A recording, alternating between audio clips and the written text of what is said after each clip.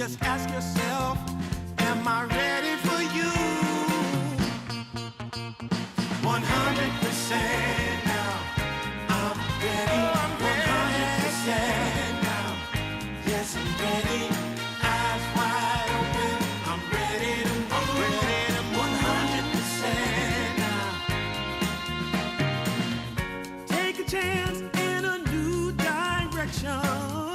Any place you wanna go.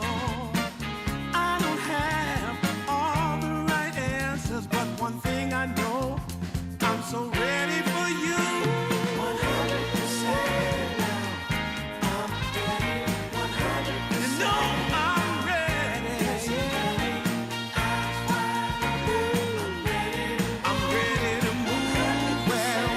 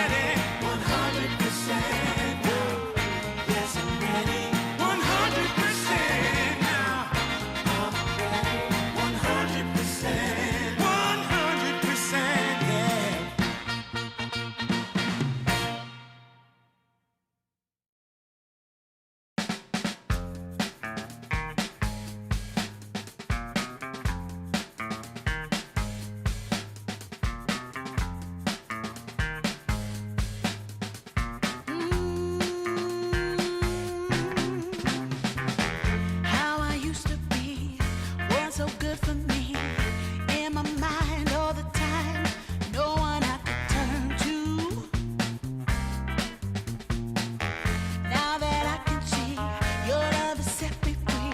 You came along, made me strong. I've waited such a long time, and I just can't believe in this new love I have found. Yeah, don't want it to stop when you know you got a good thing that makes me feel fine. Ooh, wherever it leads me, you know it's all fine. I never thought that this could sweep me off the ground. Oh, I don't want it to stop when it's feeling this good.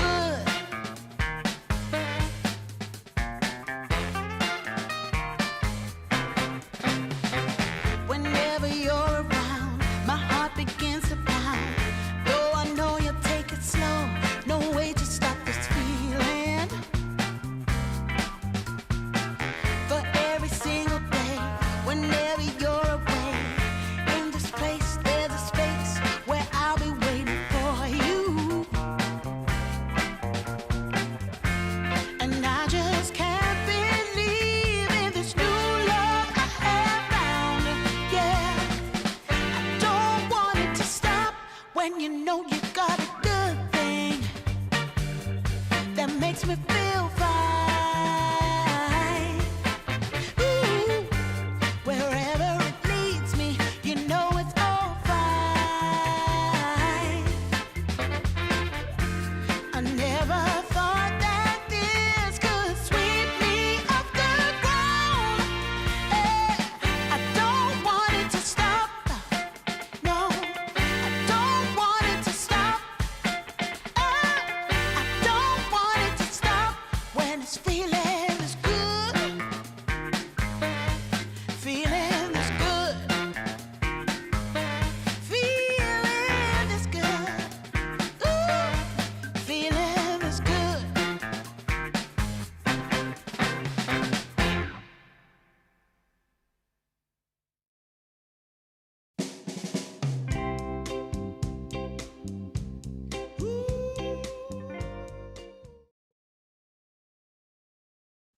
Welcome, ladies and gentlemen, to already the third edition of DreamLeague Division 2. My name is DK Truman, and I am joined by the wonderful Ellis, as we're going to start it off with a little bit NA flair, just like you. Yeah, gonna be VP versus Team Silk. I think Team Silk, they changed some players. They played the PGL. Was it PGL? It was Birmingham, right? They played Birmingham qualifiers, and VP they also played qualifiers with the stand-in, so they're kind of like different now. I guess they're back to normal, back with their offlane. I think they had multiple stand-ins. No, they had the mid. It was Serenata that was playing instead of Abed. Yeah. Now they're with the full roster. That was the big misser in those qualifiers, but luckily enough, they do have the full roster now ready to play. Of course, very interestingly, Division 2 has some fun teams to watch. We're going to quickly check out the group stage, as we'll see what amazing teams are in there. There's one that is very interesting. Aurora did just recently win the Fissure tournament. So having them here is probably a little bit problematic for the other teams, but also don't forget the winner of the previous iteration of DreamLeague Division 2 then went on to play DreamLeague and then won DreamLeague, and that was Yandex. So these teams definitely have a tough challenge ahead, but there are some pretty scary rosters here in the mix. Yeah, Aura definitely the favorite in this group stage. There's already so many Russian teams in the main event, and there might just be another one, right, coming from this Division 2.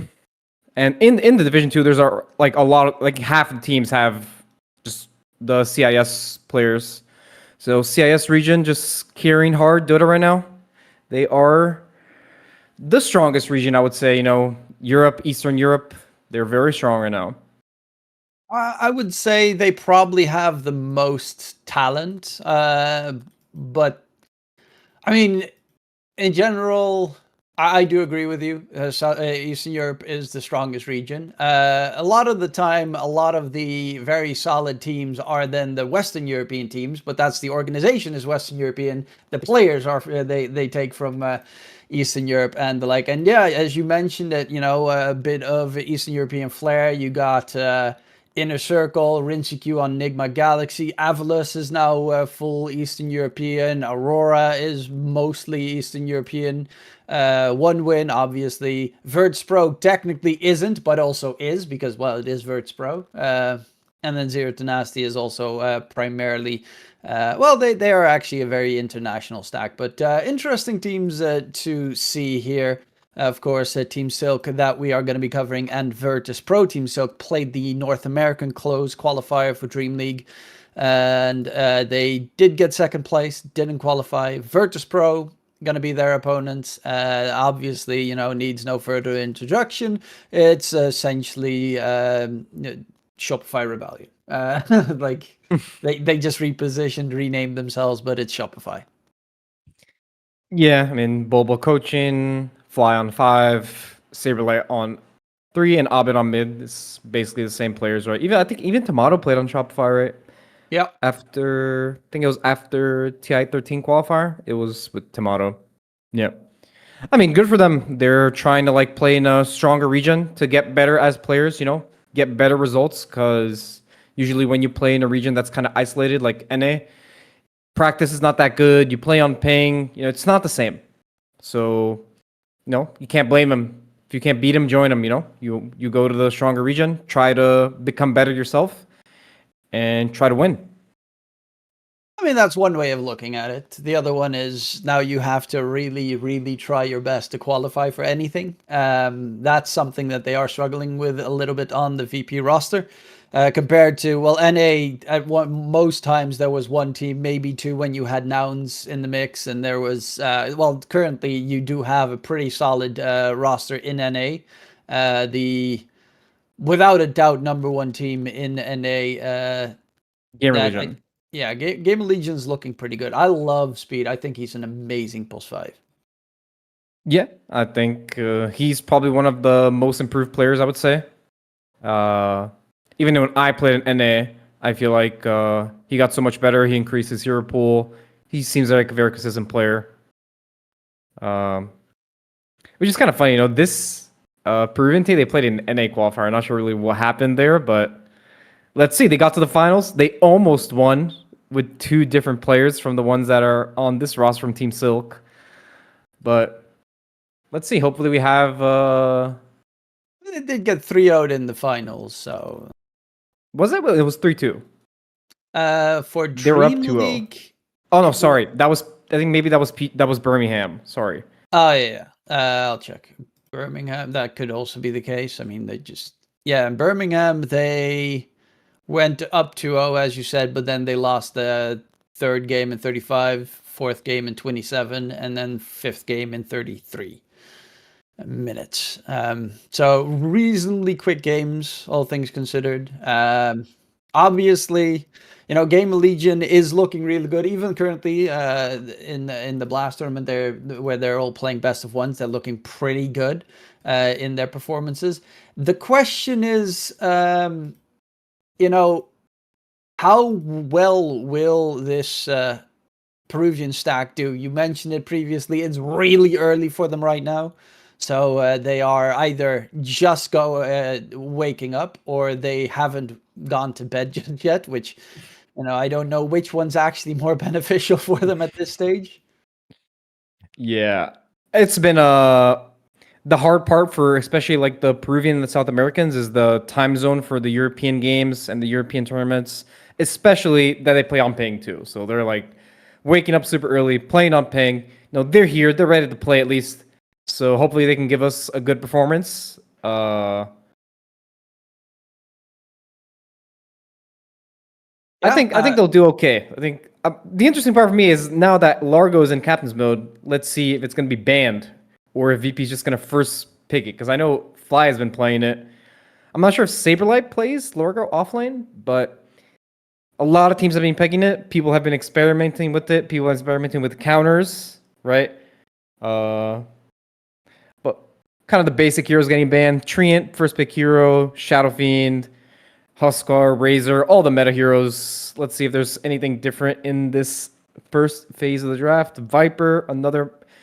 It's just disgusting, right? It's disgusting. Viper, Razor, Huskar. Dota's just become a disgusting game. Yeah, it is back to the most lane-dominating heroes out there. And also the sustain at the moment with like Viper and stuff is just nuts. Where he gets Ags a little bit of spell lifesteal and then never dies. That kind of gets obnoxious. But yeah, speaking of Largo, I've seen quite a lot of Largo. And Largo has... I've even seen it being played as a mid laner in a couple of the games recently. Not the biggest fan of that, but the offlane Largo where they just immediately rush Ags. And if you're good at the hero, because obviously I played Rubik, I stole his ulti once, I got so confused. The hero just has an obnoxious amount of sustain. Yeah. Unfortunately, it gets banned, but there was a respect ban in those bans. So for VP, they banned the bird. The bird is a word. The Kez. A lot of South Americans play this hero, and I think they play it really well. So a little bit of a respect ban there. Wits plays it like 24. Every single game I see him play, he plays Kez. He's very good at Kez. Right, we have the Ember on 8 and the Underlord on 9. I like this Underlord hero a lot. I think this hero is very strong. Especially in this aura meta where everybody's buying Greaves, Pipe, Crimson. All these items are just so nice for this hero. And a lot of like his counters are not really meta heroes. Rubik is not that good of a hero. It used to be like a slam dunk for this hero. Ursa, which is a counter, is still in the pool. Let's see if they're going to ban that. And even Slark, which is kind of a sus hero right now. Not that many teams picking it. He doesn't even have a facet. So I think this Underlord hero is a very strong hero. But let's see his laning. Usually the problem with this hero is the laning. If he gets too exposed, he becomes kind of useless.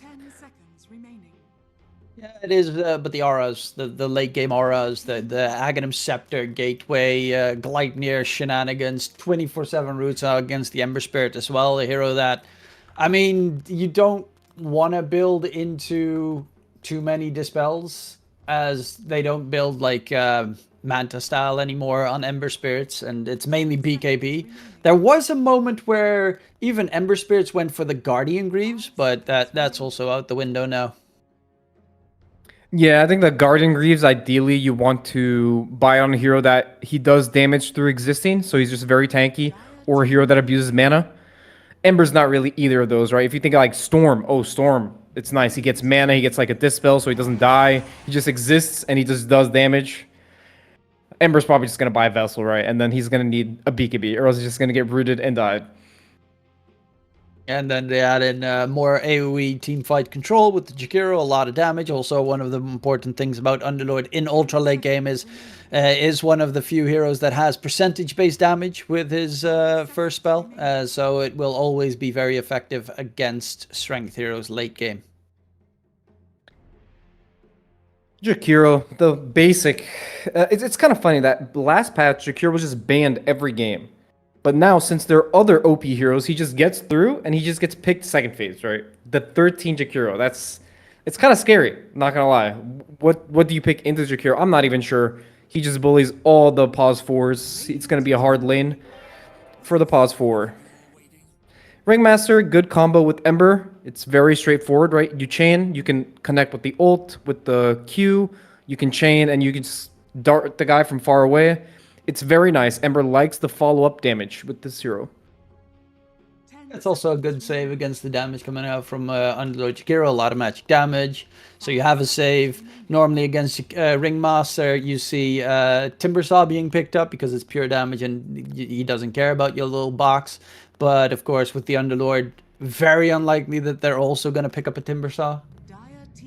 Yeah, no way. Unless Abed goes mid with it. I don't feel like he's not really a big Timber player. Especially now, they have so much magic damage. It's not a very good Timber game.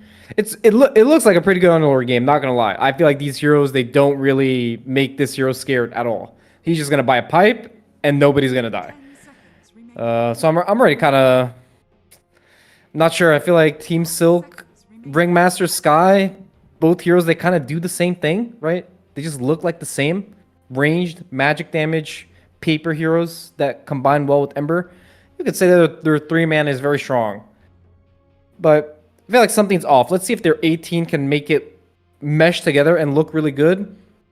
Because they're going to have a problem if they don't have an aura buyer versus Underlord. They're going to hit this wall timing where Underlord's going to have 1 or 2 auras. And they're just going to do 0 damage. The Slardar gets picked. Very good versus the supports, right? There's paper. He's going to stun Sky. He's going to insta-die. Also wins the mid lane very handedly against the Ember Spirit. Ember doesn't really have anything against the Slardar. Does go for, most of the time, the max level shield on the Ember because Slardar can't remove it. So you can use it to harass and also farm. But yeah, it's obviously very strong, especially if you combo it with anything like a, Clinks, for instance, and then it's just easy clearing up all objectives. Yeah, it's just so nice the order that VP is doing the draft because they already had the Jakiro, so they have like the lane securing hero. Their draft just looks like they have all the boxes checked. They have magic damage, they have physical damage, they can kill Roche. They can kill towers with Jakiro. So the last pick of the draft, it doesn't have that much weight to have to do so many things. They can just pick a good hero for the game, and they'll be happy, right? He's gonna lane with Jakiro, so he's probably gonna win his lane. It's just very nice setup, the VP draft right now. Yeah, I love Grimstroke as well because it counters a whole heck of heroes that might be pulled out as a surprise. Your Brood Mothers or any illusion-based hero. If the enemy gets a Medusa or a TB or something along those lines, you always have the illusion with the Ags that it just shreds, especially the enemy supports. Ursa, so it is going to be that Ursa that you mentioned against an Underlord Grimstroke lane. It shouldn't actually be the worst lane here for VP. They have quite an obnoxious amount of damage to throw against Ursa if he tries to get aggressive. They do have the nukes, which are very good versus Ursa. Ursa doesn't really like taking magic damage in lane. He wants to just kind of sit there and do a go on you and kill you from full. So if he's already like half HP, he can't really do that. He can't really man up on you and kill you, right? It is a very good Ursa game, though. Besides the laning phase, which might be a little sus, it is a very good Ursa game. I can see him just destroying this game. Because Grimstroke, not really the best versus Ursa, I would say. He kind of just into-dies the Ursa. Jakiro, too, doesn't really have the best tools to deal with Ursa. And Ursa's just very good versus Underlord and Slardar. You kind of just kill these heroes. I like the Ursa pick. I don't like the Ursa paired with the supports. I don't think it's the best for Ursa. You know, I'd rather see Ursa with the Warlock instead of the Ringmaster. You know, it could have been a Warlock Sky, maybe. But we'll see. The Team Silk, as you said, they have the damage now with their lineup. They have pretty decent gank potential with the Ember Spirit, so you're probably looking at some aura building last pick off lane hero, as they are squishy, very squishy, and you kind of need to keep your heroes alive, especially the Sky and Ringmaster. Like Ember and Ursa eventually get enough farm where they are hard to kill. Skywrath and Ringmaster will never reach that stage. Yeah, he kind of just remains very paper for the whole game. They already banned the TA, which is another very good hero versus both the supports. You can see that Silk, they feel like their supports are very exposed right now. They pick another hero that can combine with the Slardar, like a carry hero that can go in, that can combine with the Inkswell as well. Just go first, make space for the Underlord to come in with his ult. It's ideal. They want a hero that can hit the Roche too, hit towers, combine with the sword arm. TA was a very good ban. It also has a silence versus Ursa. Ursa doesn't like playing against silences. I'm surprised Klinks is completely ignored right now. I think it's like the most picked hero that I've seen recently in pro matches. Even though it got nerfed, right? It's still very good. Yeah, even with the nerf, like the nerf was substantial as well. It wasn't like a tiny nerf; it was massive, and he's still stupidly strong. Like just the base kit of the hero is obnoxious. It's with all the heroes that have lost their facets. Essentially, they just got their facets thrown into the mix, and then like we can't give them something extras because then they'll be too OP. Exactly. That was exactly what they were thinking. They're just gonna put it in the hero, and then they're gonna decide what they're gonna do with it, right? Maybe they remove part of it and put it as a facet. I'm curious to see what they're gonna do. There's so many heroes now without like a facet. Probably like more than 10 heroes, right? Slark, Clanks, Treant. Master. Yeah. A lot of them are banned, right? Largo. 10 seconds remaining. Yeah. 5 seconds. Which makes the game, I mean, at least they added something, changed something. So we don't have Slark plus 4s anymore in our pubs. That makes me happy with this faster change. His innate. Because that one was just obnoxious level 1, counter-warding everything. Okay, cool. That was a good change. No more level 1 dewarding. Axe. Kind of like the last real offlaner available for them, and it just pairs well with the Sky, so I can understand why they picked Axe. Insta Abba, very good versus Axe in lane right. You can dispel the battle hunger. He cannot play. Yeah. I like the Abaddon. It's a pretty solid pick here. Axe is a hero that can possibly go for like a Kanda. As we've seen lately, they do build into that direction, surprisingly enough. But the problem here for Team Silk is just look how beefy the Verge Pro lineup is compared. Even like Jakiro is really tanky of his support, massively high health pool at the start of the game, and then their 3 cores are just beefy. And Team Silk, their supports are paper. Their cores are pretty tough to catch and kill and control. I do have to say, but I'm liking Vert's Pro's draft significantly more. Yeah, I would also go for the VP draft. I think they're a better team, and their execution's a lot easier. They have easier lanes. They have 2 winning lanes, right? They have the Abba lane and the Sora lane are 2 winning lanes, and I feel like Team Silk, if they lose their lanes, what is this Axe gonna do? He's gonna go jungle. This Ember gonna do? He's just gonna farm until he has Vessel. So they have to play the Ursa lane, which Underlord can just jungle and connect with his ult, right? So it might just be a hard game for Team Silk. Yeah, I would expect so. I mean, if you just give a little bit of a look at like any odds somewhere, Virtus.pro take the series have 1.01 and Silk 11.4. So not really a lot of faith for the Peruvian stack, it seems. The odds are against them. Let's see though. Maybe they can do something. I'm sure they're no strangers to the competitive Dota scene, so let's see. Already smoke already broke on high ground. Interesting that they chose to into smoke out of base. Usually people just late smoke because then the smoke breaks when the bounty is going to spawn. But instead they just into smoked. It's kind of odd. Now VP does the late smoke and they do the movement on the map. Let's see. And they'll run just into each stand other. at the high ground and then they immediately turn around. Yeah. Yeah, it's a very sad one, but it dodges early game fights, essentially that delayed smoke. And yet the immediate early smoke tends to be just to place the observer ward on the enemy high ground in mid, which they did get done. And they might have actually spotted that Abed play. Yeah, they know Abed placed an observer ward there, and we'll be able to get the counter soon enough. So two bounty rune trades, and it's they're gonna give that one to the Ember Spirit, it seems. Oh, or not. Fly will get the counter ward of the counter ward. Okay. And even the observer ward in mid spotted. Oh, it's on the tip. Oh no, it's on the Almost tip. there. Oh, that actually. A bit unlucky. So both teams got the block on the offlane.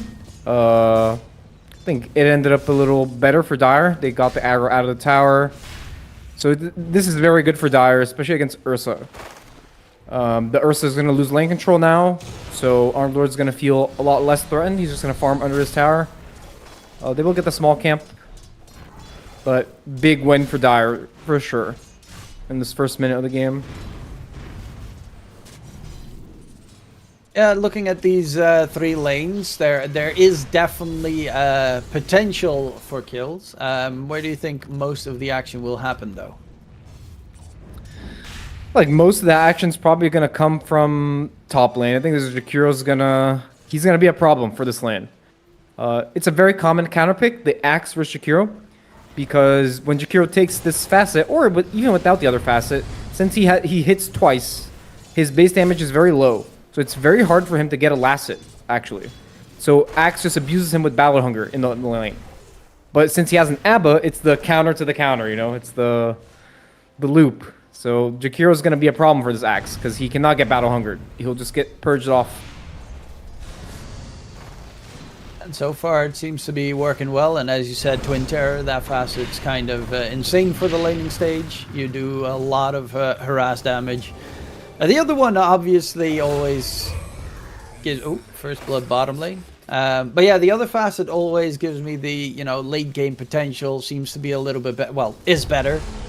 But a lot of supports these days are just primarily focused on securing the laning stage.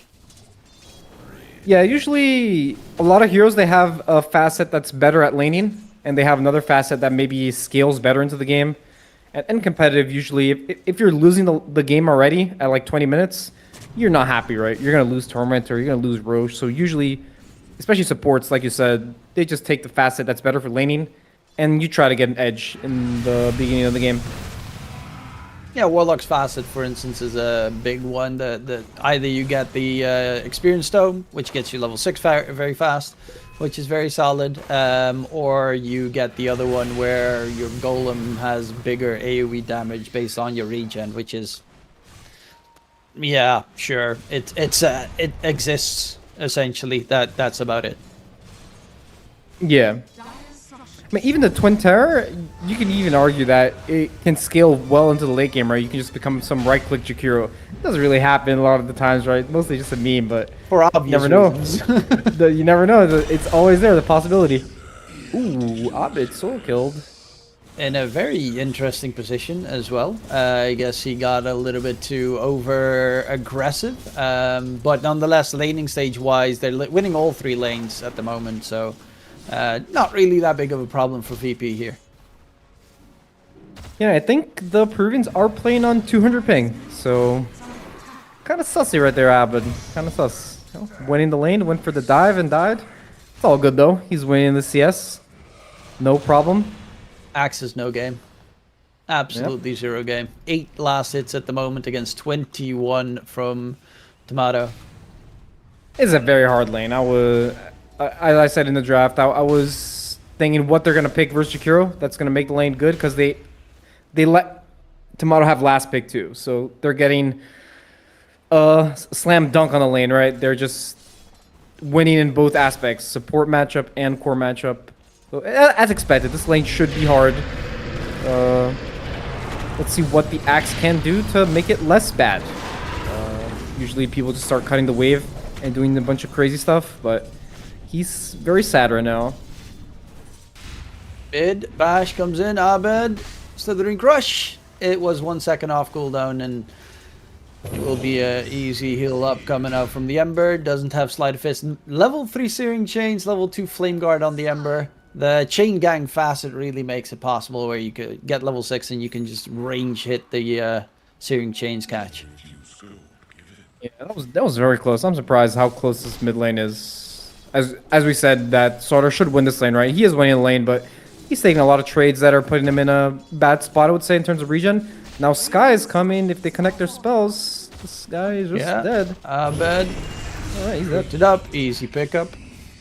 And that Ember's now level 6 as well, so a lot harder to control bottom lane. Big fight. Ringmaster, right click down. Dad's going to try and dip out on the other end, but the rotation from Fly came through and they caught a double in the bottom lane in response. Textbook rotation. Jakiro winning his lane, comes through the gate on the siege wave, attacks the enemy carry. Very good. Now they're going to go together to the rune, check the rune. Ember level 6, no Sauron on level 6. Power spike for Radiant, and this Sauron might just die again. Yeah, Abed struggling right now. Gonna be chased down, and the dots, are they gonna be enough? There is the Fire Remnant charge forward, and they will finish it off. Yeah, that's 3 dead already on the Slarda. That's not a great start of his game. Let's see, Radiant can snowball really hard through this lane. Axe can just start cutting top. He can go through between the towers, and they just keep snowballing. They have the perfect heroes to do it. Both their heroes play really well with Ember. I feel like Dar, they just need to get out of this lane. They just need to avoid this Ember at all costs. This guy's so fat now. Oh, Saber. TP was cancelled. Saber going back in onto the Ursa, who's taking a lot of damage. No level 6. No chance as Saberlight stands his ground, but in comes the Ember with an Invis Rune. Ringmaster's there as well. Saberlight being chased. And they're going to focus on the Grimstroke, so Saberlight should be able to just walk this off.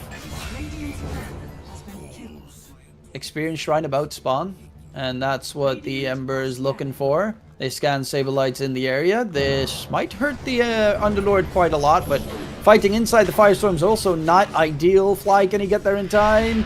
He needs to deny it. Oh, does he get there? Yes, he does. And Ember does have his bottle charge still available. Ringmaster, though, going for the man fight, will be taken down. Taken out. Ember Spirit gonna TP back to safety, and they managed to secure both shrines because on the left side of the map, Tomato stole it away from the Radiant team. Kind of stole it 2v1 too. Ursa even TP top to try to get the wisdom. Now Ursa's game is just very sad. He has to walk back to lane in the matchup that he should be winning, right? And Underlord, he's top net worth. He's gonna be a monster in this game. This hero is just so powerful. He's gonna make Ember's game very hard. Abed though in mid, Slardard, whip comes out, takes a lot of damage, needs to be a little bit careful. Saberlight is here though, 3-man root comes out, Pit of Malice underneath the tower. Genek taking some damage, and yeah, it's also, you're gonna struggle a little bit in terms of these Radiant supports because the double shrine was stolen. Like Jakiro flies level 6 at the moment. Grimstroke is also level 6. Soulbind and Macropire are really disgusting spells in the early game. Yeah, it's not the best Soulmine game. It's just probably just going to be used on the Ember to not let him Remnant out. But it is a very good tool just to kill him early game. Dire's top tower It was. I like the rotation from Saber. He came mid, even though he wasn't even level 6. He just came mid. He used his TP. They get the rune.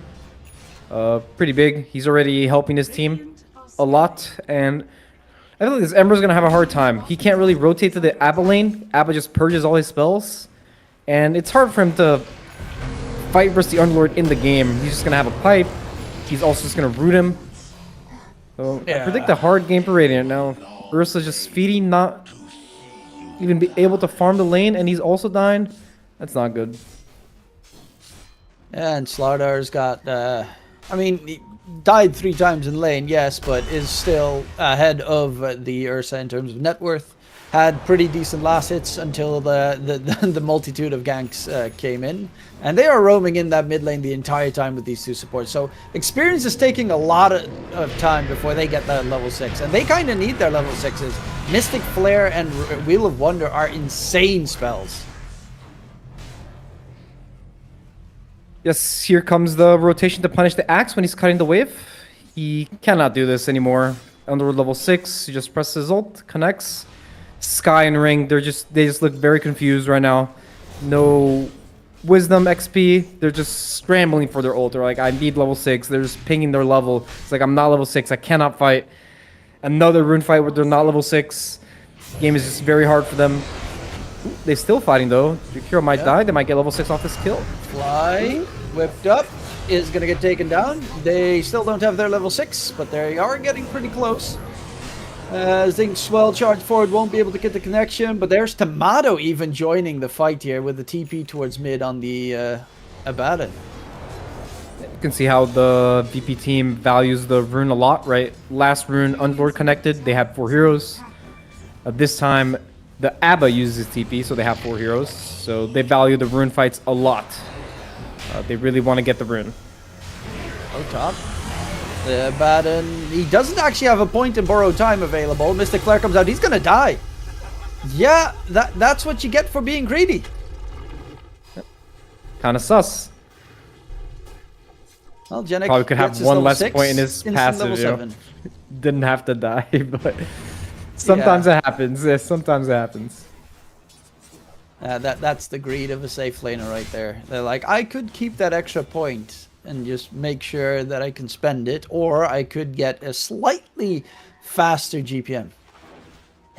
Yeah. Map looking really good for VP now. They take the offlane tower, and Radiant does not take the enemy offlane tower. The siege is just going to die to the tower. So Radiant's map is starting to be feeling very small now. Ursa is just going to farm this wave and not really do anything until he has items. And I'm not sure if he's even going to get items this game. They're just going to keep collecting the mid wave. Ember's going to farm 2 camps per minute, and that's pretty much it. They're just going to farm their whole jungle. They're going to farm all the camps in Radiant's jungle. The gold lead's going to start to get out of control soon.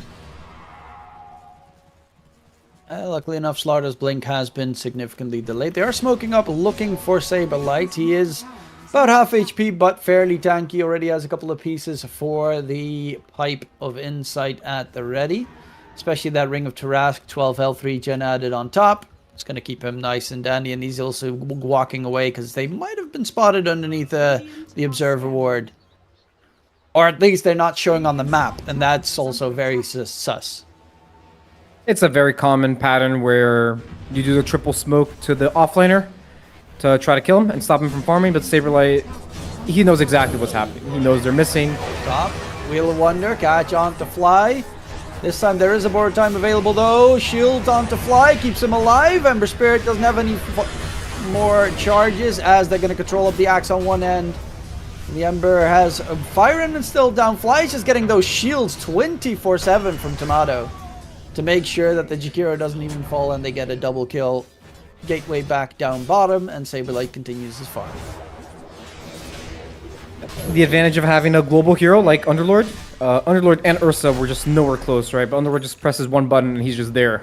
So it's a 4v5 fight. Radiant's top tower You know, Radiant starting to feel kind of desperate, right? They make this move, they didn't get the Underlord, then they're like, okay, let's just go through the gate and continue. Ember came back. They're going in. Fly gets a shield on him. Can they take him down? Soulbind onto 2. Nice damage being thrown out. Try and keep the Ember alive. He does have the leash still going on. Borrow time will be popped, but no kill has been secured on either side. However, big boy, bulky Saberlight's coming in. 2-man root. In comes Abed. Blink Dagger reveal. Onto Jennig he goes. A lot of damage in response with that Mystic Flare, but they won't be able to get the kills. And Saberlight's going to just secure this tier 1 tower in the top lane. Almost done with a full pipe. 14 minutes in, you have the Abaddon with the Sacred Relic done. Blink Dagger on Slardar. A lot of tools coming in, and they even got to fight for another Experience Shrine. Though it gets a little bit dicey here. The Ursa will be able to secure it in time. Wheel of Wonder, nothing that they can do there. Slithering Crush from Abed. He's looking for targets. Blows up one. Goes for a second. Easy kills for Abed. As they make it a 3-for-1. Yes, they take down Saberlight, but they lose a lot. It's a disaster. Axe just... He's so weak, right? He doesn't really have any items, any levels. This hero needs time.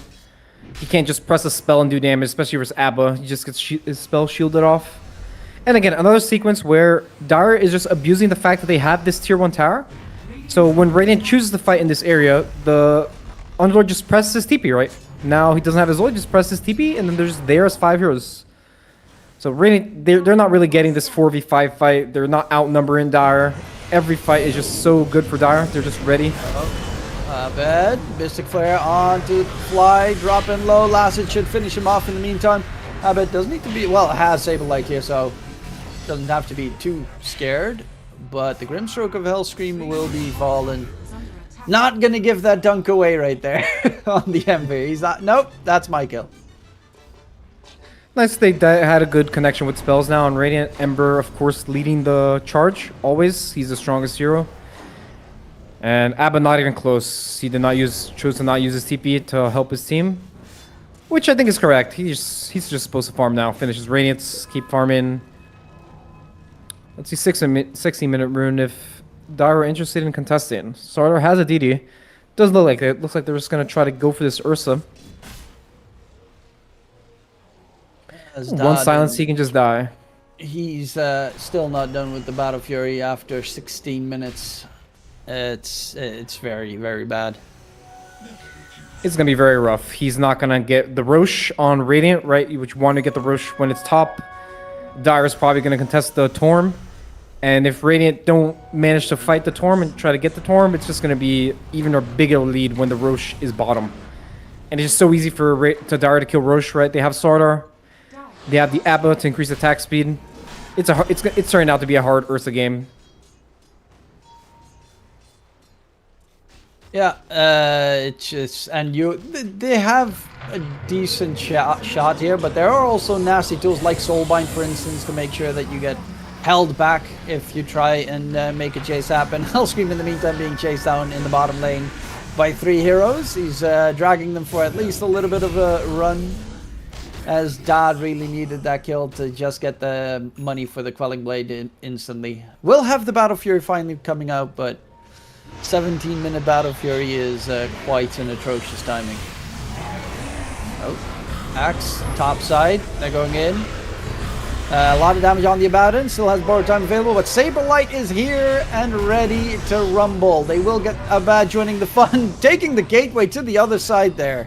Is the Ringmaster disengaging, will be able to get the TP to safety, but another double kill coming out for VP in response.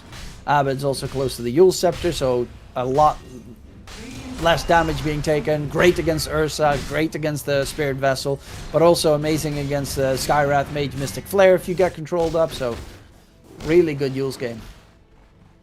He has a really big item really early on.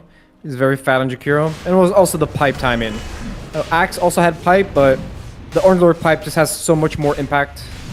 It just blocks all the support's damage. Dire, they have a couple of magic damage, but people just end up dying to right clicks, right? Underlord does a lot of damage to right clicks. Sardar's ult. Now they're gonna get the Roche even before the Torm, which is even better for them. And they'll have the Aegis for the Torm fight. So it's gonna be like a 10k lead for Dire after the Torm. Let's see if Radiant can do something where they're gonna break Dire's plan. It might be now. Catch onto Slaughter. He has the Aegis on the Slaughter, but also used to keep himself alive. Soulbind onto 2. Abed going back in. And there's Saberlight as well. Root onto 2. They need to get out of there. Ember made a little bit of a mistake as they will get themselves 2 kills. Ember just jumped on the exact same spot, which was kind of funny to see. It's a disaster. Abed chasing for more. He still has that Aegis for another 3.5 minutes. And there's a no blink dagger means he can't fight. Not even close to be able to fight on Ursa. I'm not really sure. I'm not really sure what Raiden can really do in this game to come back. It looks... It's looking over to me, I'm gonna be honest. I see no way for them to contest the Torm. It's gonna be a 15k lead at 20. They're probably gonna contest the Wisdom Rune 2 on Dire.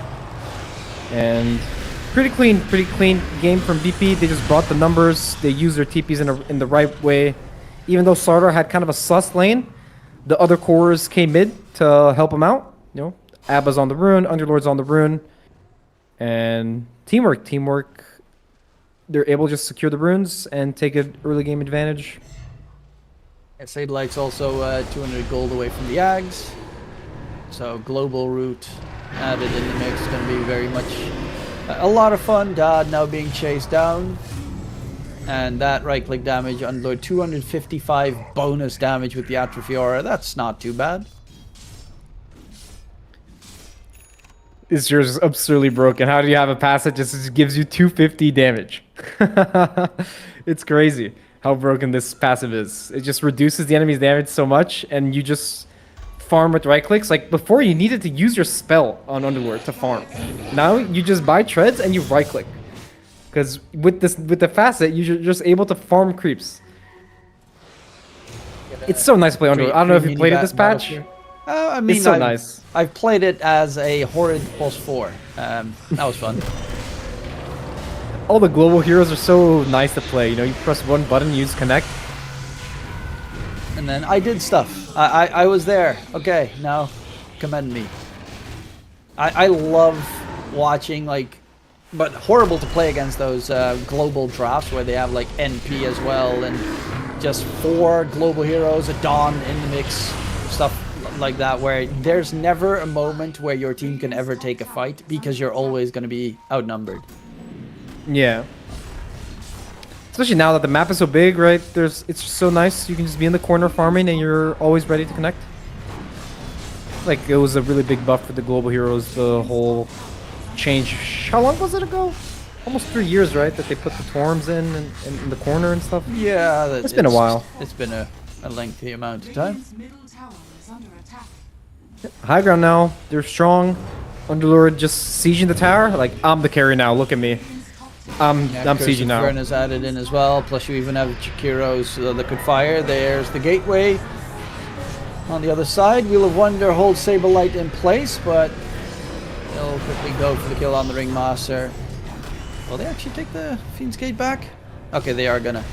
At the same time, there is Cleave from Dodd coming in. Mystic Flare on top. Abed still has the aids available to him, but they take down Dodd. The dunk will finally come through, so they at least get rid of the Aegis, but yeah, they can just continue their push. Casual 400 damage on Underlord. Oh. And Ember tried to pull the creep wave. Not really, but GG, well played, disconnected. Yeah, I think, you know, playing such a game where you get stomped in 20 minutes on a, what is it, Wednesday morning, 6 a.m. for those guys, yeah, that must not be fun, waking up to just get curb stomped. Yeah, I mean, and this team also just, I'm not sure if they've even played together as a team before this tournament, so understandable. Just GG out, go next. Game was hard. Try next game, you know. Yeah. Every game is a unique experience. Let's just try next game. This one's over, bros. Yeah, there's not really much more to say about this. They lost all 3 lanes. Mid lane, Abed did throw it out the window a couple of times. Died 3 times, and then got 9 kills afterwards. So did make up for those initial deaths that he had. But Saberlight on the Underlord, like a beast this game. Super tanky, was everywhere where he needed to be. Top net worth as well in the end. Yeah, there's just not much more to say than Virtus Pro. They had a really good draft, and they also did abuse that fact to its maximum effort. But that, of course, does mean that this one is at least done and dusted. But will Team Silk come back for game number 2 and possibly game number 3 in this series? We'll be going towards a short little break, and we'll be right back for the second match of the series.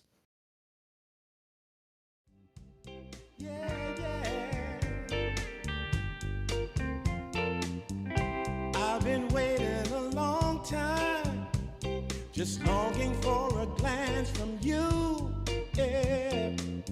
A chance to look in those big brown eyes. No telling what my heart would do. Hey, when we met, I sure knew it felt as good as it could be.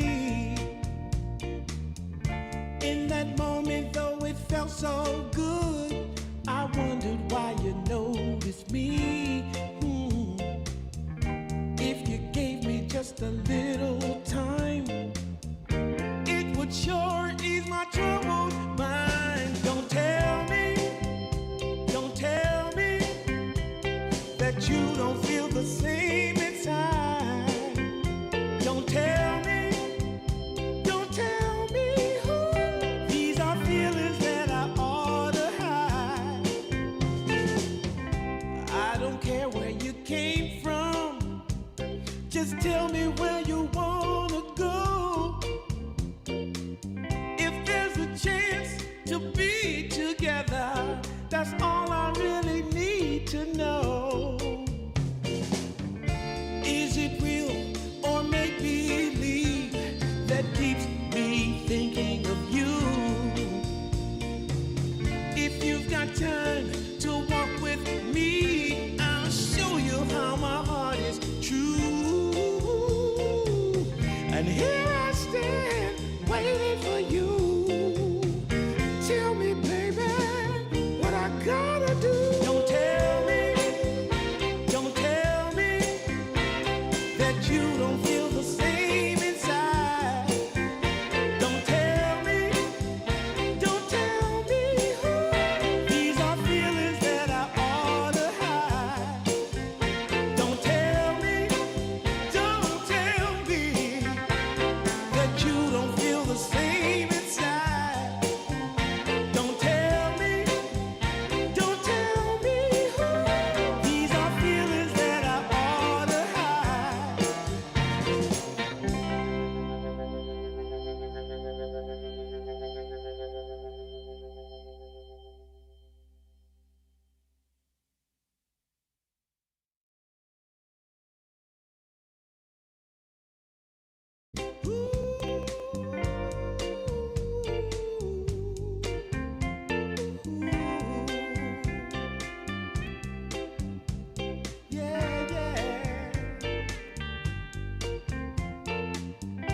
I've been waiting a long time, just longing for a glance from you. Yeah. A chance to look in those big brown eyes. No telling what my heart would do.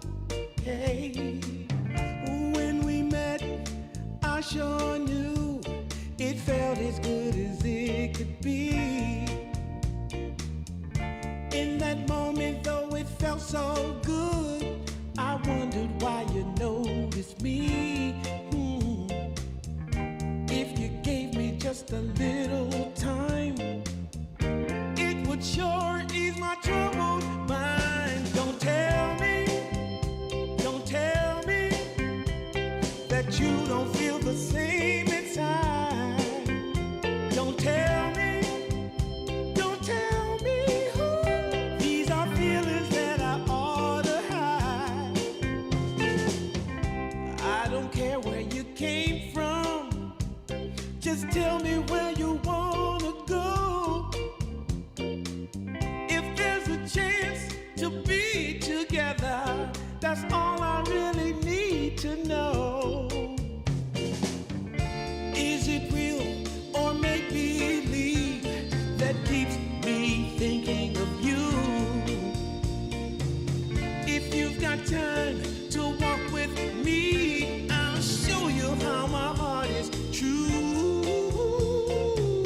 And here I stand, waiting for you. Tell me, baby, what I gotta do. Don't tell me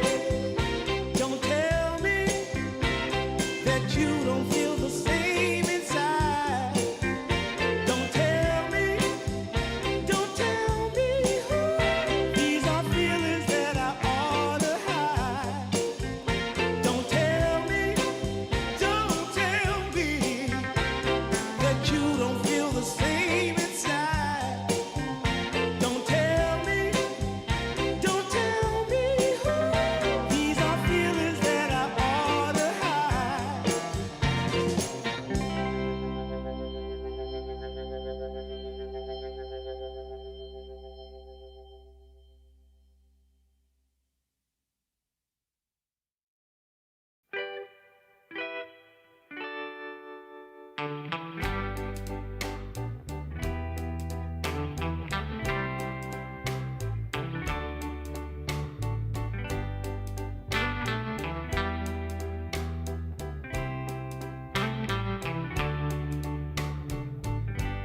Sometimes I'll be foolish. Sometimes I know I get mad. Sometimes I say the wrong thing to you that makes you feel sad. But one thing is true in all that we've been through. You've never stopped loving me, no matter what I do. So let me say, that every day I try to find the words from my heart to say thank you. 'Cause you take me as I am.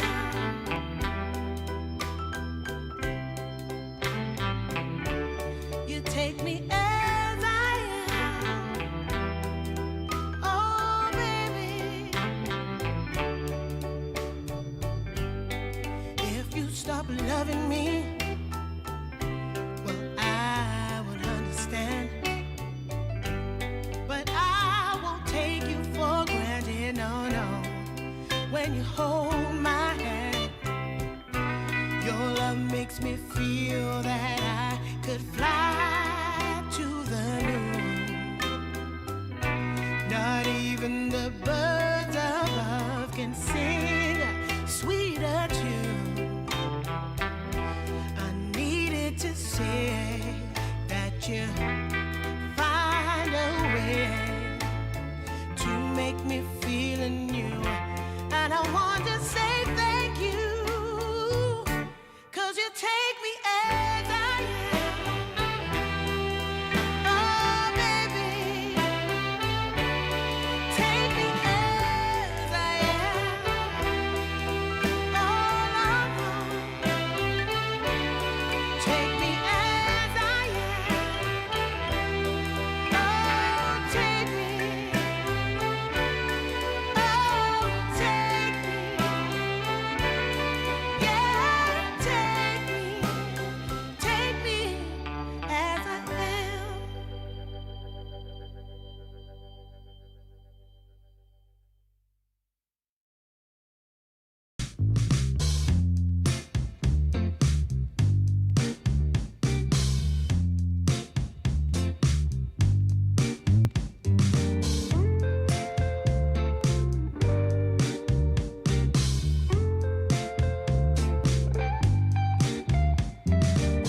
Well, I can tell just by the way that you're smiling that you're still unsure.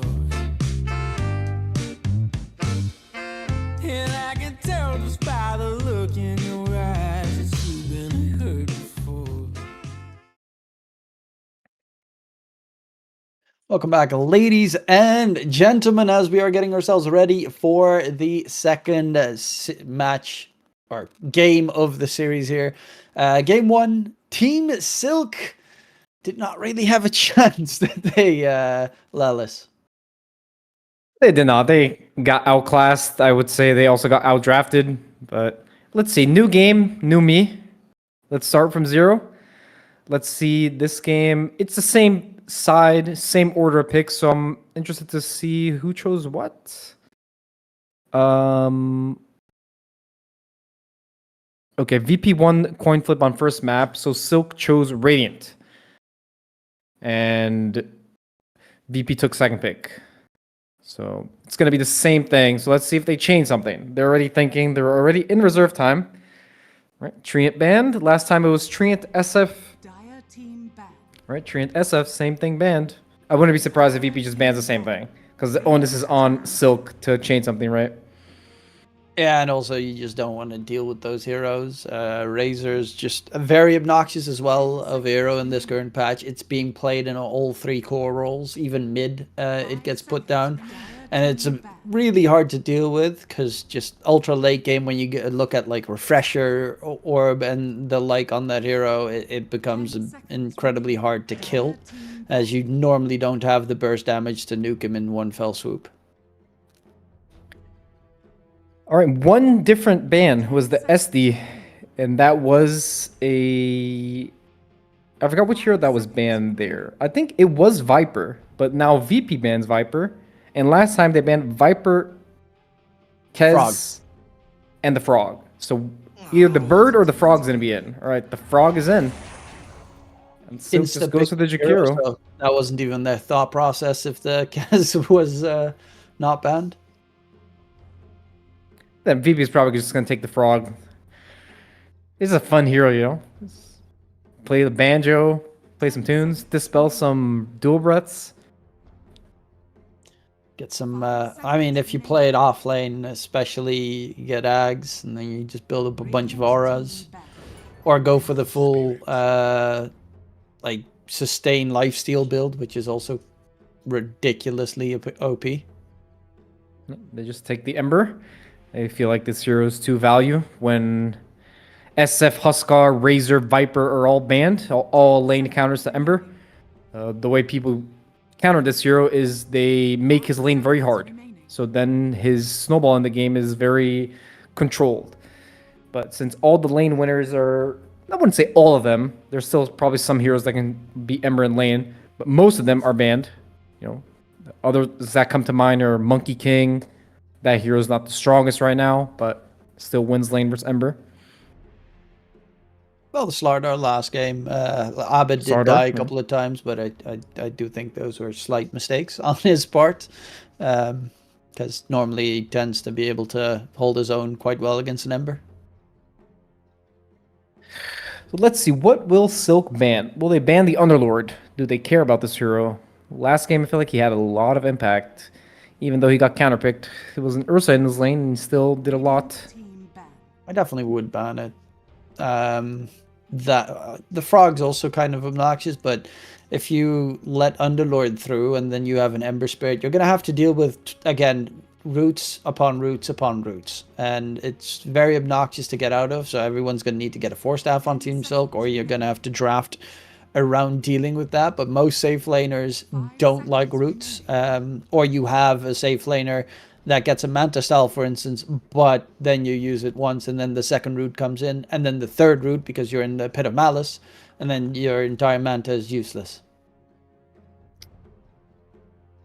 Yeah.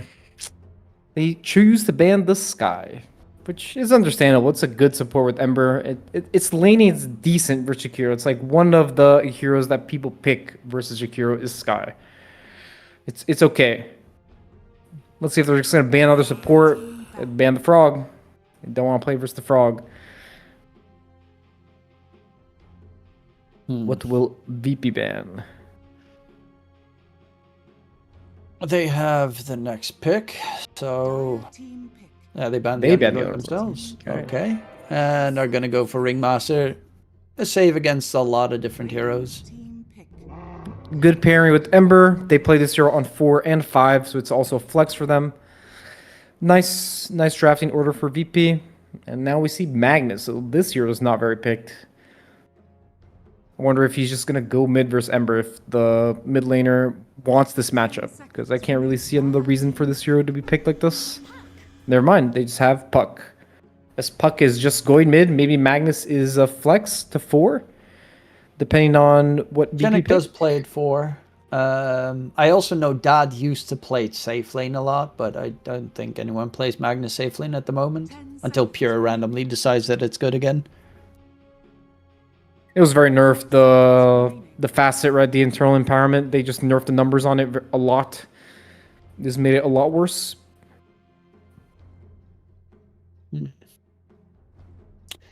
And Buck is always decent against an Ember because you don't really fear the Ember too much in the game. You can dodge, like he roots you, you just phase shift and don't care. You build a Yule Scepter anyway, so Spirit Vessel's not the biggest problem. Ringmaster has terrible ways of getting a full control lock on a Puck because, yeah, the ulti taunt works great, but getting him in a position where he stares at the freaking Wheel of Wonder is pretty hard to do.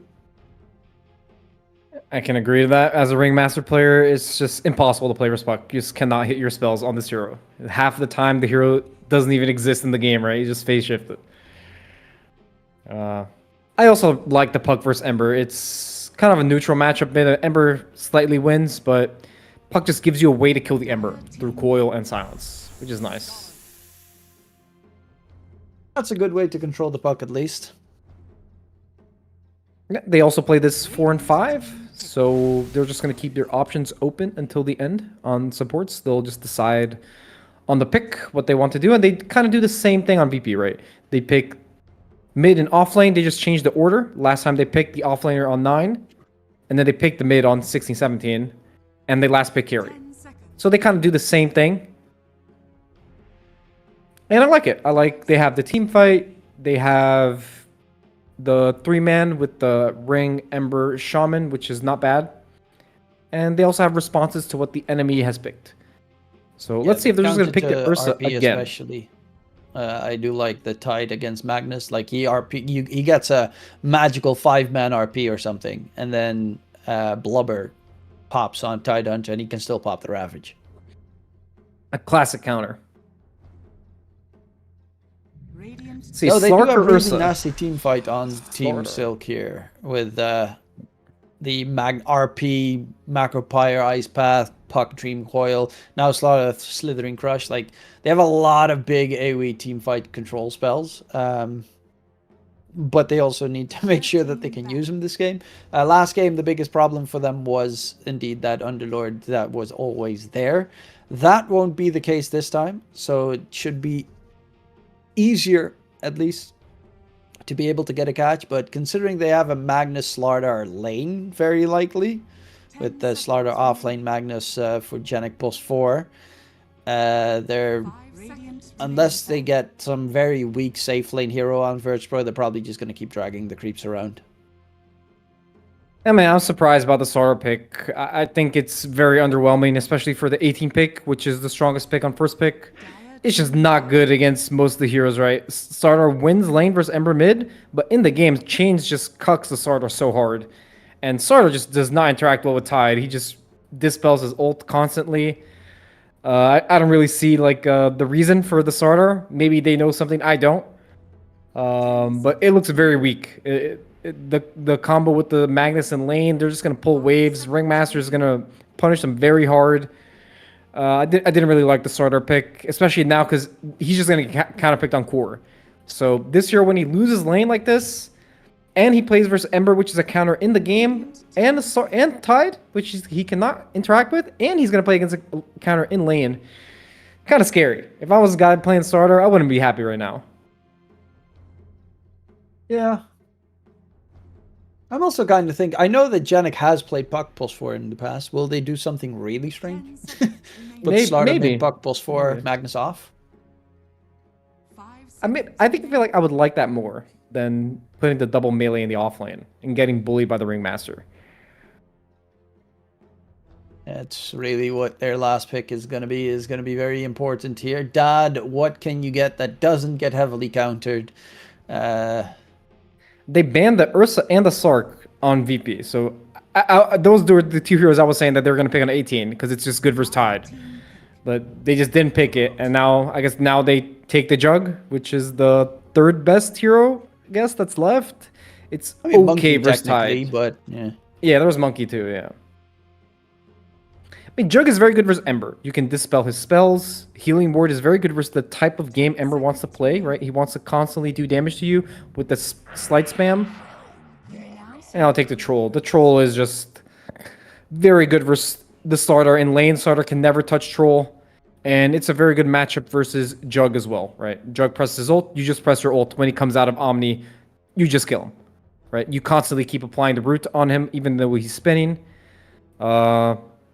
Again, I would say VP just has the edge. They have winning lanes, and they have the team fight, right? With the Tide and the Troll, it just looks very nice. Their whole setup. The Mag seems very volatile. The Mag 4, if he can get a good blink timing that he can combine with the puck, he can press his spells in a good way.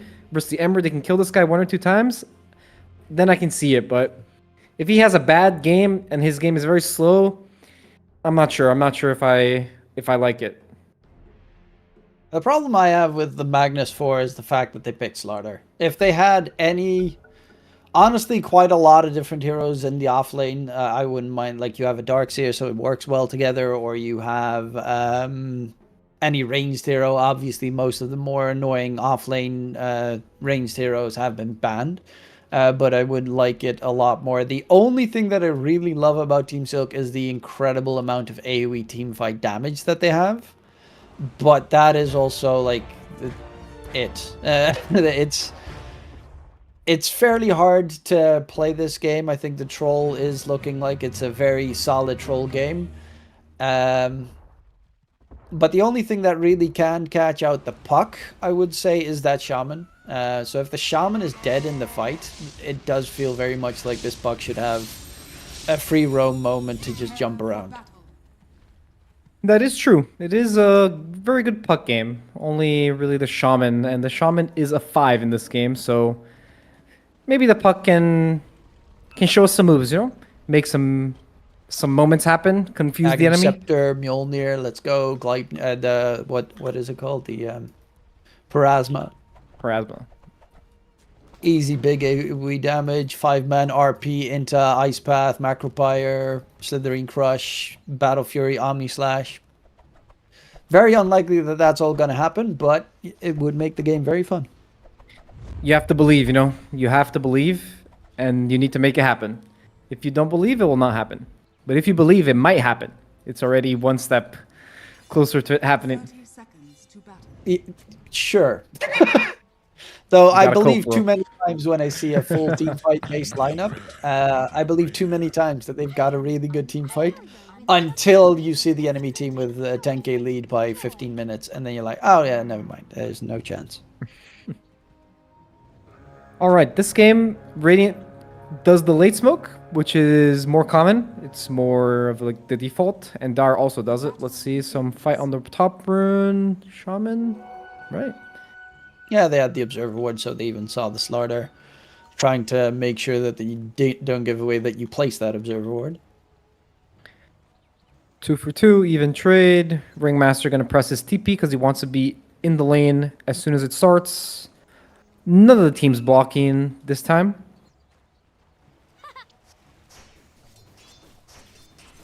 And yeah, again, we got, 3 interesting lanes. I would assume top should just be a lot of pulling from the Magnus, as currently Tomato is already trying to zone out Slaughter. But yeah, looking at these 3 lanes, where do you think we're going to have most of the action/kills? I would say it's probably going to be this top lane. I think the Shaman with the Troll, they have 2 like very strong heroes, especially now. The Magus is like almost dead. Whoop. Yep. Close. I would have expected that he would have gone for like Brown Boots level 1 just to pull, as Genik is... I mean, they're trying to kill off Fly, but Fly also has Boots of Speed, so even if you kill him, he still has the foul play popping and probably outruns the Slaughter at that stage. Yeah, both grenades used. They wanted to block the camps there. The Shaman wanted to body block the big. And Magnus, he got the sentry on the small. So both camps blocked. It's a win for the Mag. He trades his Sal for it. But it's a win. They get the lane back. They get to farm these creeps closer to their tower and take a little bit less harass. Yeah, that's pretty nice that they got the lane equilibrium on their side. Otherwise, that lane would be absolutely disastrous. Because normally when you see stuff like this, you just see a support, pulse 4, running around, dragging the creep wave behind the entire time. It is interesting that he chose not to do the boots thing, and he's just laning. Yeah, I don't remember the last. Yeah, I don't remember the last time I've seen a Magnus not buy boots and pull the wave. And Shaman, like he, first blood bottom. Okay, Saberlight does take down Dad. Very bulky hero. And they will get a counter kill though. Chan, of course, has still solid harass with the Twin Terror, but the first blood does not happen in the lane as we expected. Bad prediction. Yep. Saber is just too good. Gets the first blood. It's so nice when you get the first blood as a core like this, even though you use a lot of resources, just so worth it. And you're tied, so right now going for some bracers, gonna bulk up, and then for quite some time Juggernaut shouldn't have the damage to kill you. Most of the dots from the Jakiro just melt off of you with the blubber as well. They're actually going for Chan here, slowed down. In the meantime, Saberlight trying to reach with the Gush. Whip comes out, and the Gush to get the last hit. Even get the courier snipe there, because they literally just fed it to him. As Janik dies in the top lane as well. I guess they tried to go for the troll, but he has a magic stick. It's very hard for them to commit on Troll. Troll is just very good versus all the range heroes, constantly swapping stances, and when you man up on him, he just presses the whirling axis, so you miss every hit. So, and when you try to run away, he just slows you.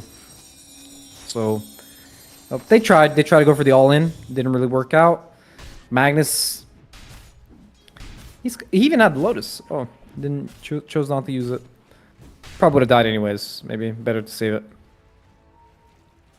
Or he got shackled. Level 2 shackle now on the Shaman as well. Very good if you manage to get it onto the puck.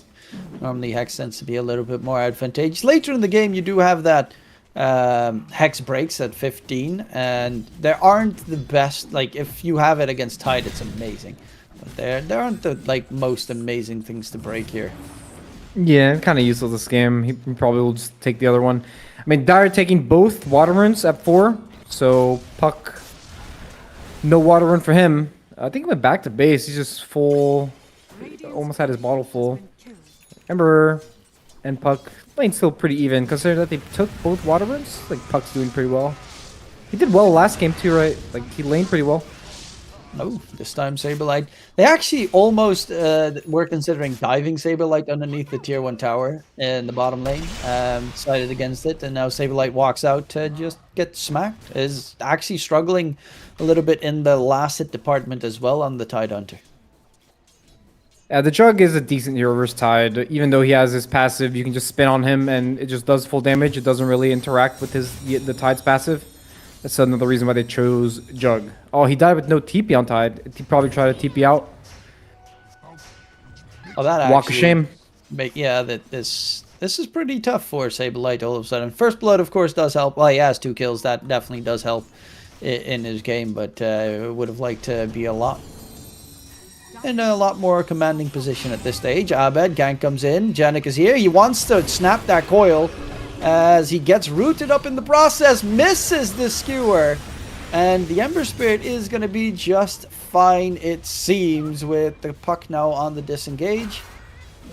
I mean, if you make the combo work, it's pretty cool, but yeah, you got to hit the skewer.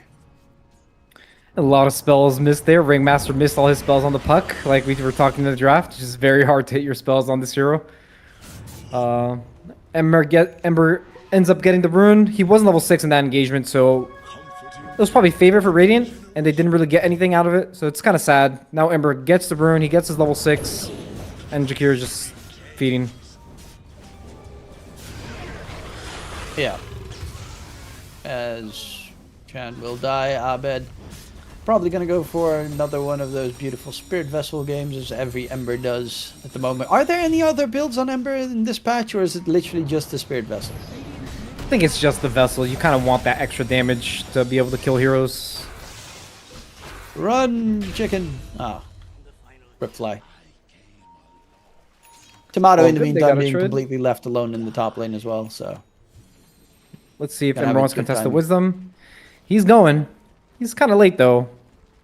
He's running. Dire's bottom tower is under attack.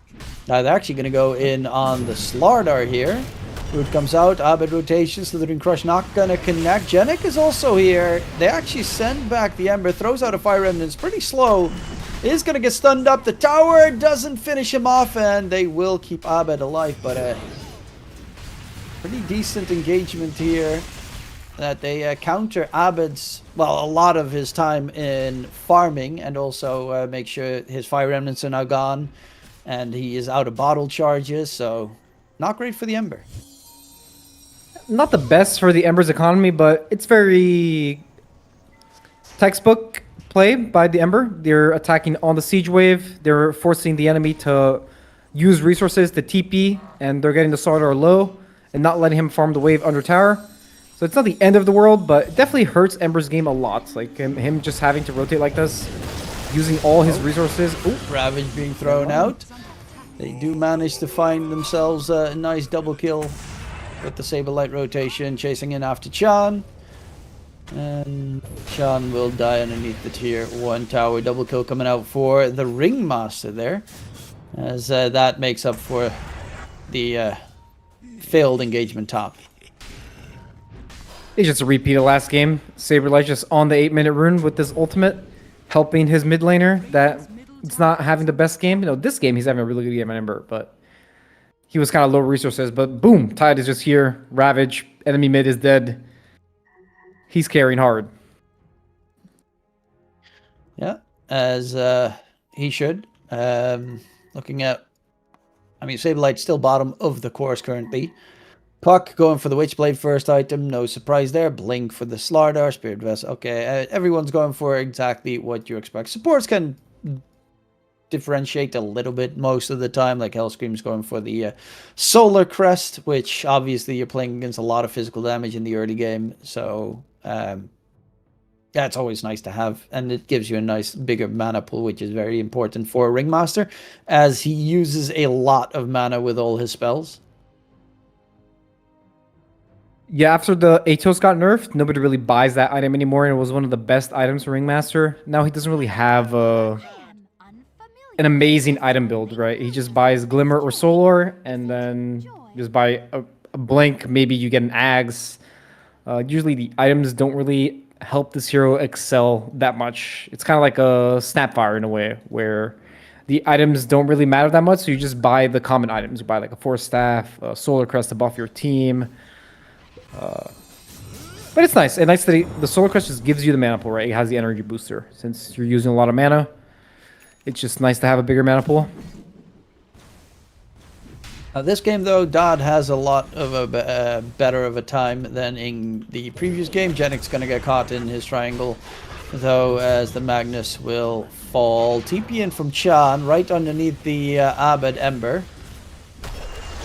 And top lane, they're even going to go in on the Slardar, so they're fighting in two separate areas here. Wheel of Wonder thrown out. The puck, Dream Coil doesn't want to look at it, but is going to be able to run it off. Actually kills off Abed.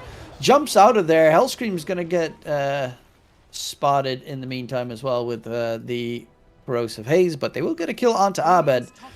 That is quite impactful. 3-kill streak there going to the puck. Radiant's on to a better start than last game. A pretty even game, I would say. Puck has a really good game. Jug is complete free farm this game. Not like last game where he got ganked. He lost his tower. This game he actually has a game, so more even-ish game. Let's see on the 10-minute rune what's going to happen. Will Tide join with this TP? It's kind of just chilling in his lane right now. This is perfect, by the way, Lilith.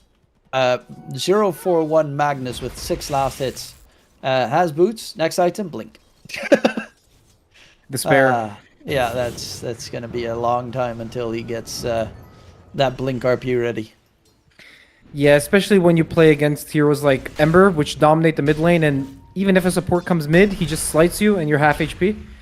it's not very fun to play these sort of heroes that you want to get this mid wave. You want to keep farming like the corners. The heroes like Ember, they just don't let you do that, and they pressure you a lot.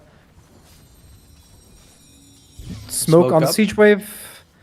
Classic move. Tide already cutting the wave. Siege hitting the tower. Is under attack. Let's see if Radiant choose to defend. If they're just gonna sack this. Yeah, Chan is walking here and he's dead. Throws out just wants to- Macropire, but they're already right on his heels. And they'll get the full easy lockdown. Both sports as well on the Virtus Pro side have their ultis, very deadly ultis, especially if you combo them, Wheel of Wonder, and then ward trap someone who's standing still. Stuff like that. Kind of neat.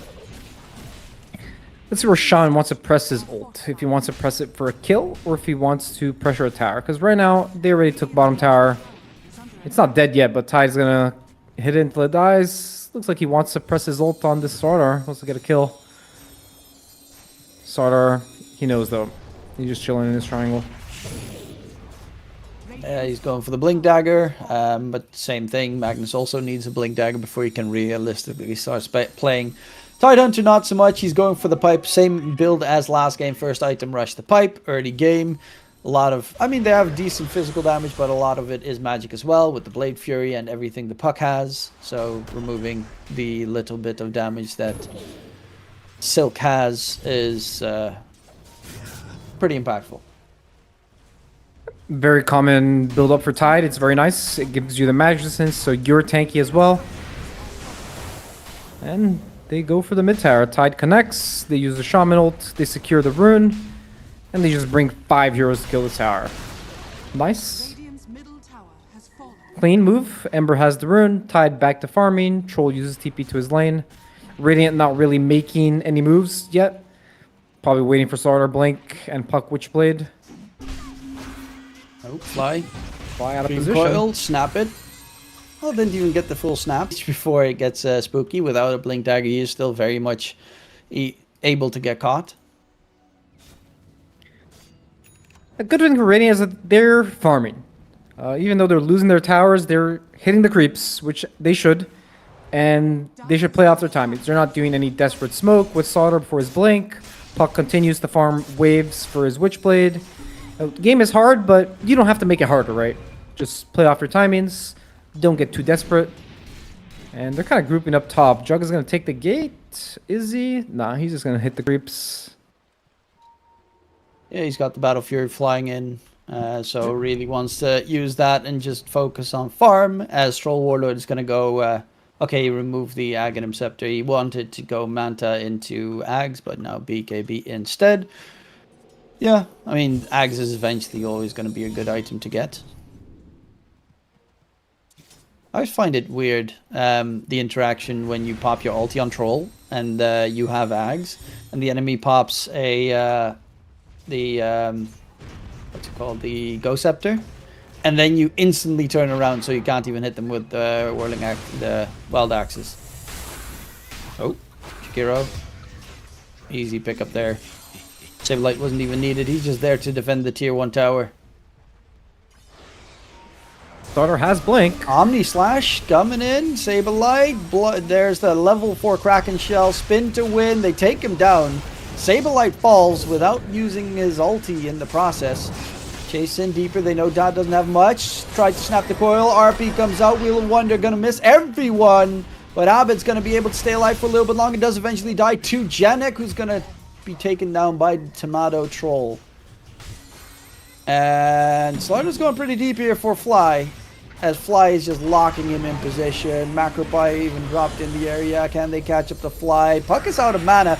But Tomato forced to pop his ulti, and he's just going to chase after the enemy. Spin to win. Tomato dropped dead and dirty. Slithering Crush onto the Ringmaster. Is he going to kill off the Slardar in the river? He tries to stay alive, but no, he is going to fall. They, however, get a 4-for-1? No, 4-for-2 trade. 3. Chikiro came back, but that was preemptively, essentially. Big fight, though, coming in here for Silk. Big win for Radiant. They really needed this fight. It was the Slardar blink showing. It wasn't even like a planned move. It was just happening. The Tide was just walking forward, tanked the whole Omni by himself, and just died.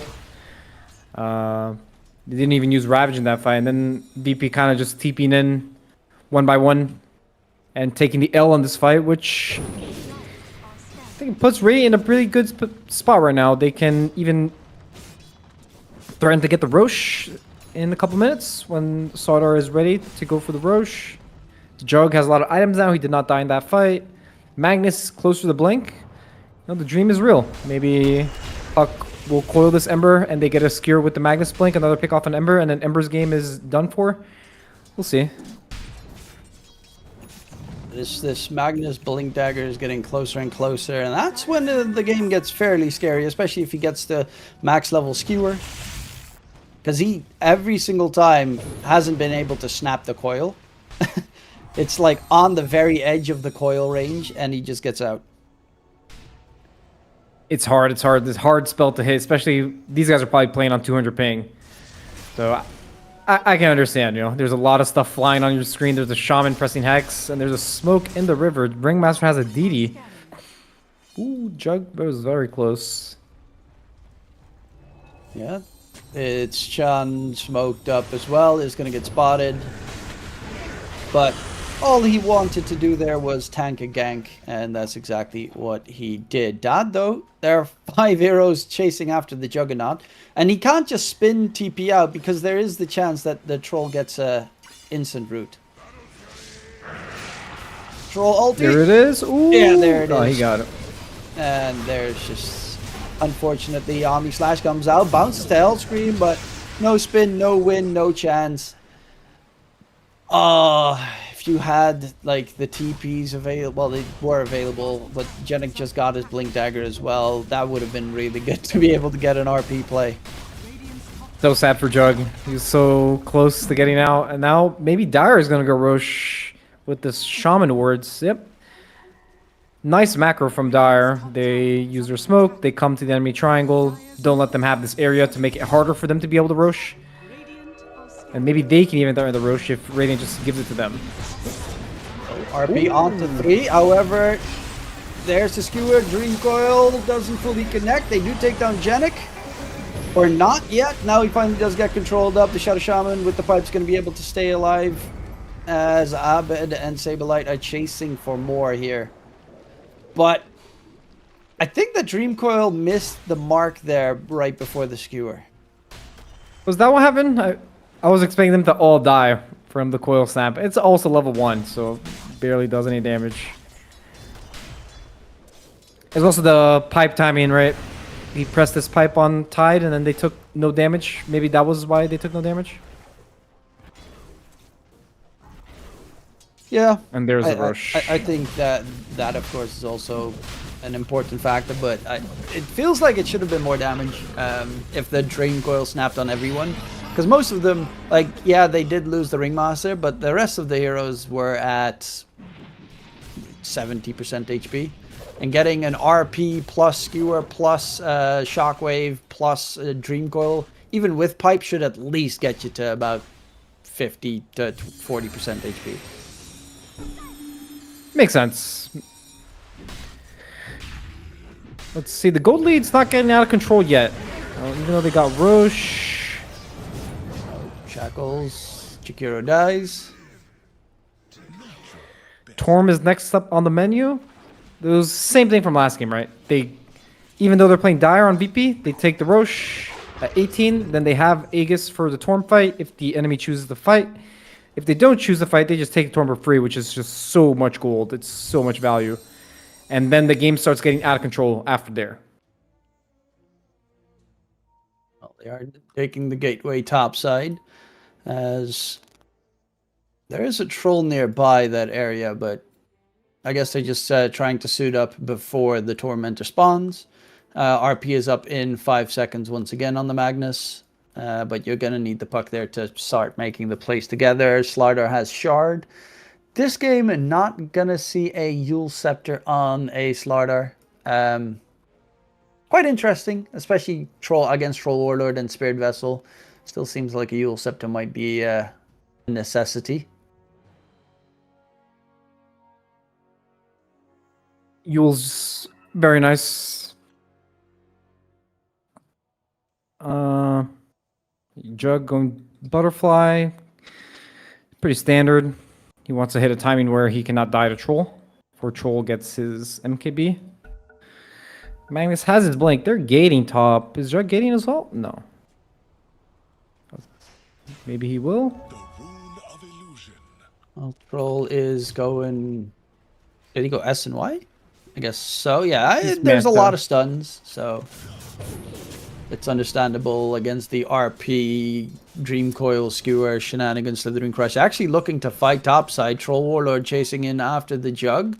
Genik hiding behind the tree line, but Tomato's just going to run away while the entirety of VP is rushing towards the top side of the map, except for Saberlight, but he's got the gateway nearby, so he can join anytime soon. The Watches die of vision. They're going to go for the Tormented take, and they will take it. In comes the Tide Hunter. Omni Slash comes flying out immediately. Skewer drag back the Ember out of the fight. RP from Genik does nothing as he whiffed it in its entirety there, and Omni Slash didn't do anything. Juggernaut's going to get controlled up. Yeah, they got the Tormentor, which is, I guess, a free nice shard for the Magnus, but so far I haven't really seen the impact coming out from Genik. Yeah, he got jumped. His position was exposed right there. Well, at least they got the Torm at least, so it's not the worst, I would say. You know, it's unfortunate. They lose the Torm fight. You know, this fight is just so hard because Troll has Aegis and he's just in the front. And they also just don't have a way to really kill Tide. The Starler just doesn't really interact with this hero. Neither does Magnus. And it was just so hard from the get-go, right? Troll just in front. A little bit unfortunate for them. Kind of slows the Jug down a lot now. The gap between him and Troll are just going to keep on getting bigger now. Troll being item ahead is going to make all his timings gonna be even harder. Troll gets his Ags, he might just be able to end the game before Jug gets another item. Yeah, they will get a Jakiro topside. That means that they can go for the Troll potentially in mid. Ember joins the fun. Dream Coil onto 2. Troll pops his ulti.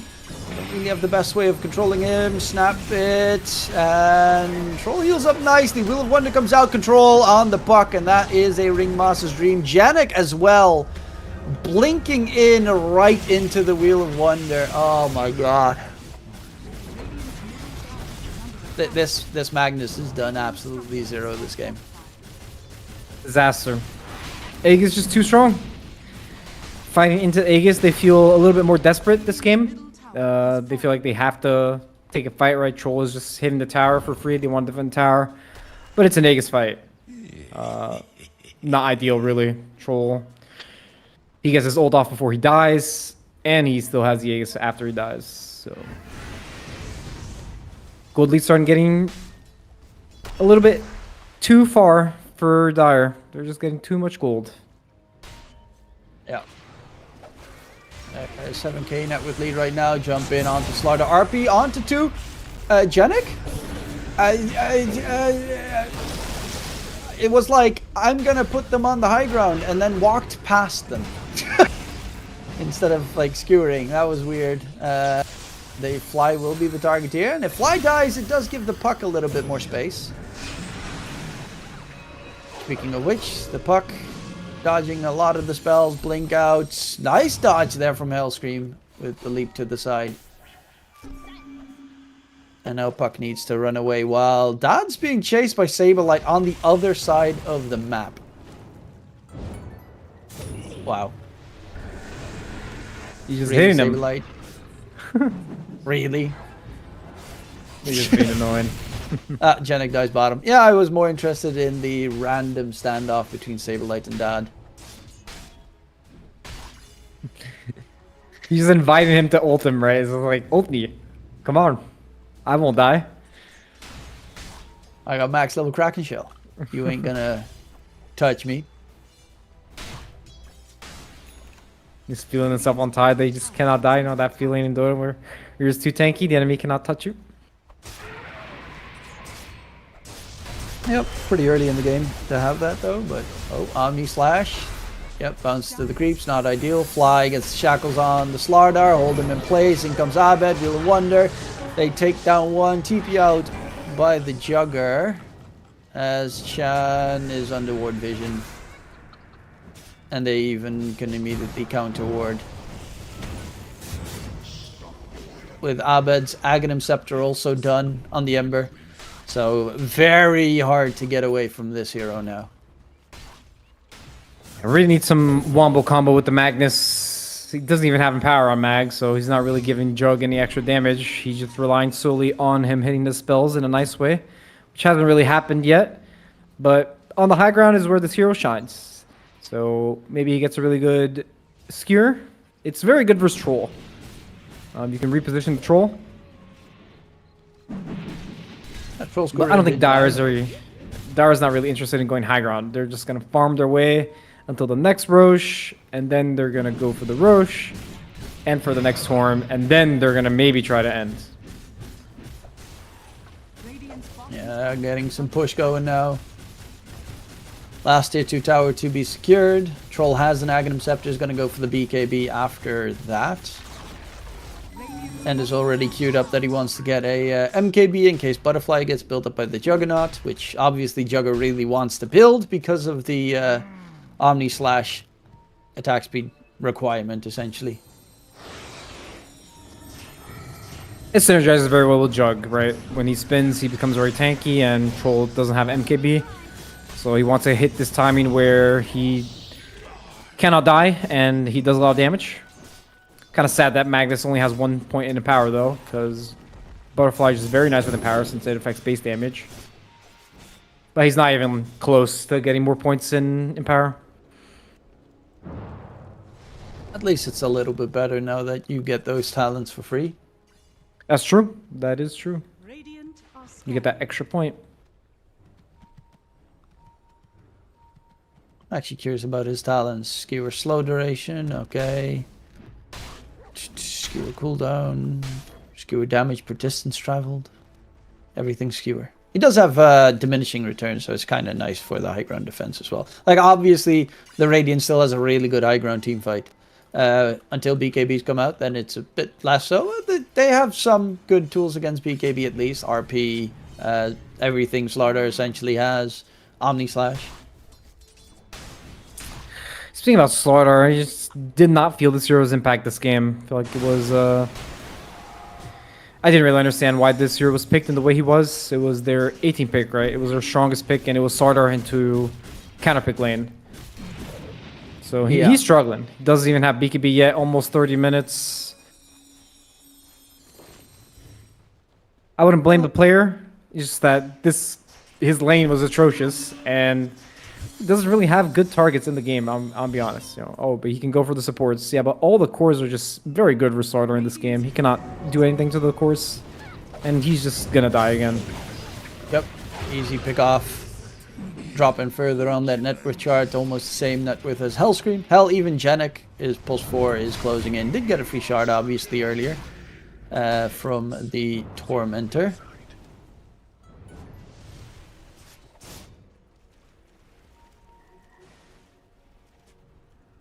But, okay, let's see what are the items. Puck's going for the Lincolns. Very good counter against the Shadow Shaman. Kind of a requirement against the Shadow Shaman. If you get hexed, they can throw a Wheel of Wonder in your face and you die.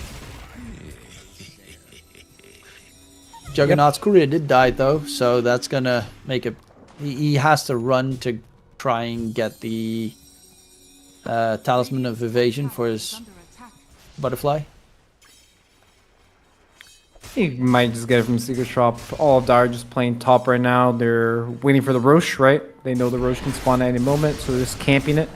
They're in the area, taking it from Radiant. Radiant just full dodge mode, waiting for items. Puck has his Lincolns now. Starter almost BKB. Jug has his Butterfly.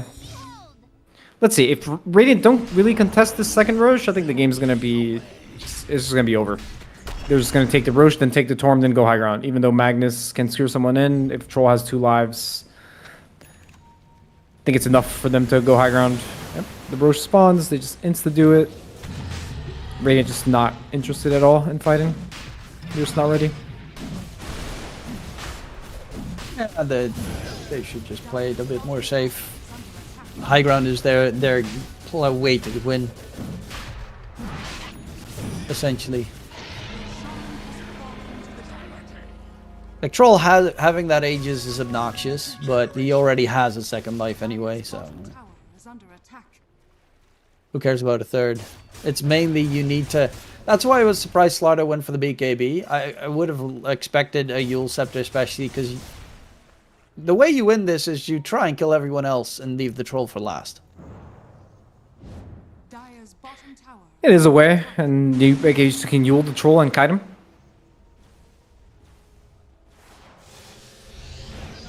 Tide TPing bottom. Right, they don't really want to go high ground. They want to keep killing them, and then gate to the Torm. Control the Net runes. worth wise, they've just been slightly increasing it. Oh, top side. Ringmaster being chased, but there's the Troll walking in. Buck, however, is a pretty elusive hero. That has a butterfly now as well. So Omni Slash actually is pretty scary with that base attack speed percentage. Very sad for Silk. Now they're all trapped in base before they were farming, and now they use their TPs to try to get this fight since Tide TP'd bottom. They see the Tide bottom and they instantly react to what's happening top, but they don't want to commit into the troll with Aegis, and now they're all just stuck in base. So very sad sequence of events. Ooh, the Tide gets Saber killed. light. Dragged up the high ground. Ravage comes out, but Omni Slash, however, nice save there with the escape act. Saberlight's going to be alive. And well, and now you do not have yourself a Omni Slash, which is the biggest damage spell. Fuck almost has Dream Coil again. That actually needs to be careful. He's getting gushed down. Skewer onto the Troll underneath the tower. A lot of damage taken here on the Troll. Warlord still has that Aegis available. Doesn't want to use his first life, his ulti there, as Dad is going to be able to pop that first life of the Troll. But you still have to be careful of the RP play. There is no Ravage available. There is no Fire Remnants available either on the Ember. He's dropped the last one.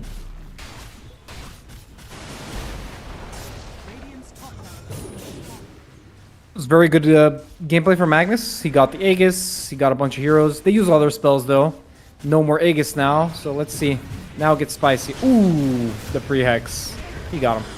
Yep. Genic has a glimmer. Needs to be Didn't smoked. use it. Yeah, he also just didn't get smoked, so no buyback on Mag. No Omni. 40 seconds. Looks like an easy Rax for VP. Puck is just staring at them. Not even using any spells. Just what am I supposed to do? Doesn't want to get hexed.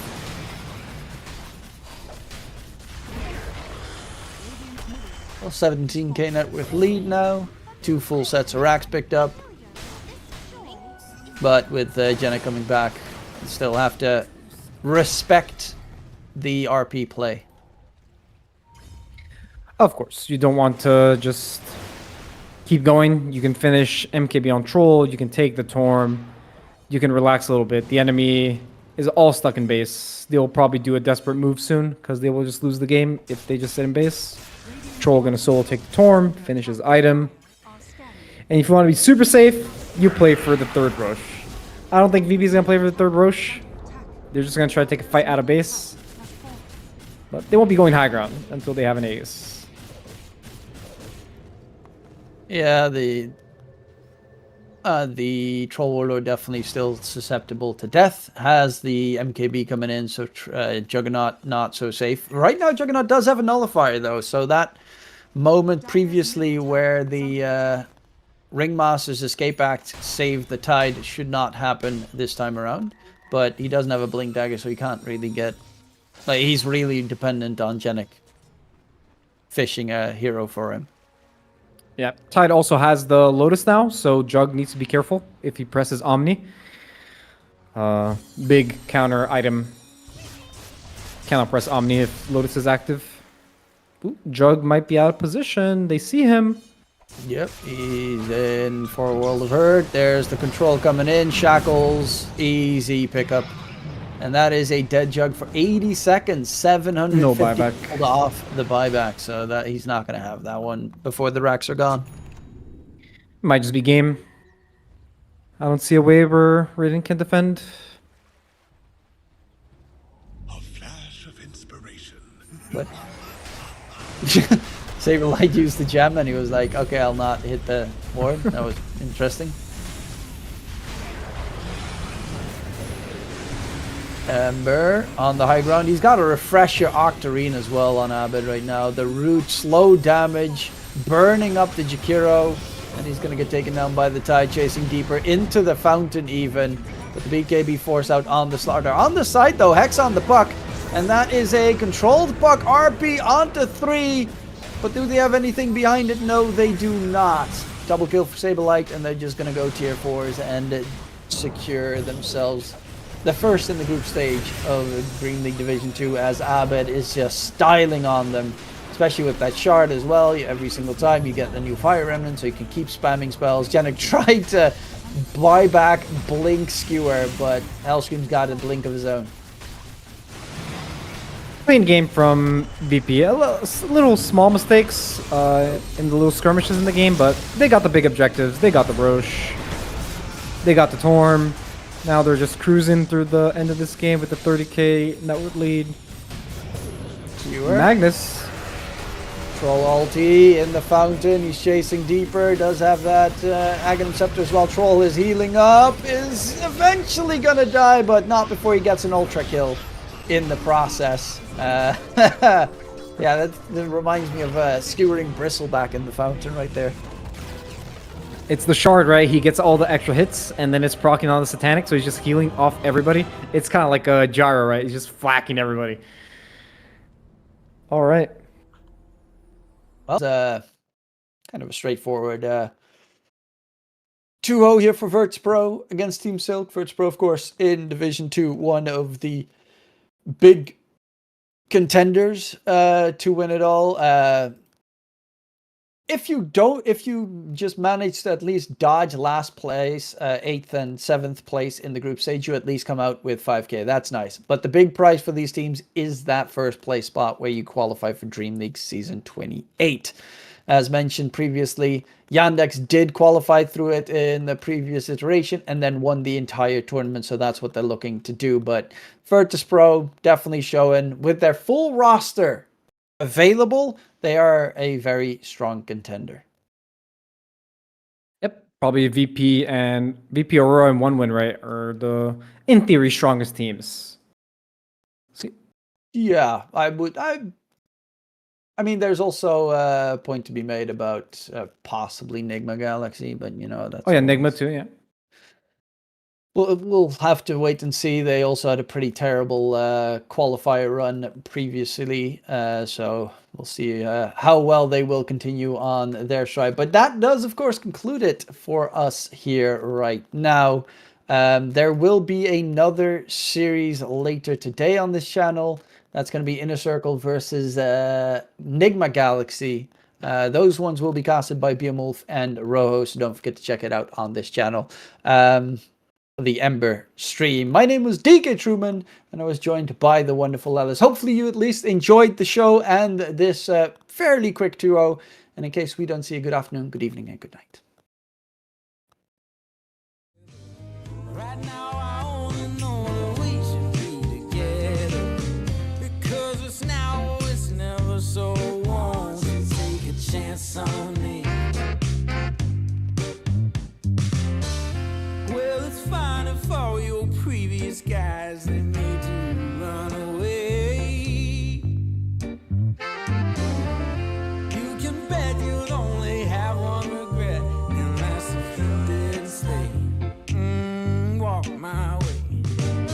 'Cause baby, no one can promise you tomorrow, but today you take away all of my sorrows. You know I'd beg and I'd borrow for you, so won't you take a chance on me?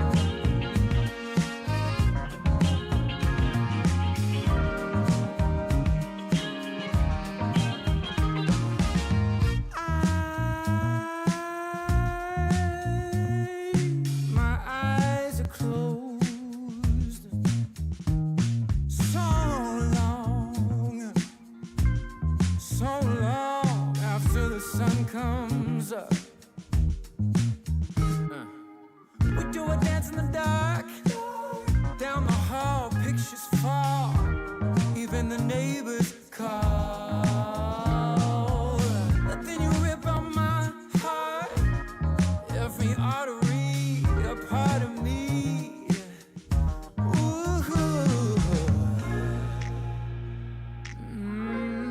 It's obvious to me that you love to watch me bleed.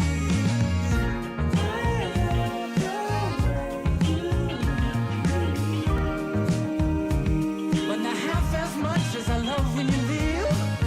I hate to see you disappear. But I love to watch when you're walking away from me. Walking away from me. Yeah, yeah. I could be anything you want. I could be anything you need. Baby, tell me it's something real, and I'll give you everything. Every now and then wicked smile. You know I can't help myself. They play around with me for a while. Keep tearing me up until there's nothing left. Ooh, it's obvious to me. Yeah, you love to watch me bleed.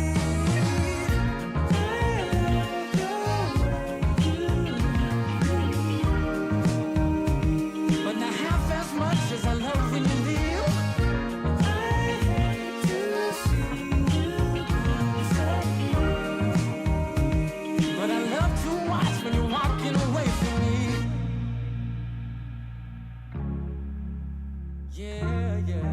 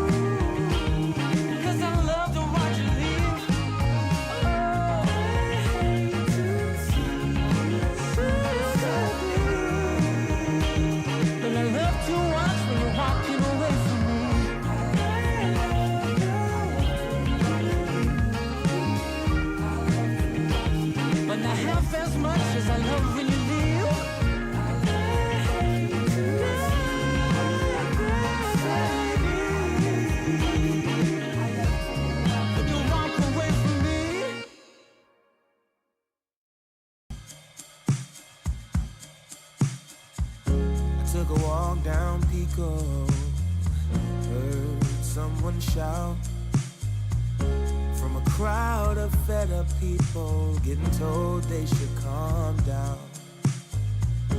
Didn't wanna fight, but the tears that fill their eyes are brought by the people sworn to preserve their rights. Oh,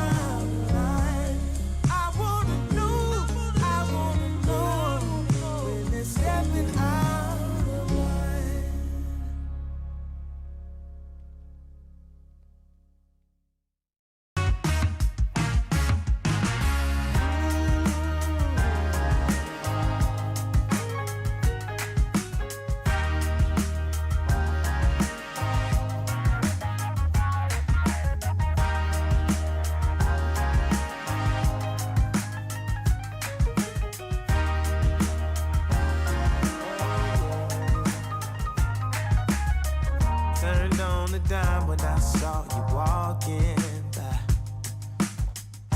Something about you caught my eye, yeah. Ain't trying to waste my time, just standing in your line. Gotta take a shot before you pass me by. Ooh, so you wanna be alone for a minute? Well, come on, tell me what's on your mind. I wanna know what makes you happy. I wanna know, can I make you mine? Ooh, I wanna know if you know that I treat you right. I wanna know, can I spend the night? Well, I had my eyes on you for a little while now, but you never noticed 'cause you had a man. Ooh, yeah, and it's plain to see how bad I want you, girl. I'm trying to be much more than friends. Hey, so you wanna be alone for a minute? Well, come on, tell me what's on your mind. Tell me, baby. I wanna know what makes you happy. Wanna know, can I make you mine? Ooh, I wanna know if you know that I treat you right. Girl. Wanna know, can I spend the night?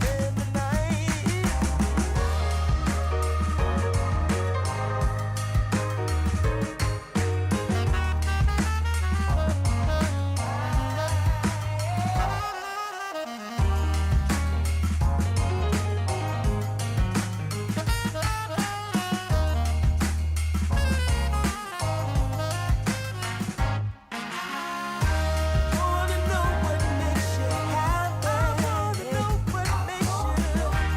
Wanna know, can I make you mine? Make you mine. I wanna know if you know that I treat you right. Wanna know, can I spend the night? Spend the night. Yeah.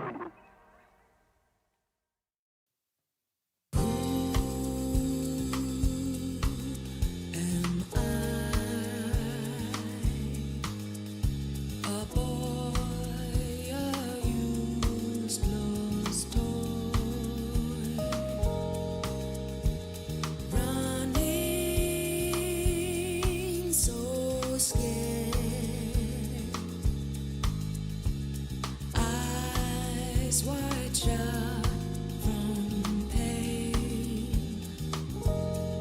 This fight,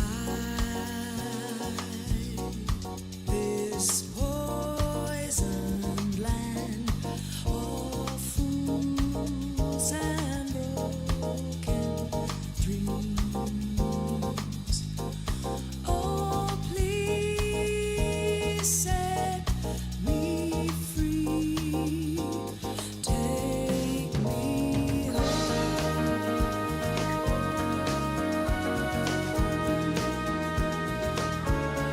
So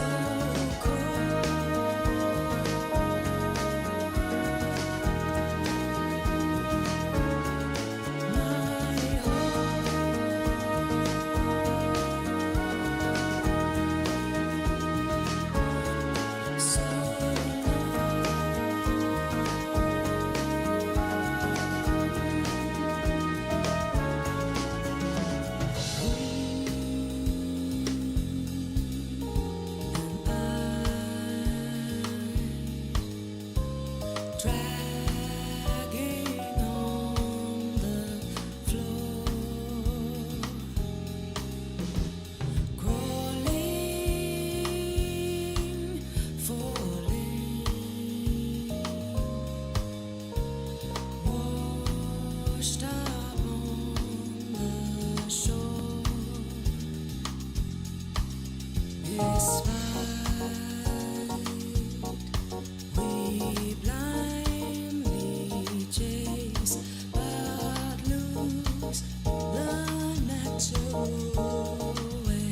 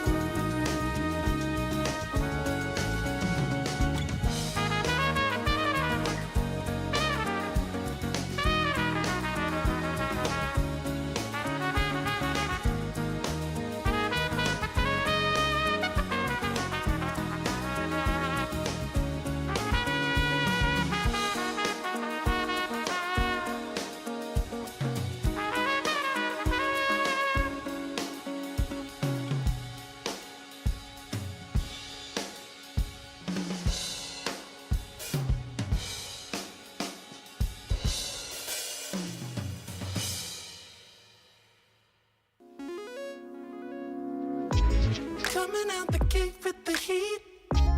Everybody's playing in the street. We got the summertime magic in this beat. Sun is in my eye, feeling high. Only good vibes, I'm alive. And if you see me driving by, don't be shy. I'm so excited. You know just what I wanna do.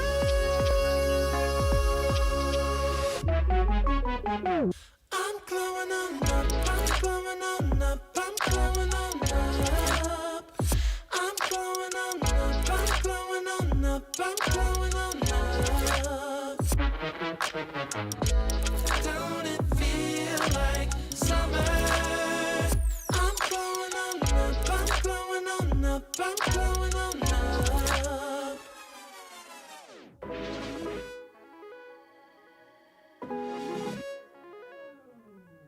Blow up, show up, soak up, aromas, float to Sonoma, roll up to Nola, trope up, blow up, slow up, show up, get real, choke up, you're flowing, you're glowing. Astral samosa, you're landing on Europa, your horns blowing, you're chosen, all the deep cuts you know it. I got the pre-glow and the post-glow, inspiration knows no boundaries where it flows. Your fingertips to the globes tilt to the universe on stilts, hold on and chill. I'm so excited. You know just what I wanna do.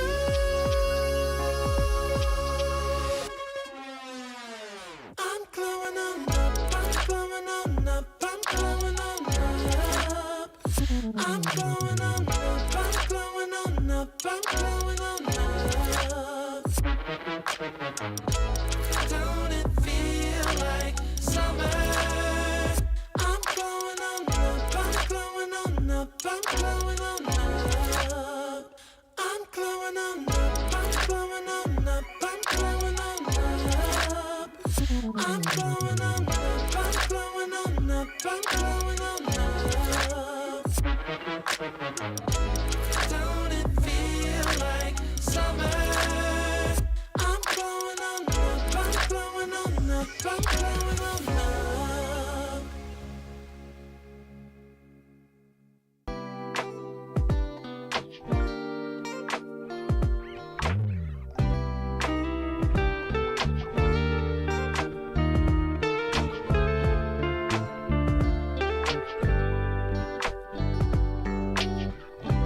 We're gonna keep it going. We got this now, you know.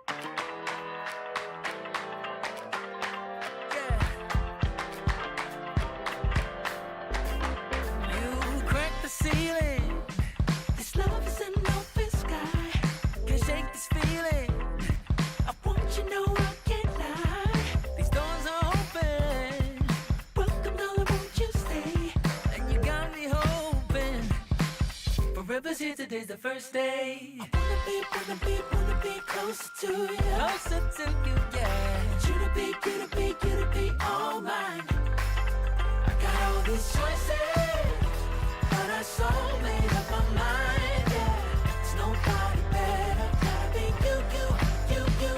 1,000 voices, 'cause it's so good to be alive, yeah. There's nobody better, so it's gotta be you. These myths are busted. The grass is greener on my side. It's done and dusted.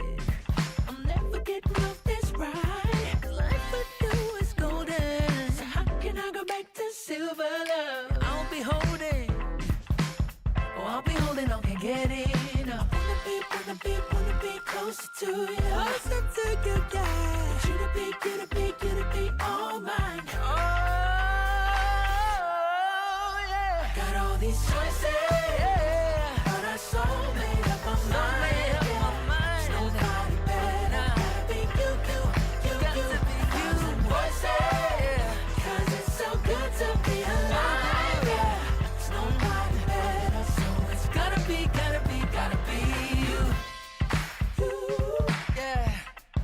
you, yeah. You, It's gotta be. you, gotta be you. Gotta be you. Gotta be you. Gotta be you. Yeah. Gotta be you. Oh, it's gotta be you. Yeah. All these choices, but I so made up my So mind. made up my mind. Nobody better, gotta be you. Oh, it's got to be you. 1,000 voices, 'cause it's so good to be alive. good. Yeah. There's nobody better, so it's gotta be you. Hey. Nobody else, no. It's gotta be you.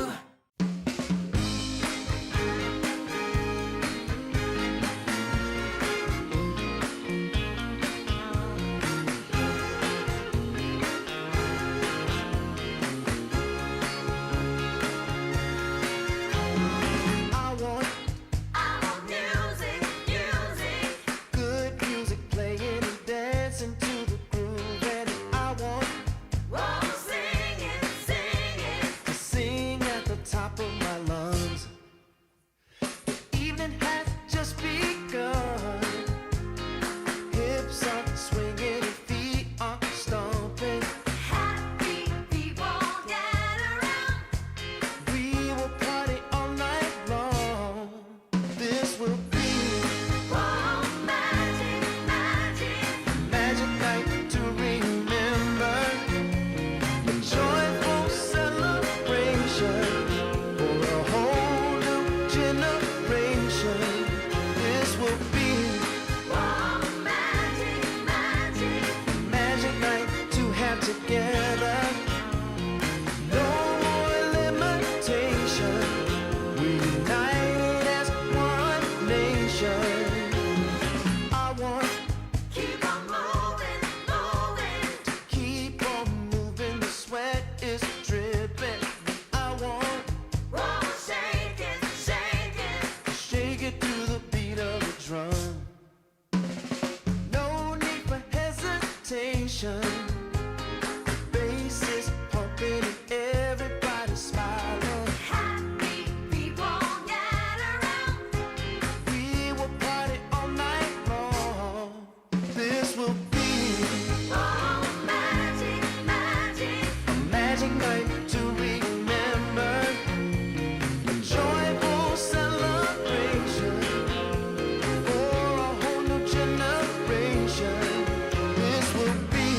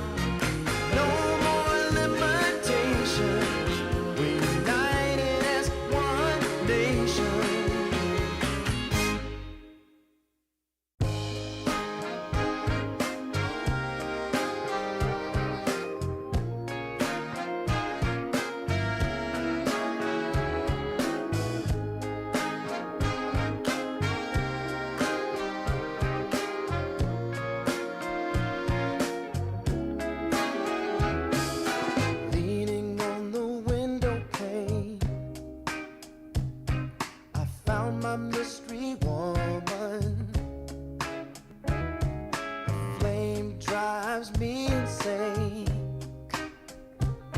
She's heavenly creation, the spirit of the hot summer day, controlled by her emotion.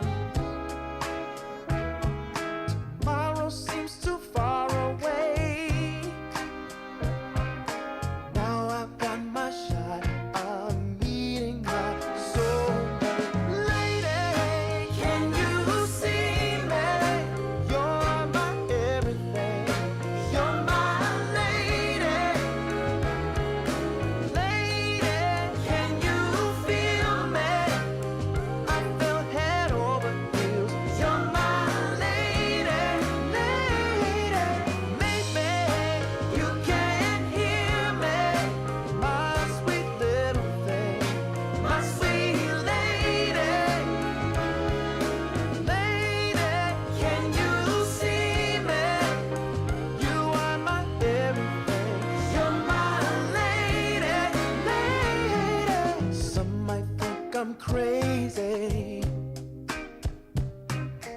You're my constellation.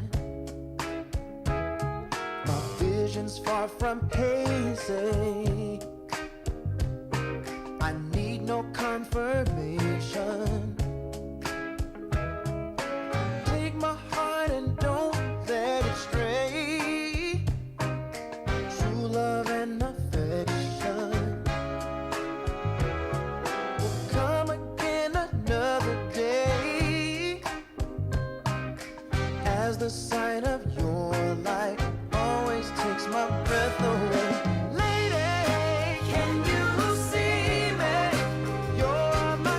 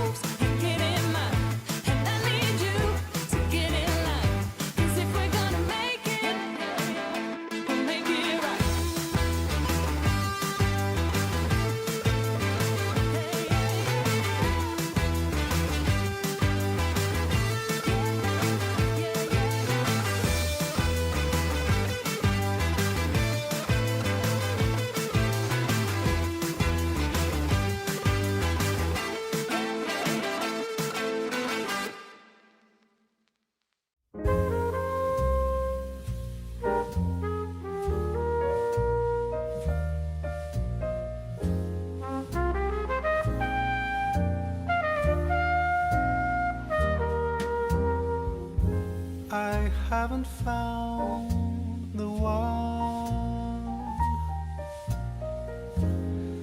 I never knew what others do. I hope and yet again, what do I know then? I believe it's all meant to be. All my dreams are so out of reach. I fool around, but we never know.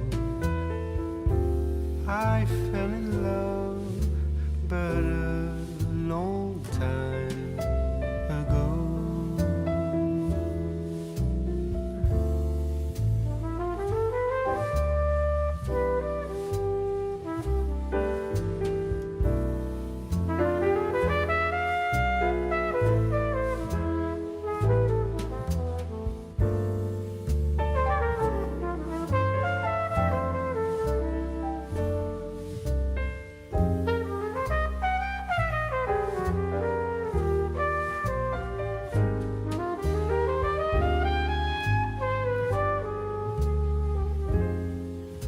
I sing the same old song,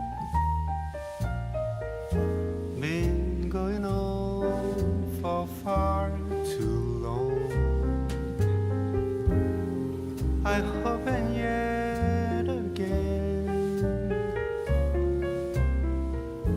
what do I know then? I believe we're all meant to be. All my dreams are so out of reach. I fool around, but we never know. I fell in love, but a long time ago.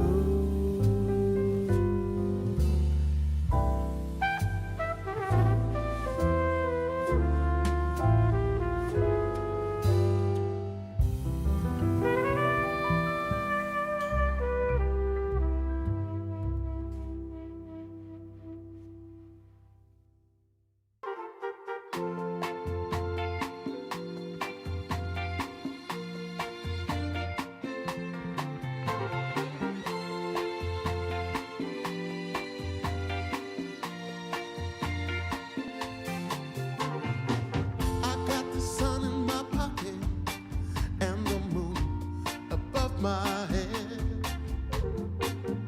Got the whole world at my feet and there ain't a cloud ahead.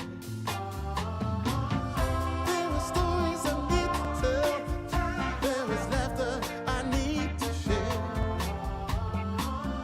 Joy and love all around. I can feel it in the air. Oh, nothing can stop me now. There's nothing at all that can make me fall. Nothing can stop me now. I'm standing strong while I'm singing this song. Fa fa fa fa fa fa fa fa fa fa fa fa. Fa fa fa fa fa fa fa fa fa. Let's get together now, baby. We will be the perfect team. Like the hand in a glove, like cherry pie and cream. There are stories we need to tell and laughter we need to share. There's joy and love all around, good vibrations everywhere. Nothing can stop me now. There's nothing at all that can make me fall. Nothing can stop me now. I'm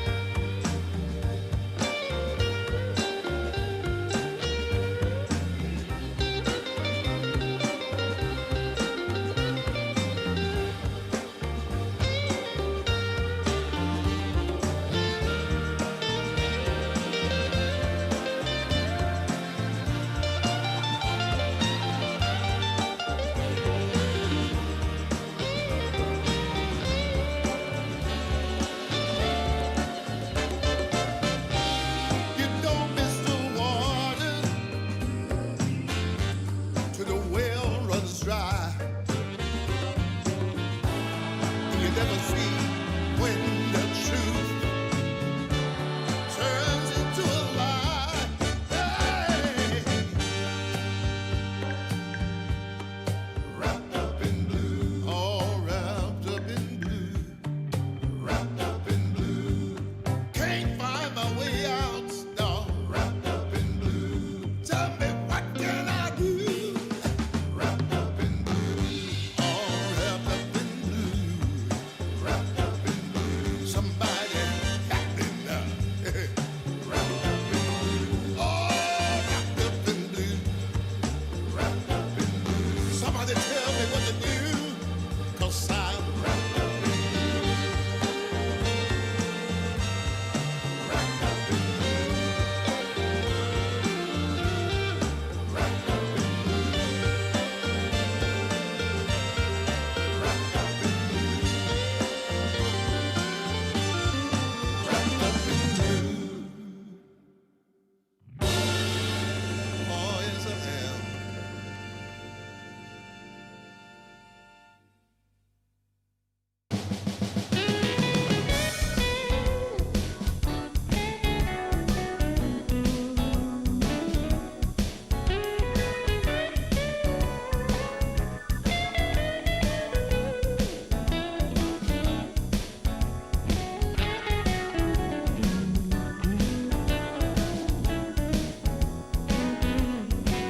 I got the prettiest little girl.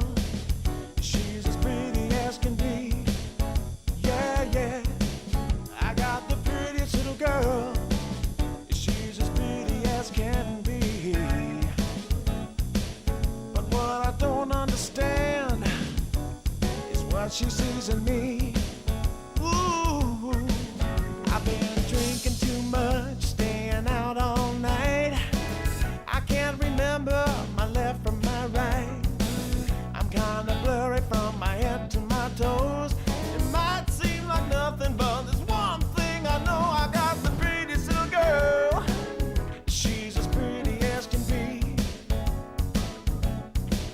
But what I don't understand is what she sees in me.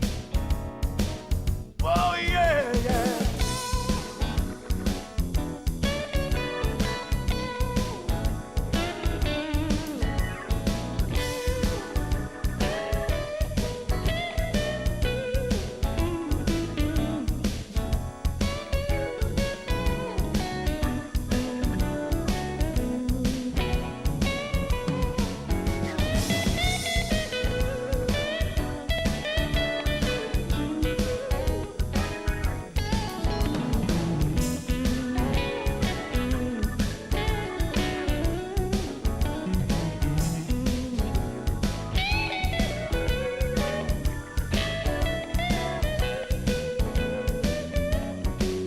I've been in and out of trouble for much too long.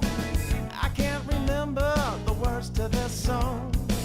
I thank the Lord as I'm crawling out of bed. It's another day that I'm not dead. I got the prettiest little girl. You know she looks so fine. I don't know what she sees in me, but I sure am glad she's mine. Whoa, no.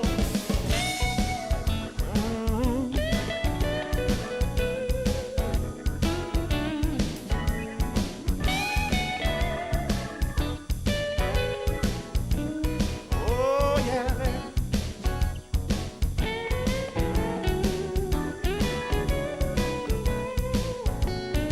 Whoa, yeah, yeah.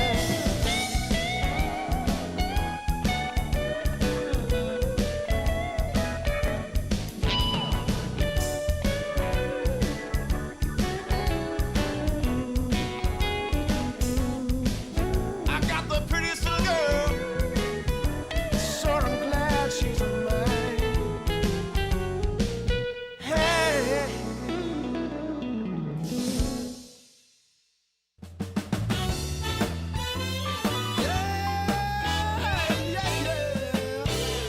Oh, yeah. Take away my bag of bud, my camels and jack. Go ahead and take them all, I don't want them back. Those nasty things mean really nothing to me, 'cause lately it's so plain to see. All I want is you, honey, is so true. Give it to me, baby, all I need is you. Yeah, yeah, yeah. Come on, you can take away my mint Cadillac, take my Harley too, I don't need them back. I got an engine, Lord, it runs so right. As long as I get your loving each night, all I want is you, honey, is so true. Give it to me, baby, all I need is you. Yeah, yeah, yeah, yeah, yeah. Well, early in the morning, late in the evening, right around noontime, right about noontime, baby, 24/7. Give it to me, baby, all I need is you. Yeah, yeah, yeah.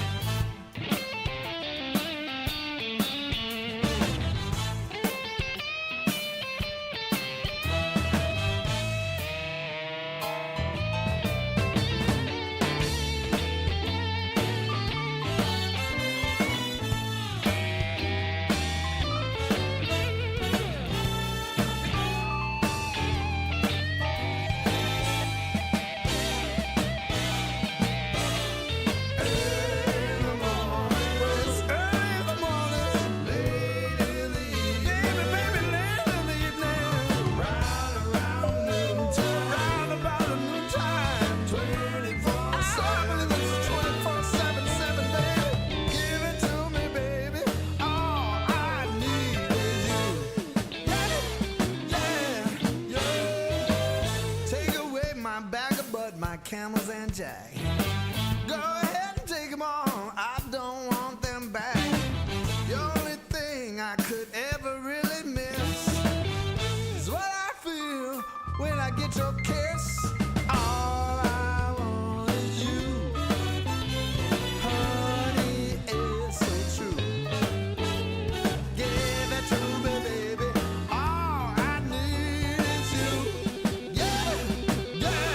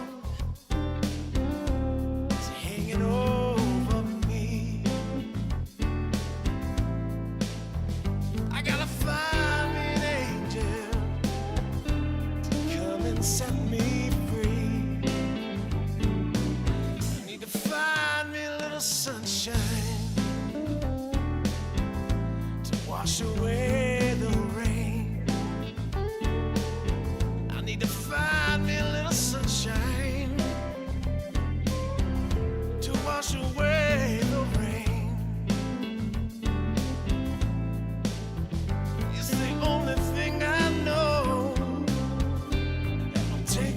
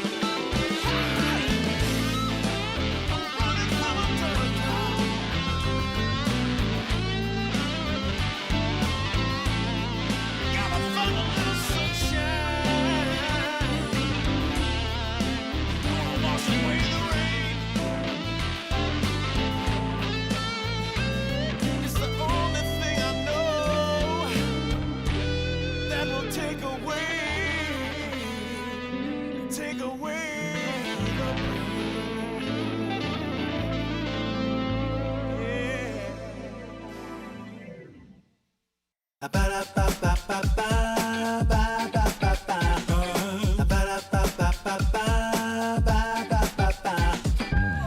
you wanna get with me, all you gotta do, call me when you need me. I'll be waiting for you.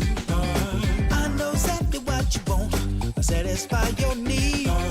We can have a good time. Don't you worry about a thing. If you want it here, or if you want it there, you got it. Have yourself a good time. You got it. Act like you don't care. You got it. Get that motivation. You got it. I got just what you need. You got it. I got just what you need. You got it. I got just what you need.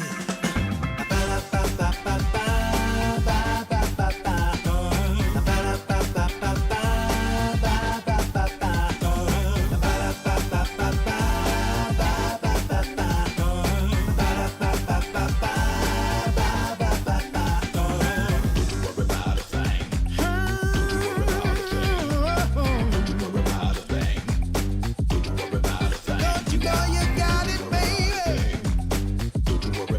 Don't you know you got it, baby? If you want it here, or if you want it there, you got it. Have yourself a good time. Act like you don't care. You got it. Get that motivation. You got it. I got just what you need. You got it. I got just what you need. You got it. I got just what you need.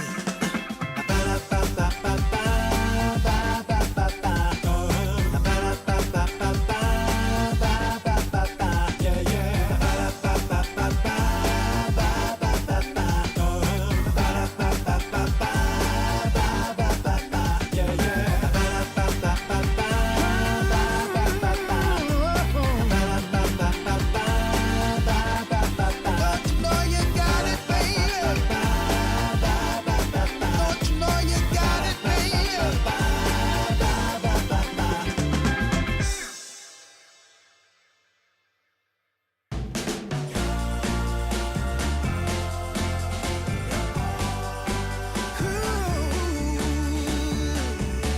I wake up every morning at the break of dawn.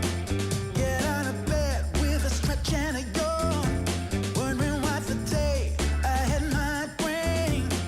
Then I remember you and start to sing.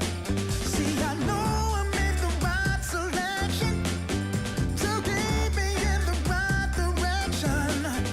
You got the ability, and I know what I need. You're everything I want.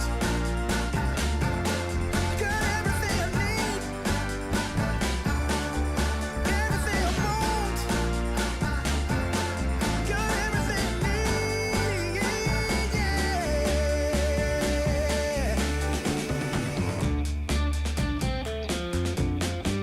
Alright.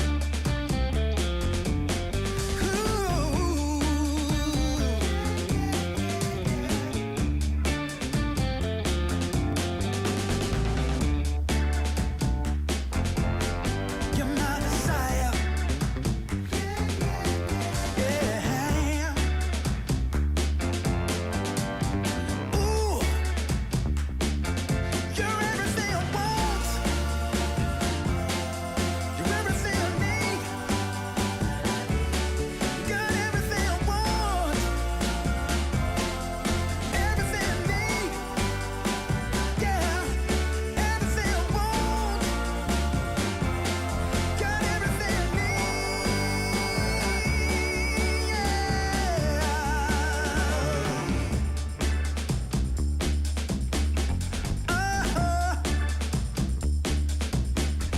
All right.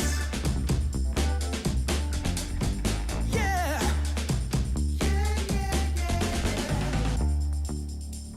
Yeah. Yeah. Yeah. Ooh, everything I want.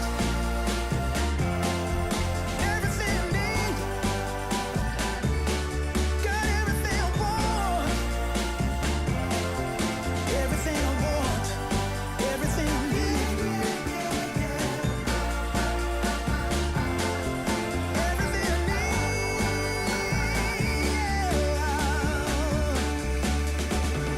Yeah.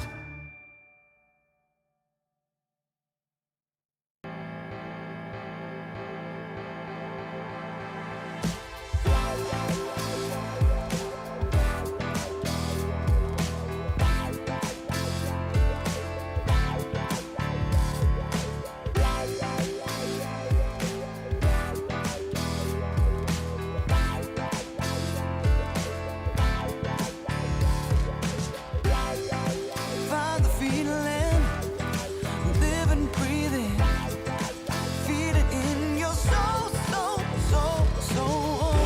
Anything you've ever wanted could be right there at your feet. Take your dream and take the power, be the best that you can be.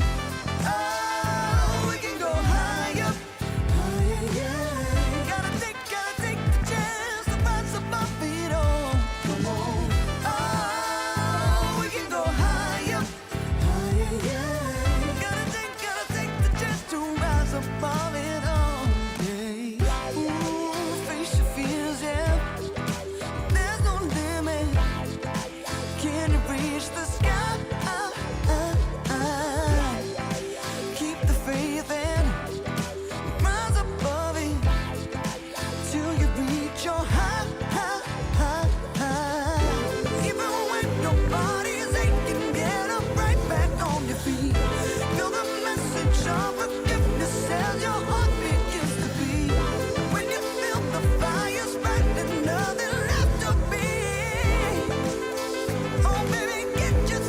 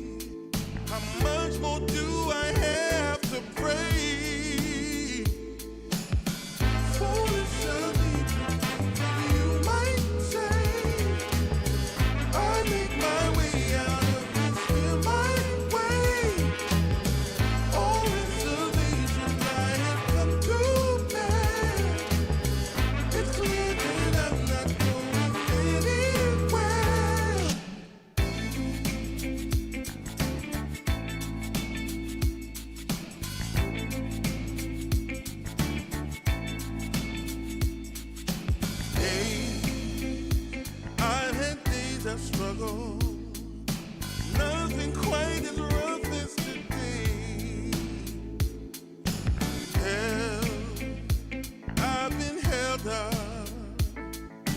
Nothing seemingly goes my way. Oh, I'm not a man for crying. For a storm of tears I crave. Take all this sorrow from me. How much more do I have to pray? Foolish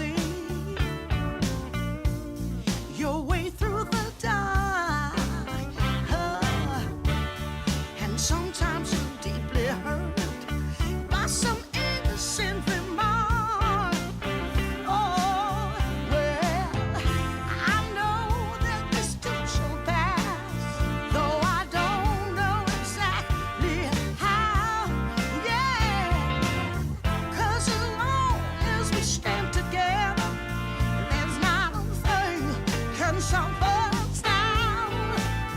Oh, we can do this if we have to climb another mountain. 'Cause baby, who's counting down? We can do this if we have to cross another river. Got to stand and deliver now. We can do this. Hey, hey, hey, hey. Yeah. Oh. We can do this. We can do this. Woo, woo, woo, woo. We can do this.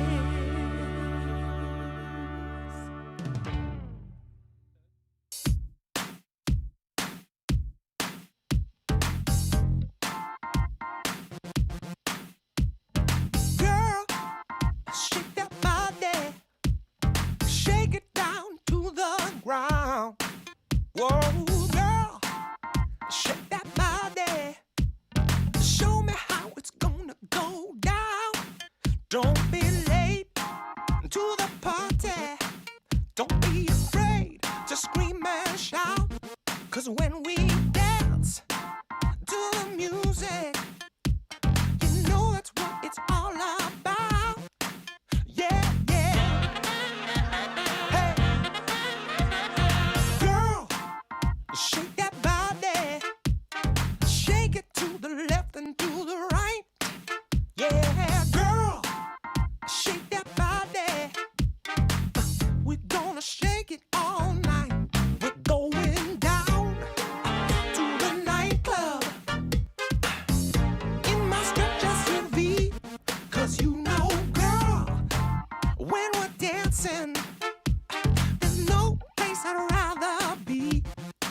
Yeah, yeah.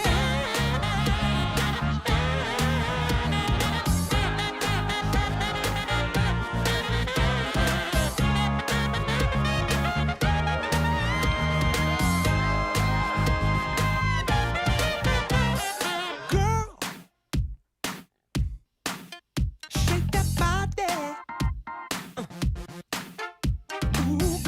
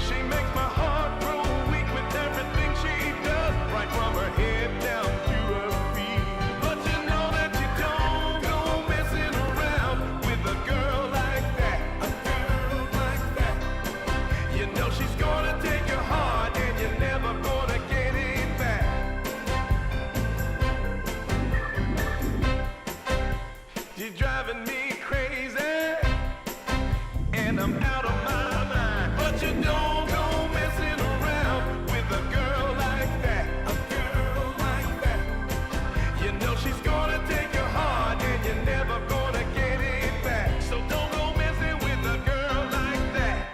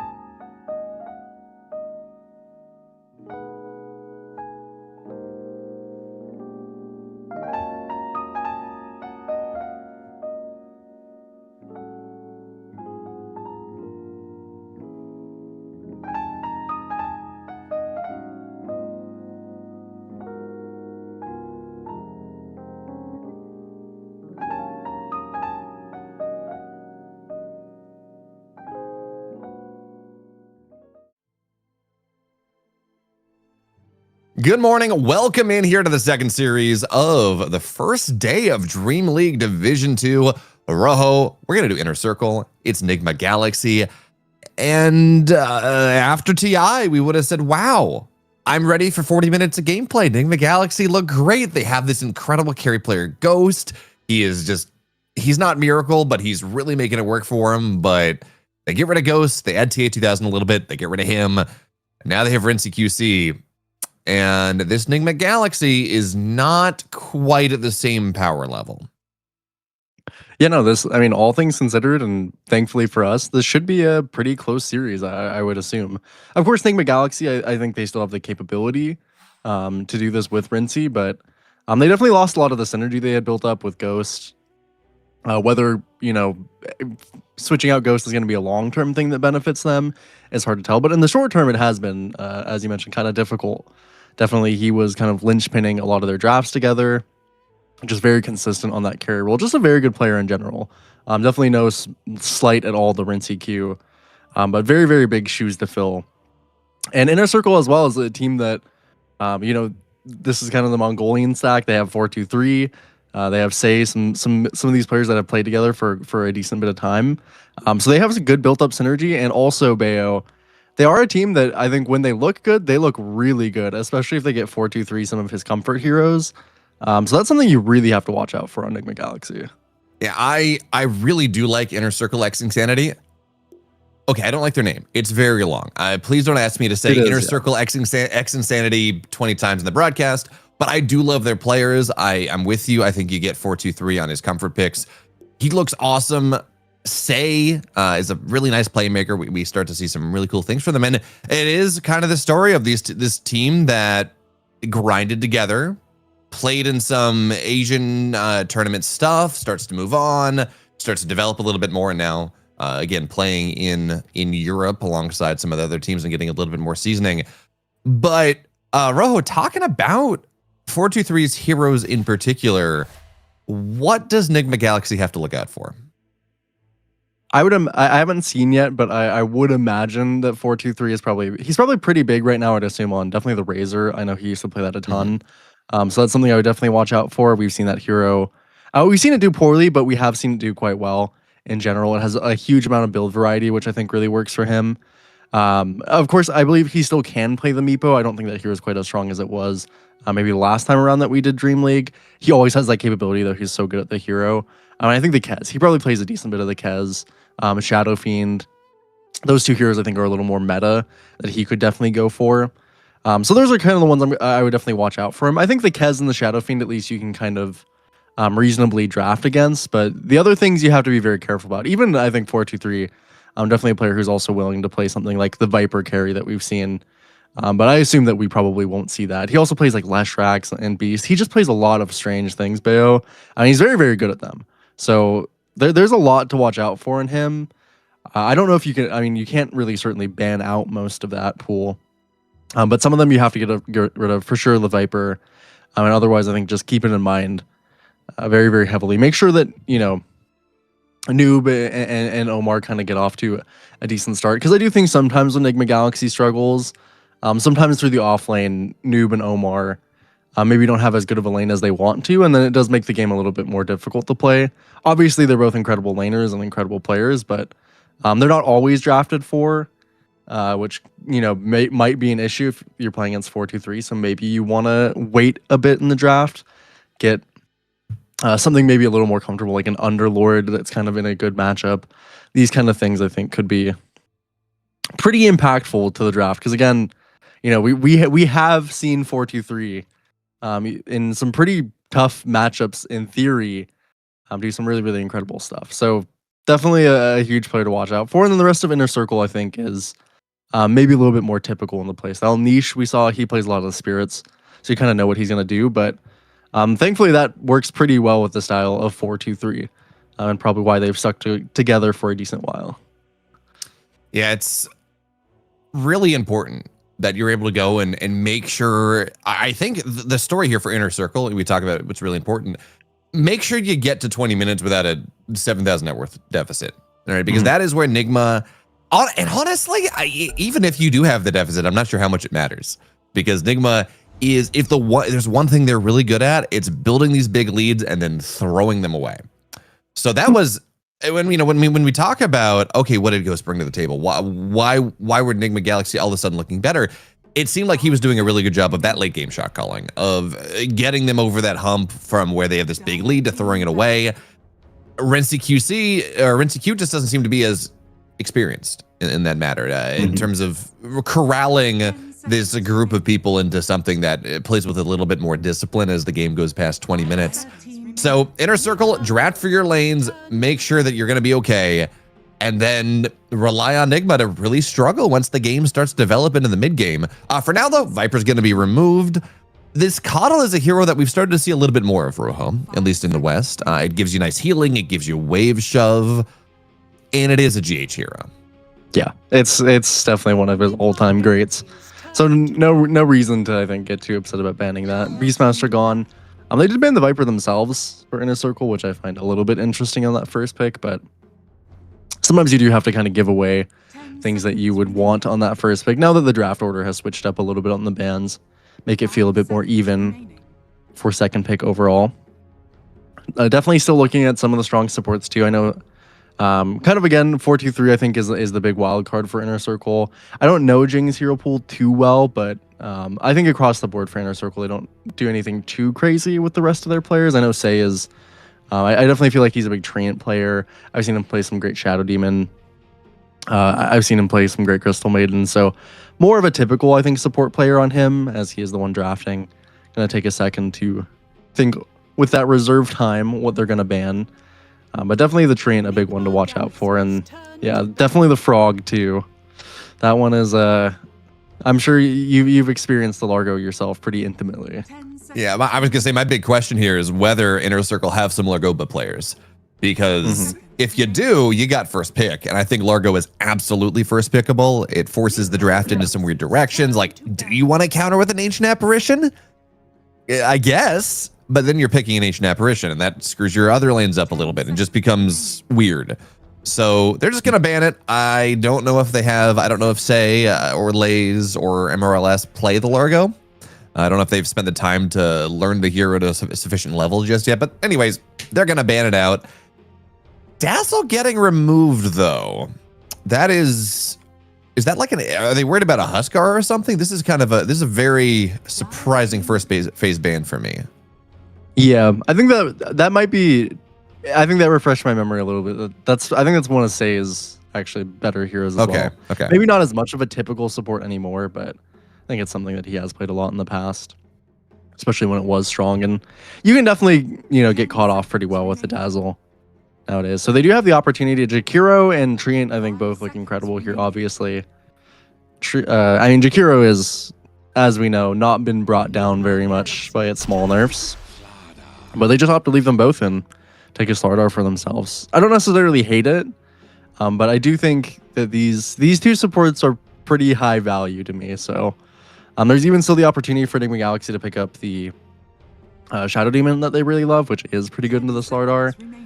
So they really have a wealth of support heroes if they want to choose from it. Maybe they could go for something like a Razor straight away. I don't think I would necessarily hate that, but do kind of want these strong supports to be picked up. And yeah, I think Jakiro is kind of the elephant in the room. A little bit too hard to ignore. That hero is still very disgusting in lane, even if you do have the slow resistance.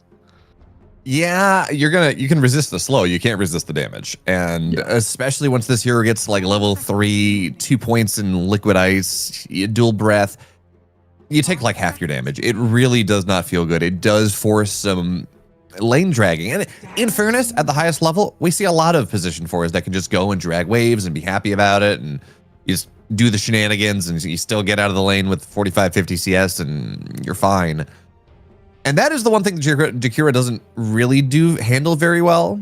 Jakiro doesn't do a great job at stopping the lane drag. It doesn't really have a stun, right? You can harass the 4 down, but you're not really going to stop it. 5 seconds remaining. Yeah, probably better than most heroes, but still not usually able to stop it too much. You're at least good at contesting the wave, but it does it helps to bring down the power of the Jakiro a lot. We've also seen a lot, with the gates only being 25 mana, a lot of supports come through the gates.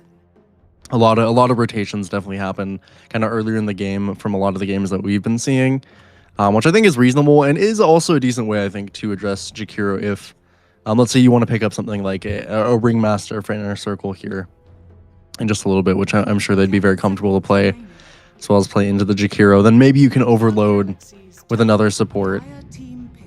Not very likely, I think, to pick up the Treant for Nigma, but they did not ban it. They do pick the Razor for themselves, which I think is reasonable. Again, taking that away from 4-2-3 is probably valuable. It's not particularly great against Slardar, but it's definitely not too offensive. Definitely going to win lane with a Jakiro no matter what you pick. And it is a flex pick as well, I suppose, for Nigma Galaxy. I believe they played against or across all 3 core roles. Definitely Samael loves it. Yeah, and the nice thing about Razor is, we talk about, maybe it's not the best in Slardar, he can sprint away. This new version of the Razor hero, there's this Aura Storm Surge Razor. It's just about being there, right? When you pop Eye of the Storm, Storm Surge is just hitting everyone under the Aegis all over the place. Every time a spell gets cast on him, it gets bounced around. And we see these Razors that are going 4-0-4, getting 1 point in static link, still getting involved in fights early, still doing 5,000 damage because of the power of this Thunderhead facet. So even if technically, you got 2 ways to break the link now. You got Tiny Toss, you got Slaughter to sprint away. It doesn't really solve the problem with the Razor. Yeah, definitely too. Definitely seen some of the Razors going the Crimson type builds. That one's been quite popular going around. It's very strong as well, or decent in the Slardar. There's Greaves Razor running amok in pubs. Definitely a decent Greaves game already. So I'm sure they're eyeing that on at least one of the heroes they pick up. I don't mind the support duo for Inner Circle. I mean, of course, this could still be tiny mid.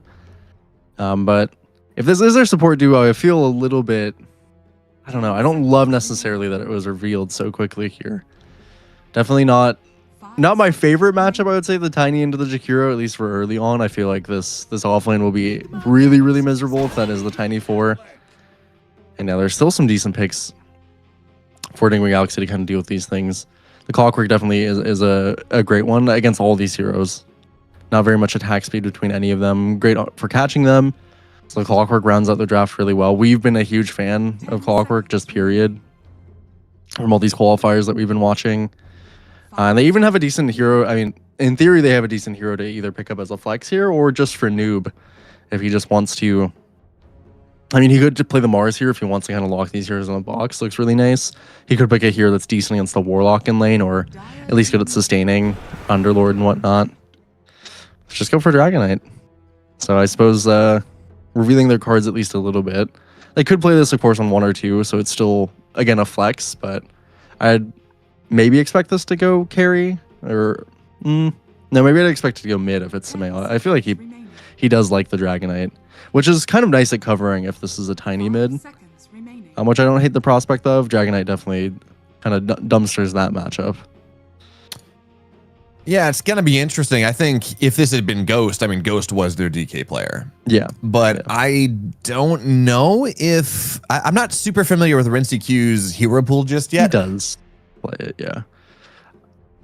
I think the nice thing is that this is still a lot of flex potential. The DK could be mid, Razor could be mid, they could both be off lane, they could be safe lane. You can answer the heroes, but you can't answer the lanes from Inner Circle X Insanity. That's what's taking them a decent amount of time is... All right. I mean, PA into Razor.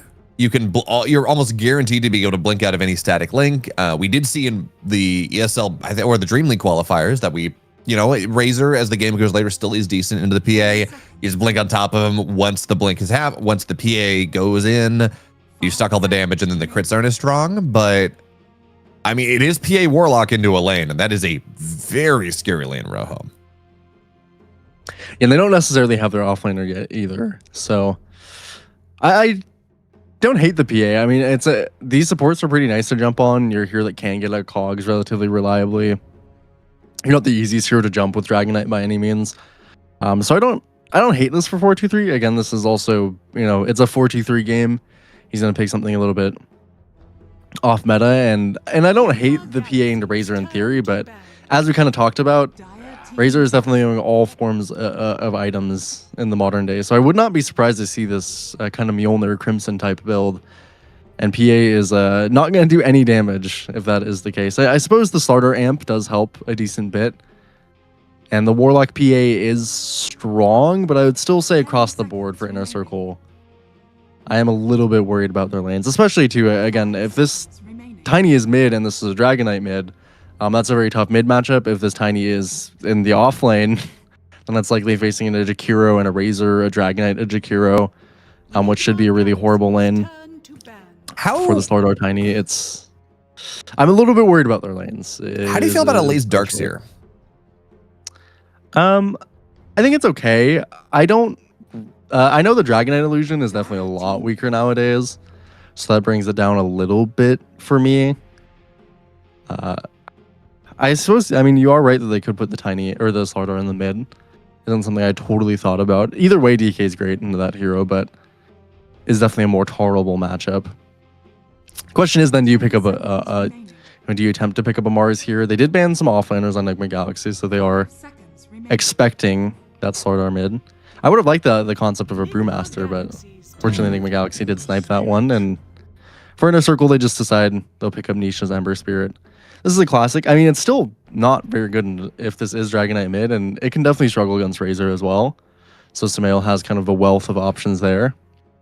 But we've seen Ember do very well. It's a very strong hero. They changed the chains a little bit in the last patch. Just means they're kind of stronger level 1, weaker at max level, but still very good. So I like having a Vessel. I like having some tempo.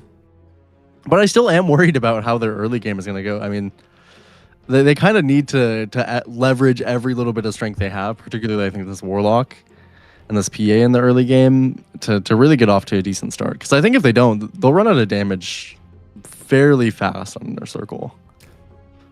Yeah, we were talking about how we wanted to see Inner Circle pick for the lanes. Make sure that they get to 20 minutes without a crazy net worth deficit so they can rely on Nigma crumbling and win in 45.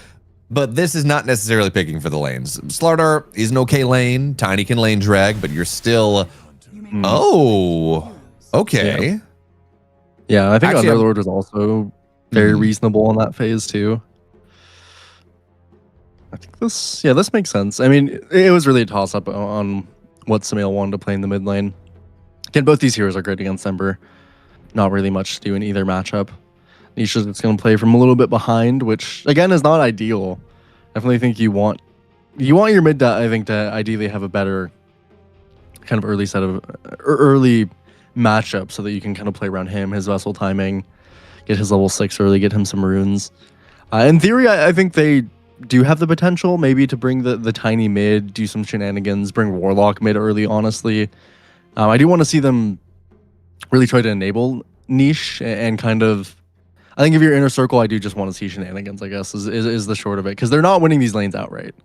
I will tell you, if they lane these lanes normally against a Kiro, a Tidehunter against a PA, Warlock, a Dragon Knight, Razor, and these heroes are just insanely strong in lane. So I would definitely want to see them do a little bit of shenanigans. Maybe level 1 with the PA Warlock, you can do some decent stuff to a Clockwork Tidehunter, but yeah, once it gets to that kind of first rune timing, I think if they haven't made an unexpected kill somewhere, then I'm going to feel a little bit worried about the pace of the game. All right, but hear me out though. 423's PA set is sick. It is. Yeah, it is very sick. I mean, and 423's got he's got aura. That's what the kids would say. He truly does. I don't think that has any bearing on whether he's going to win this lane or not. But it is a nice set. Is what we're going to go for is now we're getting ready to move. In fact, we are into game 1. The lanes we talked about, they're terrifying. If you go late enough, PA is going to be able to cause some problems. But I do want to point out, this PA has gone methodical. This used to be just the default facet. Hey, you get guaranteed crits. They're big crits. It feels really nice. But with the nerfs that PA got and the nerfs that Methodical got, we have started to see some more bouncing, whatever the name of it is. Sweet release. The bouncing dagger facet. Yeah. And that has looked good when we saw that looked great when we saw Costa Bile play it, but let's go Methodical this game. Yeah, I think you might need that extra damage once you get to 6. I think Sweet Release is definitely nice for farming if you have a chill game. I think it's very reasonable. Maybe if you can even win the lane a little bit more. I don't mind it, but I expect definitely 4-2-3 to be decently farming out of this lane and then kind of needing to contribute at some point once he does get that level 6. Play a little bit with the Slardar as well. Have extra damage crits to kind of go through if you're ever static linked. As you know, Samael, he is going to be going for sure Greaves on this mid Razor. Curious to see what his itemization after that is. So he gets a 2 for 2.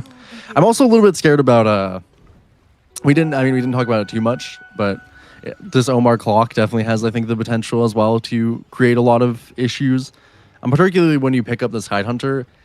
As soon as Noob is level probably 2, maybe 3 is safest, but for sure once he's 3, Omar can just kind of leave.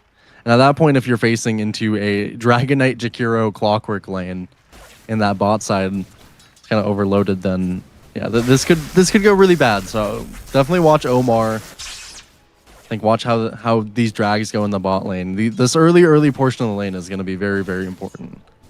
Yeah, talk about the early levels. This is going to be a Tide. He's got 3 armor base. You do have that Orb of Corrosion, so he takes actually a lot of damage level 1, going down to just about 1 armor, taking as close to pure damage as you can get without actually taking pure damage.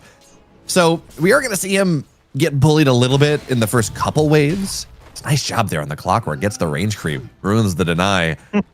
And this is the problem. Yeah, Tide PA or Warlock PA is a great lane.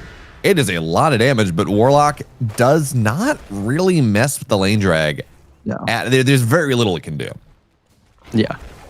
So I'm just going to rely on 4-2-3 to try and kind of get range creep here. Look for that rocket flare. Ideally, bot side lane has been created in new areas.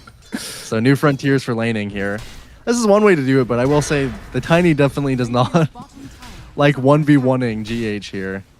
No, but Laze does like CS. 1v1ing the DK early. Yeah. So absolutely.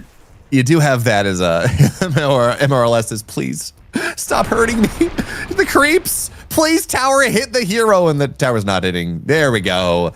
Now there are a couple tower shots, but GH is, I mean, Jakiro is a surprisingly tanky support, so he's not going to care that much. Yeah. Would like to get level 2 here on GH, and not the worst thing considering for this bot side. They got level 2 on both their heroes, so with Toss Avalanche, they have some kill threat onto GH if he massively oversteps.